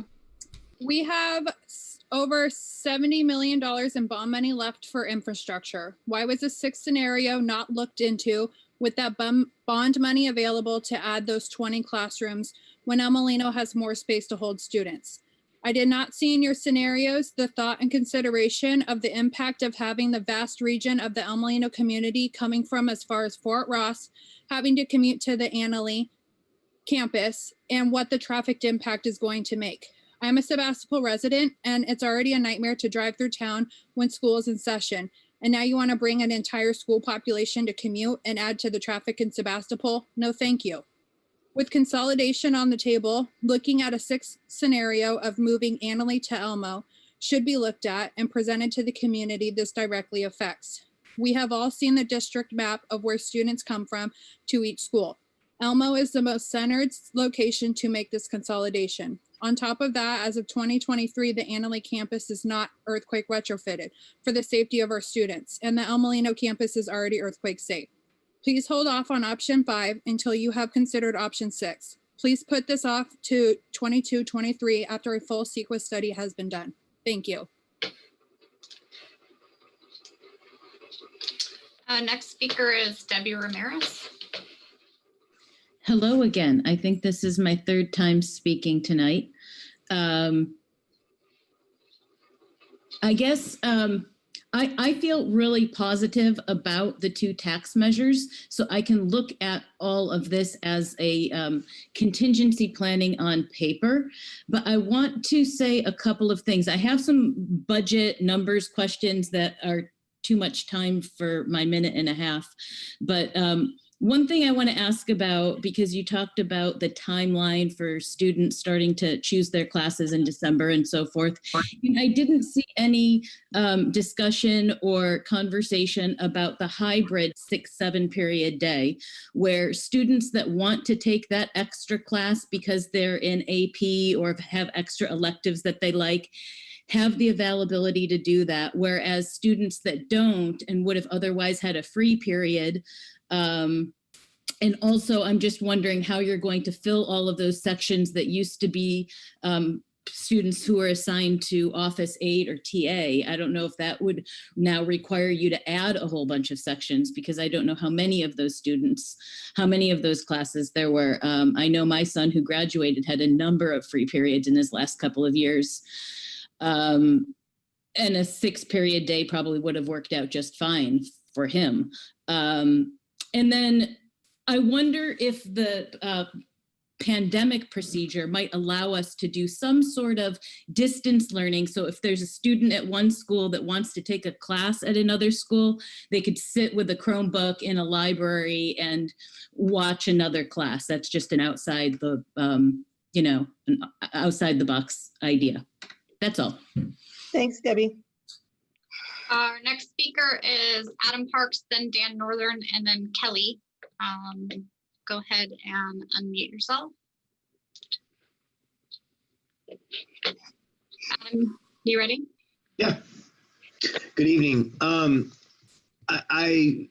heard all the comments and totally understand the frustration. I'm wondering when we're going to stop gambling with our children. We have spent hours and hours and hours over the last couple of weeks in these meetings.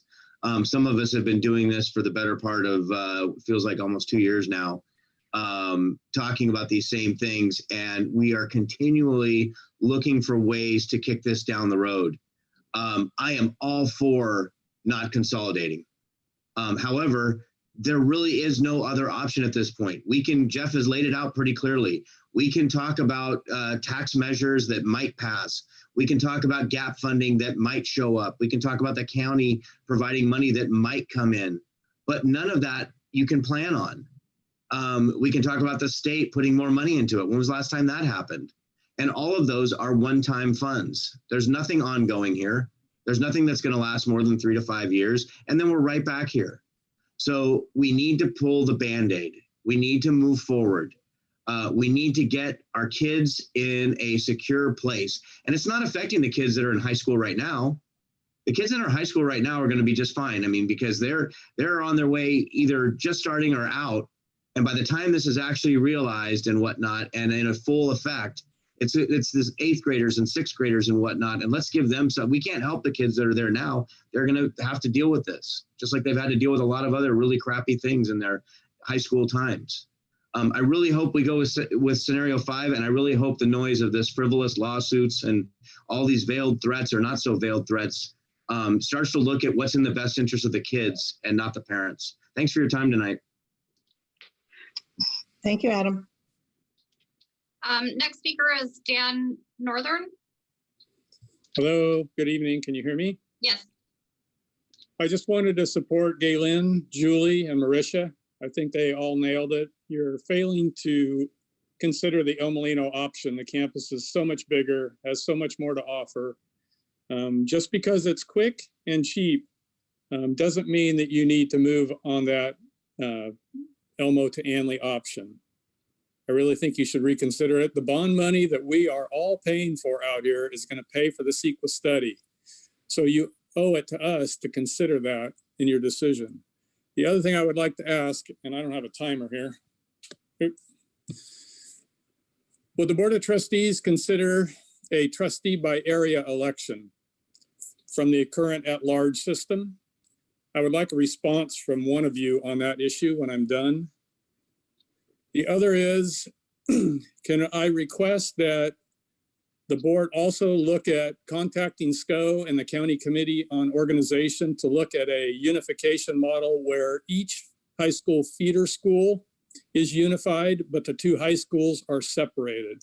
I would like that to be included in the study because I think that's what's going to happen as we go down the road. And I wouldn't want to see that study, all the money spent on that study without considering those 2 options. So I'd like an answer to that also. Is that the end of your comment, Dan? If you don't eat into my 18 seconds. I'm not sure what we're standing here for 18 seconds. Could you clarify? I asked 2 questions after. The board is not going to respond to questions. They're just hearing comments. Sorry. Well, can I have my 18 seconds back? Feel free. Thank you. I think the El Molino community pays about 66% or more of the parcel tax. I really do think you owe it to us to be more considerate about the options that are available to the El Molino community at this point. I don't think you're doing that, and I can't support the direction you're going. Thank you. Thank you, Dan. And Kelly, you can go ahead and unmute yourself. Hi, good evening. I wanted to start off by saying thank you to Kelly. Our community, the West Side El Molino community, has asked for outside the box thinking, and with you wording the resolution the way you were, I think you really were listening to us. Unfortunately, it seems so cut and dry, but it's not so cut and dry, and I think a whole study needs to be done, and I think option 3 with the resolution saying something in the lines that you were saying with option 5, that we will consolidate in this year, and then subsequently we have to have 6 periods next year, but it gives us more time. Look what we've done in a month. It's amazing what this community has done. And all this talk of COVID making the election harder and making it harder to educate the voters, I actually think it's the opposite. Because of COVID, I can't even believe how many people are at these board meetings. I can't even believe how many people have shown up to the town halls.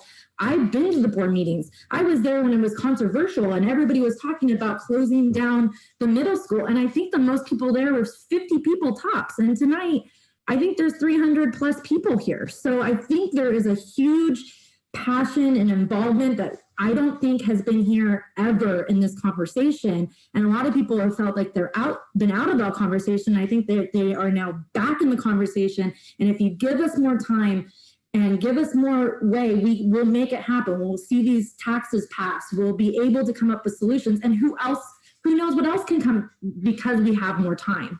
So I really would like to take that gamble. And I know it's hard to do that, but it's worth it. It's worth the gamble of us fighting for our schools.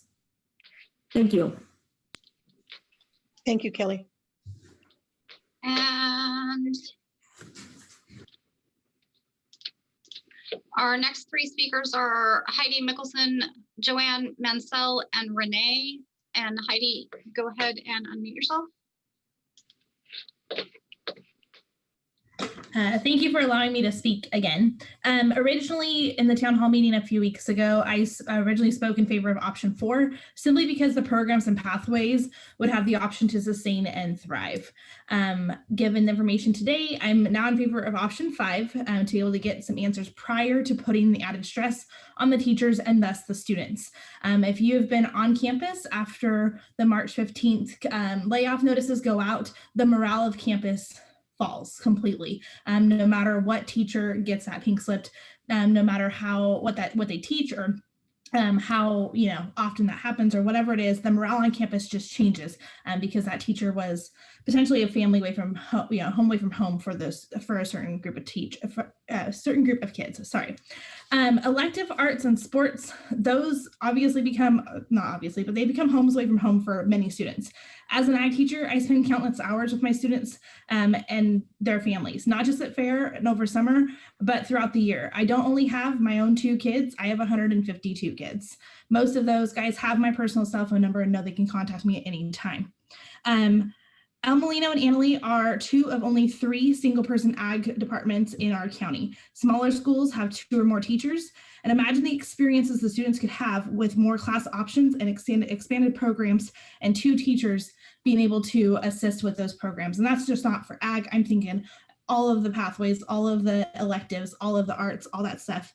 I'm a teacher who teaches 5 preps. That's 5 different classes that I have to prep for to maintain a pathway at our school. With more kids, with a consolidated school, we would be able to have, specialize in our programs. So again, I'm in favor of option 5 for the programs. Thank you, Heidi. Joanne Mansell, go ahead and. Hi, this is Joanna Mansell. I'm a Sebastopol resident, and both of my kids have been at both Annalee and El Molino. And I want to touch on something that hasn't been talked about a lot, and I'm going to make your sleep even harder. I'm sorry. My daughter suffers from severe depression and anxiety, and this is something that there are so many people, kids now who are teenagers and 20-something who suffer from these mental health issues. A lot of studies have been done about what it is that's stressing them. And on top of that, our river community, the Elmo community, has suffered through more than any other students in various other places who are facing consolidation or closure.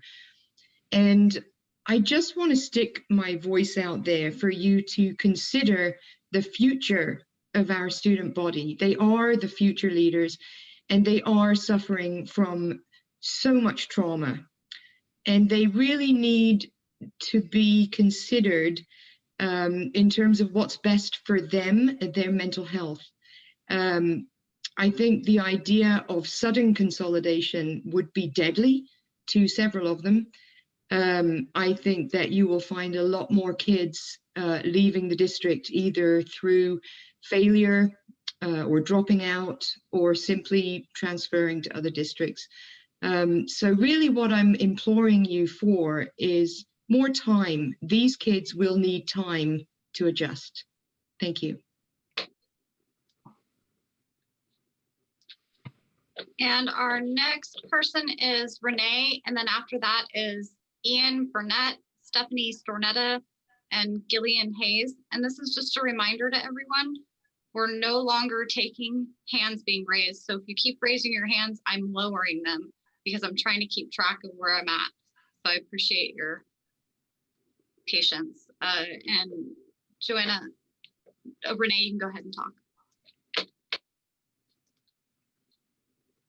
Renee, are you there? I just asked you to unmute. I thought I did. There you go. Okay. Well, I'm from Forestville and I'm worried about this consolidation. Due to decline, it sounds like the only action is that we're consolidating our high school, and it's a step that really can't be undone if it does happen. And this is the big rush is what I'm questioning. If this is the best solution for our children, why are we considering more crowded, larger classes during the pandemic when the country is talking about class reduction for the safety of all? More programs, yes, but to the tune of more students per instructor. Is that better for learning? If we cannot solve a better way to move solve our $2 million deficit and displace 2 schools and impact the 3rd campus, why is Annalee the campus of choice? El Molino is such the obvious choice, starting with a brand new state-of-the-art theater. That is an asset so valuable to our West County School District, as well as new sports fields. These are amazing new items built for students to grow, learn, and enjoy. We keep stating the obvious. El Molino is a bigger, newer, central located campus with tons more parking and equipped with buildings that don't need modernization or portable buildings. If the real issue is to convert maybe an existing high school to provide more housing for West County, again, Annalee and Laguna seems like the logical choice. Right in the middle of a town with so much infrastructure that's within walking distance. Why isn't this a consideration? Forestville is a tiny town of 3,000 that can't support a large number of new residents without developing our town to accommodate these potential new people. Drive-throughs, grocery stores, medical services. Sebastopol could absorb many new townspeople with all the commerce that's there. I'm afraid the bottom line is the buildability of El Molino site for outside development. As Ann Harris has mentioned, it's a very saleable site on sewer, acres of flat land with beautiful views. I need reassurance. Oops, am I done? Yeah. Yeah? Oh, okay. Sorry. You got it. Okay. Good luck. Thank you. Ian Burnett. There. Thanks for taking me again. I think we need to resist feeling the inevitability of consolidation and challenge the assumption that quality of education will demise without accepting this path now or sometime soon. We need to fight consolidation with everything you got. I went to a very good public high school. The high school population was a bit larger than El Molino and much smaller than Annalee. The two towns that fed into my high school were similar in size and make up to Forestville, which is part of what drew us here. And every 2 years, that community voted to levy additional property taxes on themselves to support education far above the state per student funding. The result was a school budget to support a 12-to-1 student-teacher ratio, electives, arts, sports, and special education. While this benefited all students, including me, the school system also made that town a destination for families in that part of the state. And that demand benefited every homeowner in the community at large. The school district didn't start that way, but at some point the culture shifted and it became the norm for the community to invest above and beyond in its own school system. I invite the board to take on an audacious goal, look at this budget nightmare as a wake-up call, and set us on a path to make El Molino and Annalee the best two high schools in Sonoma County, maybe even California. Thank you. Thank you. And Thank you, Ian. Our next speaker is Stephanie Stornetta. Good evening. My name is Stephanie Stornetta, and I'm the president of the El Molino Ag Boosters. We've been raising funds and financially supporting our El Molino Ag department since 2005. This is unfortunate and a horrible decision for the board to have to make, and I don't envy you. However, I feel optimistic that the TOT and partial tax will pass. That being said, with these scenarios, I'm not seeing any anticipated loss of other funding received from programs. After conversations with our California Ag Ed North Coast Region Supervisor, she shared some funding concerns for our programs.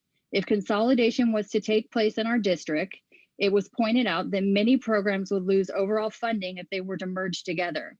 With our two high schools having two programs separate at different sites, many of our programs are able to apply for separate grant funding through the state programs and other organizations. This could also include district-wide applications that gets distributed to multiple sites. If our programs were to merge, our program funds would potentially be limited as a district. Where is the lack of funding being accounted for in your scenarios? Have these potential loss of funds been considered? I'm asking that you hold off on the option 5 to 22-23 with the resolution that if either tax is approved, consolidation is off the table for the full term of funding. Complete the full CEQA study and consider option 6. Ms. Broom said it best. When you lose a school, you lose programs and much more. Thank you for your time. Jenny. Thank you, Stephanie. I'm going to actually interrupt. We have to take a motion to extend our meeting. It's 10:25 and we have our bylaws state that our meeting has to end at 10:30. Hold on, let me stop the screen share real quick. So what do we think? 11, we still have 5 more speakers? Yes. And then board, it has to go back to the board. Are we feeling like 11 o'clock is adequate? Yeah. Can I recommend 11:15 just so that we don't have to extend it again? We can always end early. Okay. Okay. Thank you, guys. Okay, can I get a motion then? I move we extend the meeting to 11:15. Second. Thank you, Diane. Thank you, Kelly. Thank you, Diane. Okay. Is there any further discussion?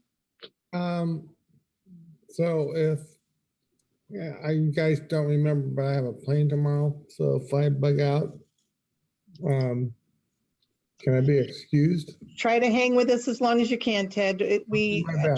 I'll take your comments first, okay? Okay. All right. So I have a motion on the table and I would like to do a roll call vote to extend the meeting. Angie Lewis. Aye. Diane Landry. Aye. Ted Walker. You're muted, Ted. I'm sorry, I'm very tired, but I would say no. Okay, thank you. Kelly Noe. Aye. Jeannie Fernandez, aye. Satori McCullough. Aye. Jeannie Broom. Aye. Thank you. Okay, so 4-1, we will extend the meeting to 11:15 or earlier if we can get through this. Okay, go ahead, Jenny, with our next speaker. Our next speaker is Gillian, but I'm also going to bring Randy Hall, Clay Thistle, and Mary Beth Smith into the room. And Mary Beth Smith is our last speaker of the night. And Gillian, you can go ahead. Great. I'd like to echo Stephanie's last comments. They were amazing, on point. She was really, really thoughtful in her comments. Just want to address the board. Thank you. I know this is likely the biggest decision in the history of this Board of Trustees right now when you're thinking and considering of consolidation of a school. This type of decision requires thoughtful planning and outreach, factual information gathering and analysis for educated decision making. So thank you for listening to us. We can save programs and teachers and El Molino if we work together on a solution collaboratively. The unification study is 12 to 18 months out, and this is the info we need to make the important consolidation decision or not. The taxes that you all voted on, thank you so much this evening, will allow us to wait for that important information before closing any of our beloved schools. My kids' best interest is why I'm here, not my own. They have lost enough, and I'm here fighting for my children. While I don't agree with any sort of consolidation, I do understand what we need to do to balance a budget. And I feel that if we have to move forward with some sort of plan, that a resolution removing future consolidation out of the budget, if revenues are identified, is a great way to get the unification study information we need before making those solid decisions. So I'm asking what I asked several of you before. Please create the resolution with the language that Kelly talked about, attach it to your budget report, find a way for us to take consolidation out of the budget if the tax is approved later. Not both taxes, one or the other would work. Put a committee together and help us continue working with you on creative solutions. Thank you, board, for your time. We do appreciate you listening. Thank you very much, Gillian. I appreciate it. And our next speaker is Randy Hall. Hi, everybody. This is Randy Hall. I am the digital media teacher at Annalee High School. I'm also really cold in my garage, so I'm going to be fast. Hope you're all doing great. I wanted to take a moment to shout out to Jeannie Broom for speaking the preeminent truth of the whole proceeding tonight. The words "this sucks" was really kind of resonated with me. I'm here, unfortunately, to give my full-throated support for consolidation in this regard, and I know that that will probably paint a target on my back. However, my daughter went to El Molino, and I know that school, and I love that school, and it breaks my heart to say that this is on behalf of all of the teachers and the certificated staff that whose jobs will be preserved this way. I have to support this. I have to voice it, and I have to say it. And like I said, I have to be full-throated in that support, because this is realistically the next time I see a pink slip come in from West Sonoma County, I do take the time to really think about, do I need to keep doing this? Is teaching what I really have to do, or should I just go do something else? And I'm reaching a point where I'm wondering if I need to make other plans for myself, and that sucks too. And you know, I think that the students in West Sonoma County are brilliantly smart and hugely motivated from both campuses, and I would love to see something happen and something work out. And have you guys all have a great evening. Thank you. And our next speaker is Clay Thistle. Go ahead and unmute yourself. Thanks, Randy. Hi, this is Clay Thistle, Forestville resident. And I guess what I would like to say is to take the time to do it right. You know, option number 5, you know, is a short-sighted solution, you know, that's just going to rush to more problems. Take the time to do it right. Do the full study. Find the money. I'm just kind of disappointed that an option 5 was even presented to gamble a school, you know, in lieu of looking at other options. To gamble a school versus a parcel tax or a TOT is disappointing. You know, a vote for option 5 would be highly disappointing. Do the full study. If you need to balance the books, push it out to 22, 23, 24.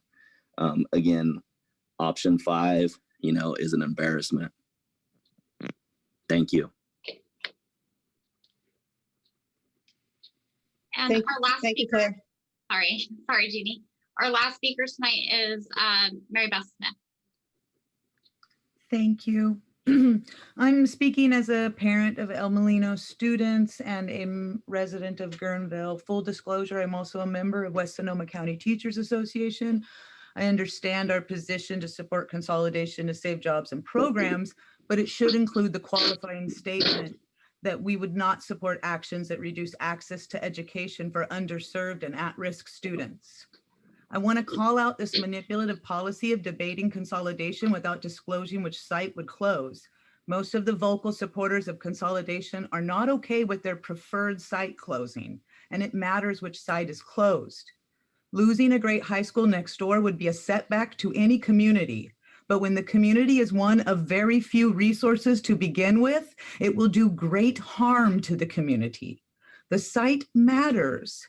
This board needs to do more research, presenting a full plan with a detailed budget to consolidate that considers feeder school consolidation, environmental and community impacts, new funding sources. The plan should clearly state the intended site for the single high school. This is the work that needs to be done before we move forward on consolidation. And the length of these meetings is evidence that this process is being rushed and we need more time. We're also in an unprecedented time of stress and insecurity. The board should not be pushing and rushing this ahead right now. If the state doesn't come through, our budget should be the casualty of this pandemic, not our schools. We need to get through this before this board makes huge decisions. I appreciate your time, and I know this is hard, but we need to have a chance to talk about this, and we haven't had it. Thank you.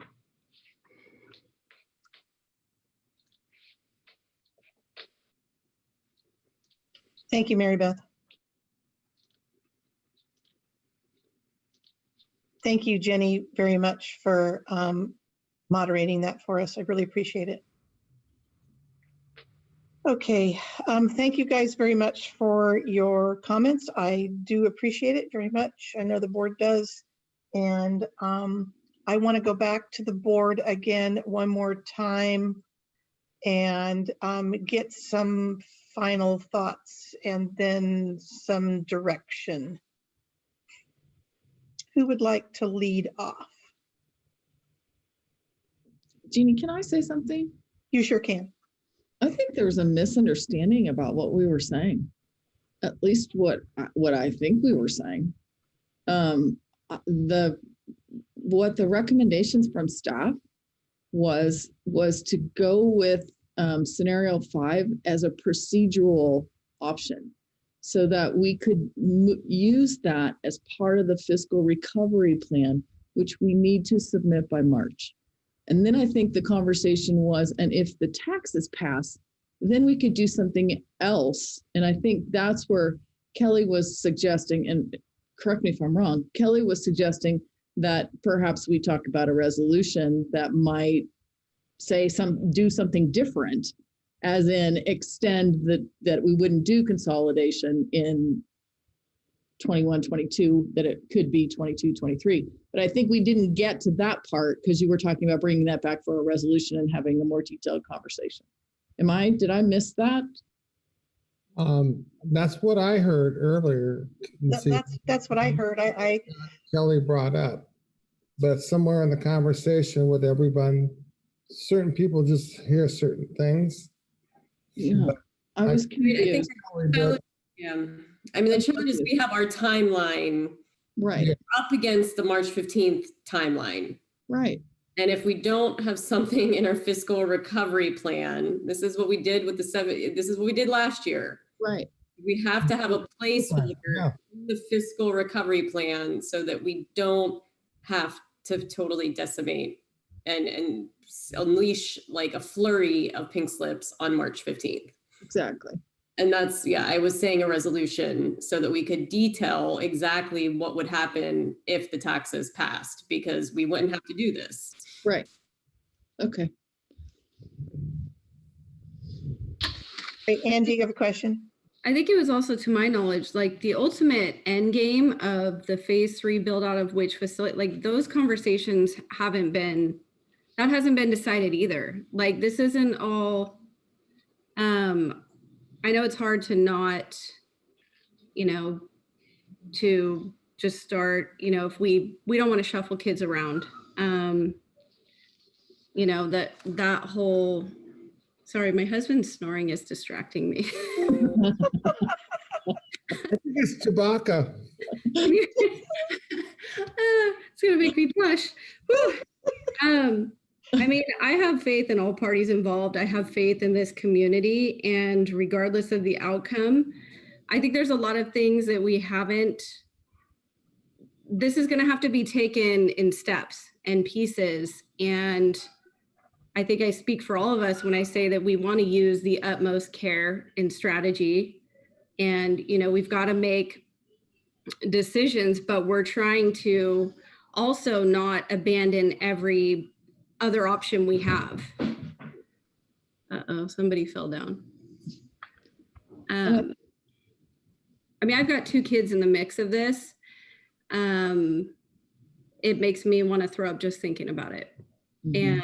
But, like so many people have iterated, and my kids could testify, the electives and all of these things that they get to do are really the lifeblood and the enrichment of their education. So, I mean, there's so many moving pieces to this that, we've got to take it one step at a time. Thank you, Angie. Yes, Ted? One thing that people assume, a categorical exemption is part of the CEQA process. I mean, we have attorneys and consultants that give us advice. And what you've heard tonight is part of the legal process. If they think we need to do a full-blown EIR, they're going to tell us that. And some people commented that you need to do the full-blown EIR. I mean, that's not necessary all the time. I think the suggestion from our staff is we're going to do the appropriate environmental document. That's the answer that I want to put out there. I've worked in EIRs a lot in my career, and from my take, we are following the state of the law process as we're going through this. And we've informed the county of that at the beginning. We would not do anything stupid to break the law or do the environmental document incorrectly. That's not our purpose. We want to do things right. So I just want to make that comment out there. Yeah, Tony? Just wanted to clarify one other thing. The reason why we're looking at the option number 5 is it because we could do a categorical exemption, which would give us the timing that we need. But once that is done and we have the timing, we have that little placeholder in the fiscal recovery plan. If the board decided that they wanted to do full EIR on other options, we can do full EIR of moving Annalee to Elmo or Elmo to Annalee. We can do that whole full study. The purpose of this categorical exemption is to get that placeholder into our fiscal recovery plan so that we don't have to lay off massive amounts. And I think more is coming as if we talk about resolution and what that would look like. Does that make sense? It basically allows us the flexibility to have the conversations that we want to have. Exactly. I mean, I've said this to so many people, it's a yes and approach.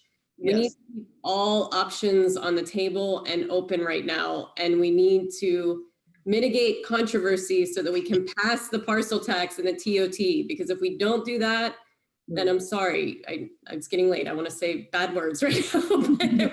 and Kelly's right. If we don't mitigate controversy here, the public isn't going. They're not going to vote for those taxes. that's just kind of a given. And so we would just like to please ask the community to please be very thoughtful in your words and in your process, and understand that our intention is to use this scenario number 5 as a pure placeholder. Right now, that's what we need, so that number 1, we can pass the categorical exemption, and that we can then not lay off massive amounts of teachers.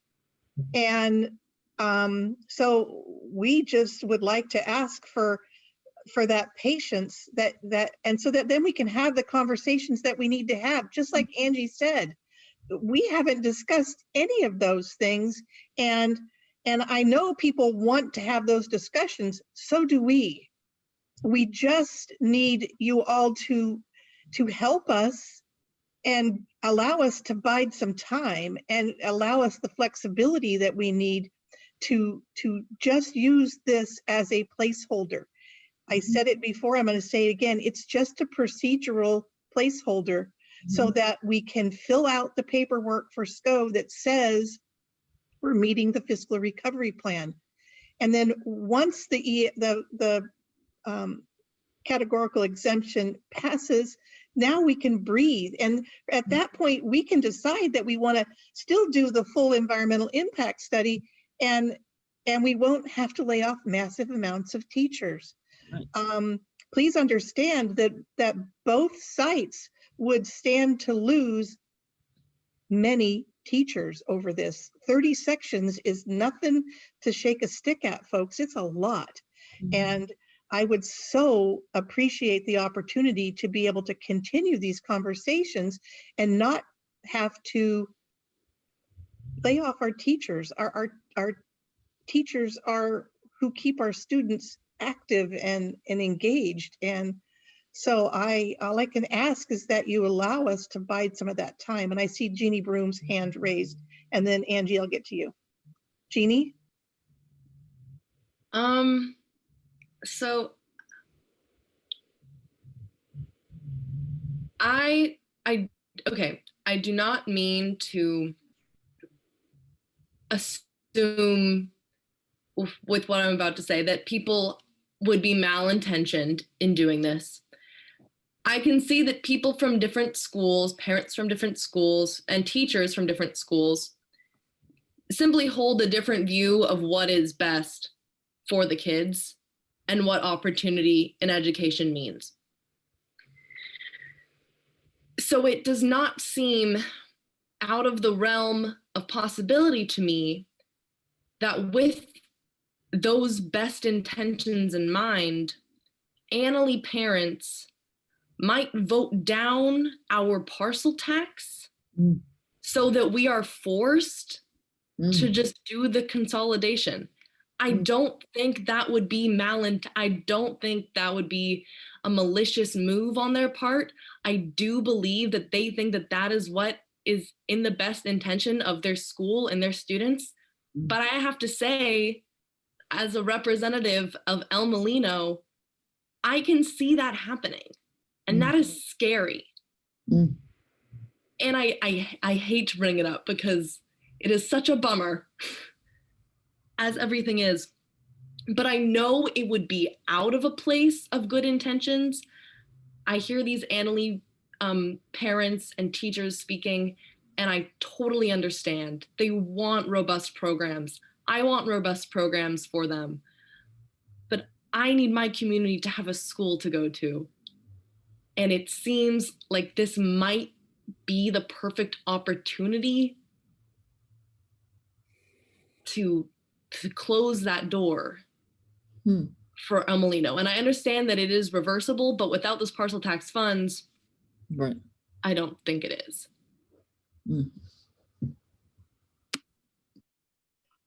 Thank you, Jeannie. I would hope that there would be no malintent on Annalee parents or Sebastopol folks to vote this down just purely for that. I would hope that you're correct, actually. I hope that they wouldn't feel that way. And it is, I I hope that you can hear in our voices that we are very well intentioned in trying to only use this right now as a placeholder so that we can move forward to further conversations. I hope you do hear that from us. So anyway, Diane, I see that you have your, oh, excuse me, I was going to go to Angie first, excuse me, and then I'll go to Diane. Sorry, Diane. Do you want to go first? Yeah. I just, I'm hoping if we have to put things in motion, I'm hoping maybe we can get some collaborative involvement. Did she just die? I think her battery just died. I don't think she's just frozen. Oh, no, she's frozen. I couldn't see her. There's too many of us. Angie, you're frozen. Try turning off your video. And while you're doing that, I'll let Diane speak. The way we've passed parcel taxes and bonds in this district is everybody gets together. It doesn't matter what school you're from.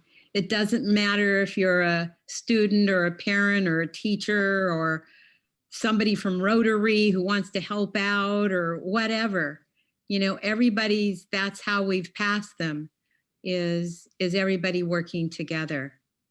And the committee that is necessary for us to pass this will be composed of everybody. I would be really shocked if everybody didn't come and participate in it and work together. Just a comment.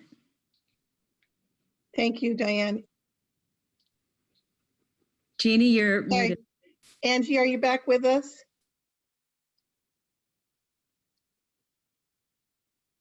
I don't hear her. Okay, are you there, Angie?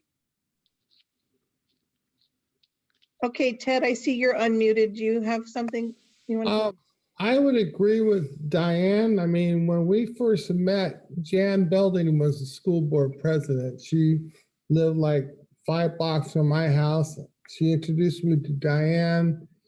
One thing about people in education, we never diss another school district. I mean, we joke about how we're better than Santa Rosa, and we know what we are, but we really don't mean to put them down. I respect all schools in all of Sonoma County, and I love Elmo, I love Amalie and Laguna. So anytime I have the opportunity to support a neighboring school district, I always do that. And through the bond measures and the parcel taxes, people come out to vote to support the schools because they know it's for their kids. It's the program, it's the education, it's the educational experience. So, Jeannie, I think I heard your comment, but I think I would disagree. I don't think anyone's going to want to vote down those 2 tax measures to put the other school down.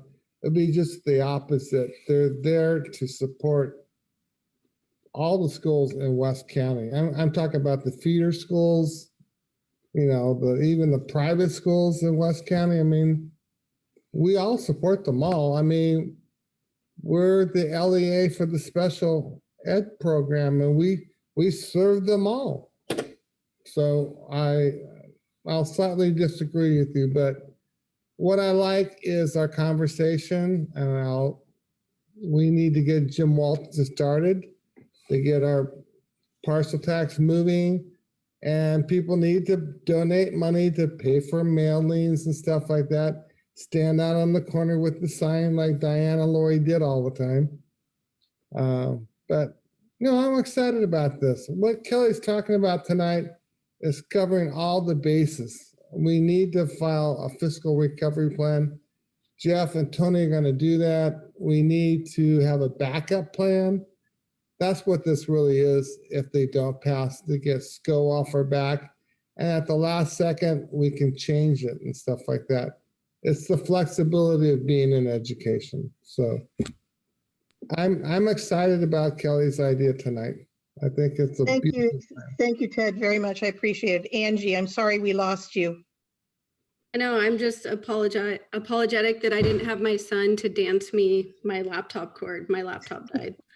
I was just more coming from the realm of like, being a mama lioness, like I feel the passion behind like our babies are our most precious commodity. And I think if we could put together some sort of, if we have to put things in motion, 1 second, love. If we have to put things in motion, if we can create some sort of collaborative movement that can get going simultaneously with this, regardless of the outcome, you know, we're kind of hybrids. We live in Sebastopol. Our kids go to Sebastopol Union. They go to high school at El Molino. And I mean, all of the people here are lovely. That's why we live here. We can barely afford to live here and we make it happen.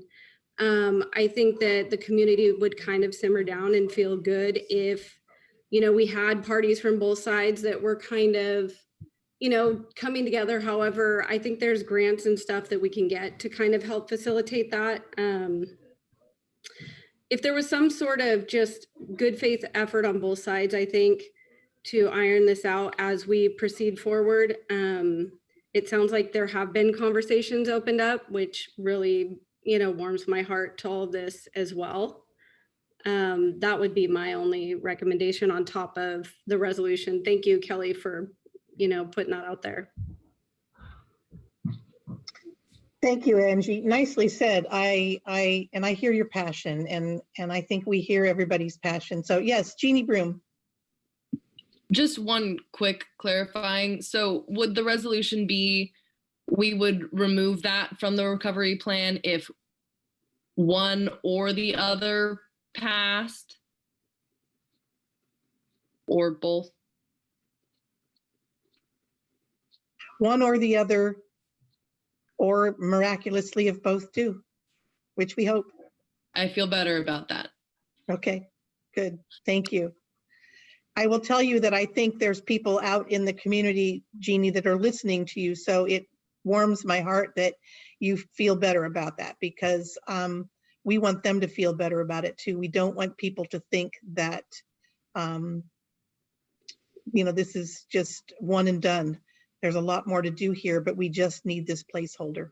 So thank you. Any other comments? Kelly, you have any final comments? No, just I appreciate, I want people to know that we are listening, and I hope that, I mean, we've taken a lot of action and direction tonight that includes a lot of input and feedback that we've heard from the community, and I hope that people can meet us halfway. We have to be able to figure out a way to work together so that we can move forward the TOT and the parcel tax. And that's where we really need to focus our energy. And, you know, we need to also figure out a way not to be doing layoffs on March 15th. And so that's why my initial recommendation was that I hear the scenario 5 as a placeholder, but that we bring back a resolution next week that, as Jeannie said, is specific in what this means, that if we, you know, pass these, then we don't have to do this thing that no one really, you know, wants to do. No, none of us want to be here. This is not the discussion that we want to be having at all. Diane, I saw your hand. You have one more comment. Not really. Are we ready to give the superintendent direction? I think we are, at least. Have we done it? And I think that Kelly kind of has spoken that. Kelly, do you kind of want to reiterate and then see if we can get a thumbs up from everybody to give some direction here to the staff? So the direction would be that we look at including scenario 5 in the fiscal recovery plan as a placeholder so that we can start the CEQA process for that option, so that will be complete by February. And that next week, when we have the parcel tax discussion, that we would also be able to consider a resolution clearly outlining basically the agreement that, you know, once one or two or the combination of both taxes pass, that then that buys us that year of time to be able to have a more thoughtful, engaged process moving forward. And that CEQA study with the categorical exemption. Yes. Yes, that's very important piece of it. Yes, that we'd like them to work to work on that piece of that puzzle. Yes. Just a clarification, a categorical exemption is not a study. It's just like it said, the project is categorically exempt from the CEQA process. Okay. Thank you, Jenny, for clarifying. Thank you. Okay. Thank you. Okay. We've all heard Kelly's idea of a directive. Can we I'll give a thumbs up to Tony and Jeff and Jenny to move forward with that.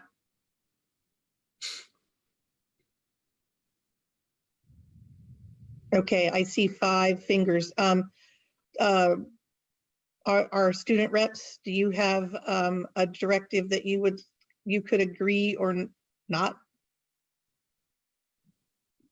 You can do a sideways thumb if you want, Jenny or Jeannie. There we go. Okay, that's okay. Thank you guys very much. Okay, so I think Tony and Jeff, we've given you some direction here. Since we are going to be meeting next week on Monday, did I say the 30th at 5:30? Is it possible that we can have this resolution formulated for that meeting as well, Tony? You're muted. Excuse me. So on Monday, the 30th, we'll have the parcel tax. I think we also need a public hearing for the parcel tax. So we'll have to have a public hearing for the parcel tax. We'll have the parcel tax resolution. We'll have a what am I trying to say? Resolution for the categorical exemption, and then another resolution for the conditions for the categorical exemption. Okay, great. Thank you. Thank you, Jeff. Thank you, Tony. And thank you, Jenny, for your efforts. Very much appreciated. And let me be sure that we don't have anything else on this agenda. We don't. We don't. I just want to always be sure. I got to go back and look. Okay, so with that, I think we're going to adjourn. We're right at 11 o'clock again tonight. I just can't say enough to our community, and thank you all for staying with us, although we lost about 100 people, but I appreciate the fact of those of you that hung with us here. And thank everyone for their candor, but also their decorum. It really made a difference with this meeting tonight, and thank you all so very much for that. And yes, Diane gives it a thumbs up. And thank you, staff, for all of this hard work. Thank you, Mariana, for doing our interpretation. We so very much appreciate you. And my understanding is that Karen Lamb is going to be sending Linda Hopkins our resolution, because I just signed it, so that she has that tomorrow morning for the 8 a.m. Board of Supervisors meeting. I want to let the trustees know I will be there. I am going to ask to speak and give them our thumbs up in with my voice. Okay. Everybody. Thanks, everybody, and we will see you all on Monday night. Have a wonderful, wonderful, wonderful Thanksgiving, everyone. And we just so appreciate all of you, and I so appreciate my board members. Thank you so much. Thank you, Jeannie, for sticking with us, and Satori. If you're late to school tomorrow morning, reach out to Tony and she'll give you a pass. Oh, you don't have school, yay! Well, sleep in, because I know I'm gonna. Good night, you guys.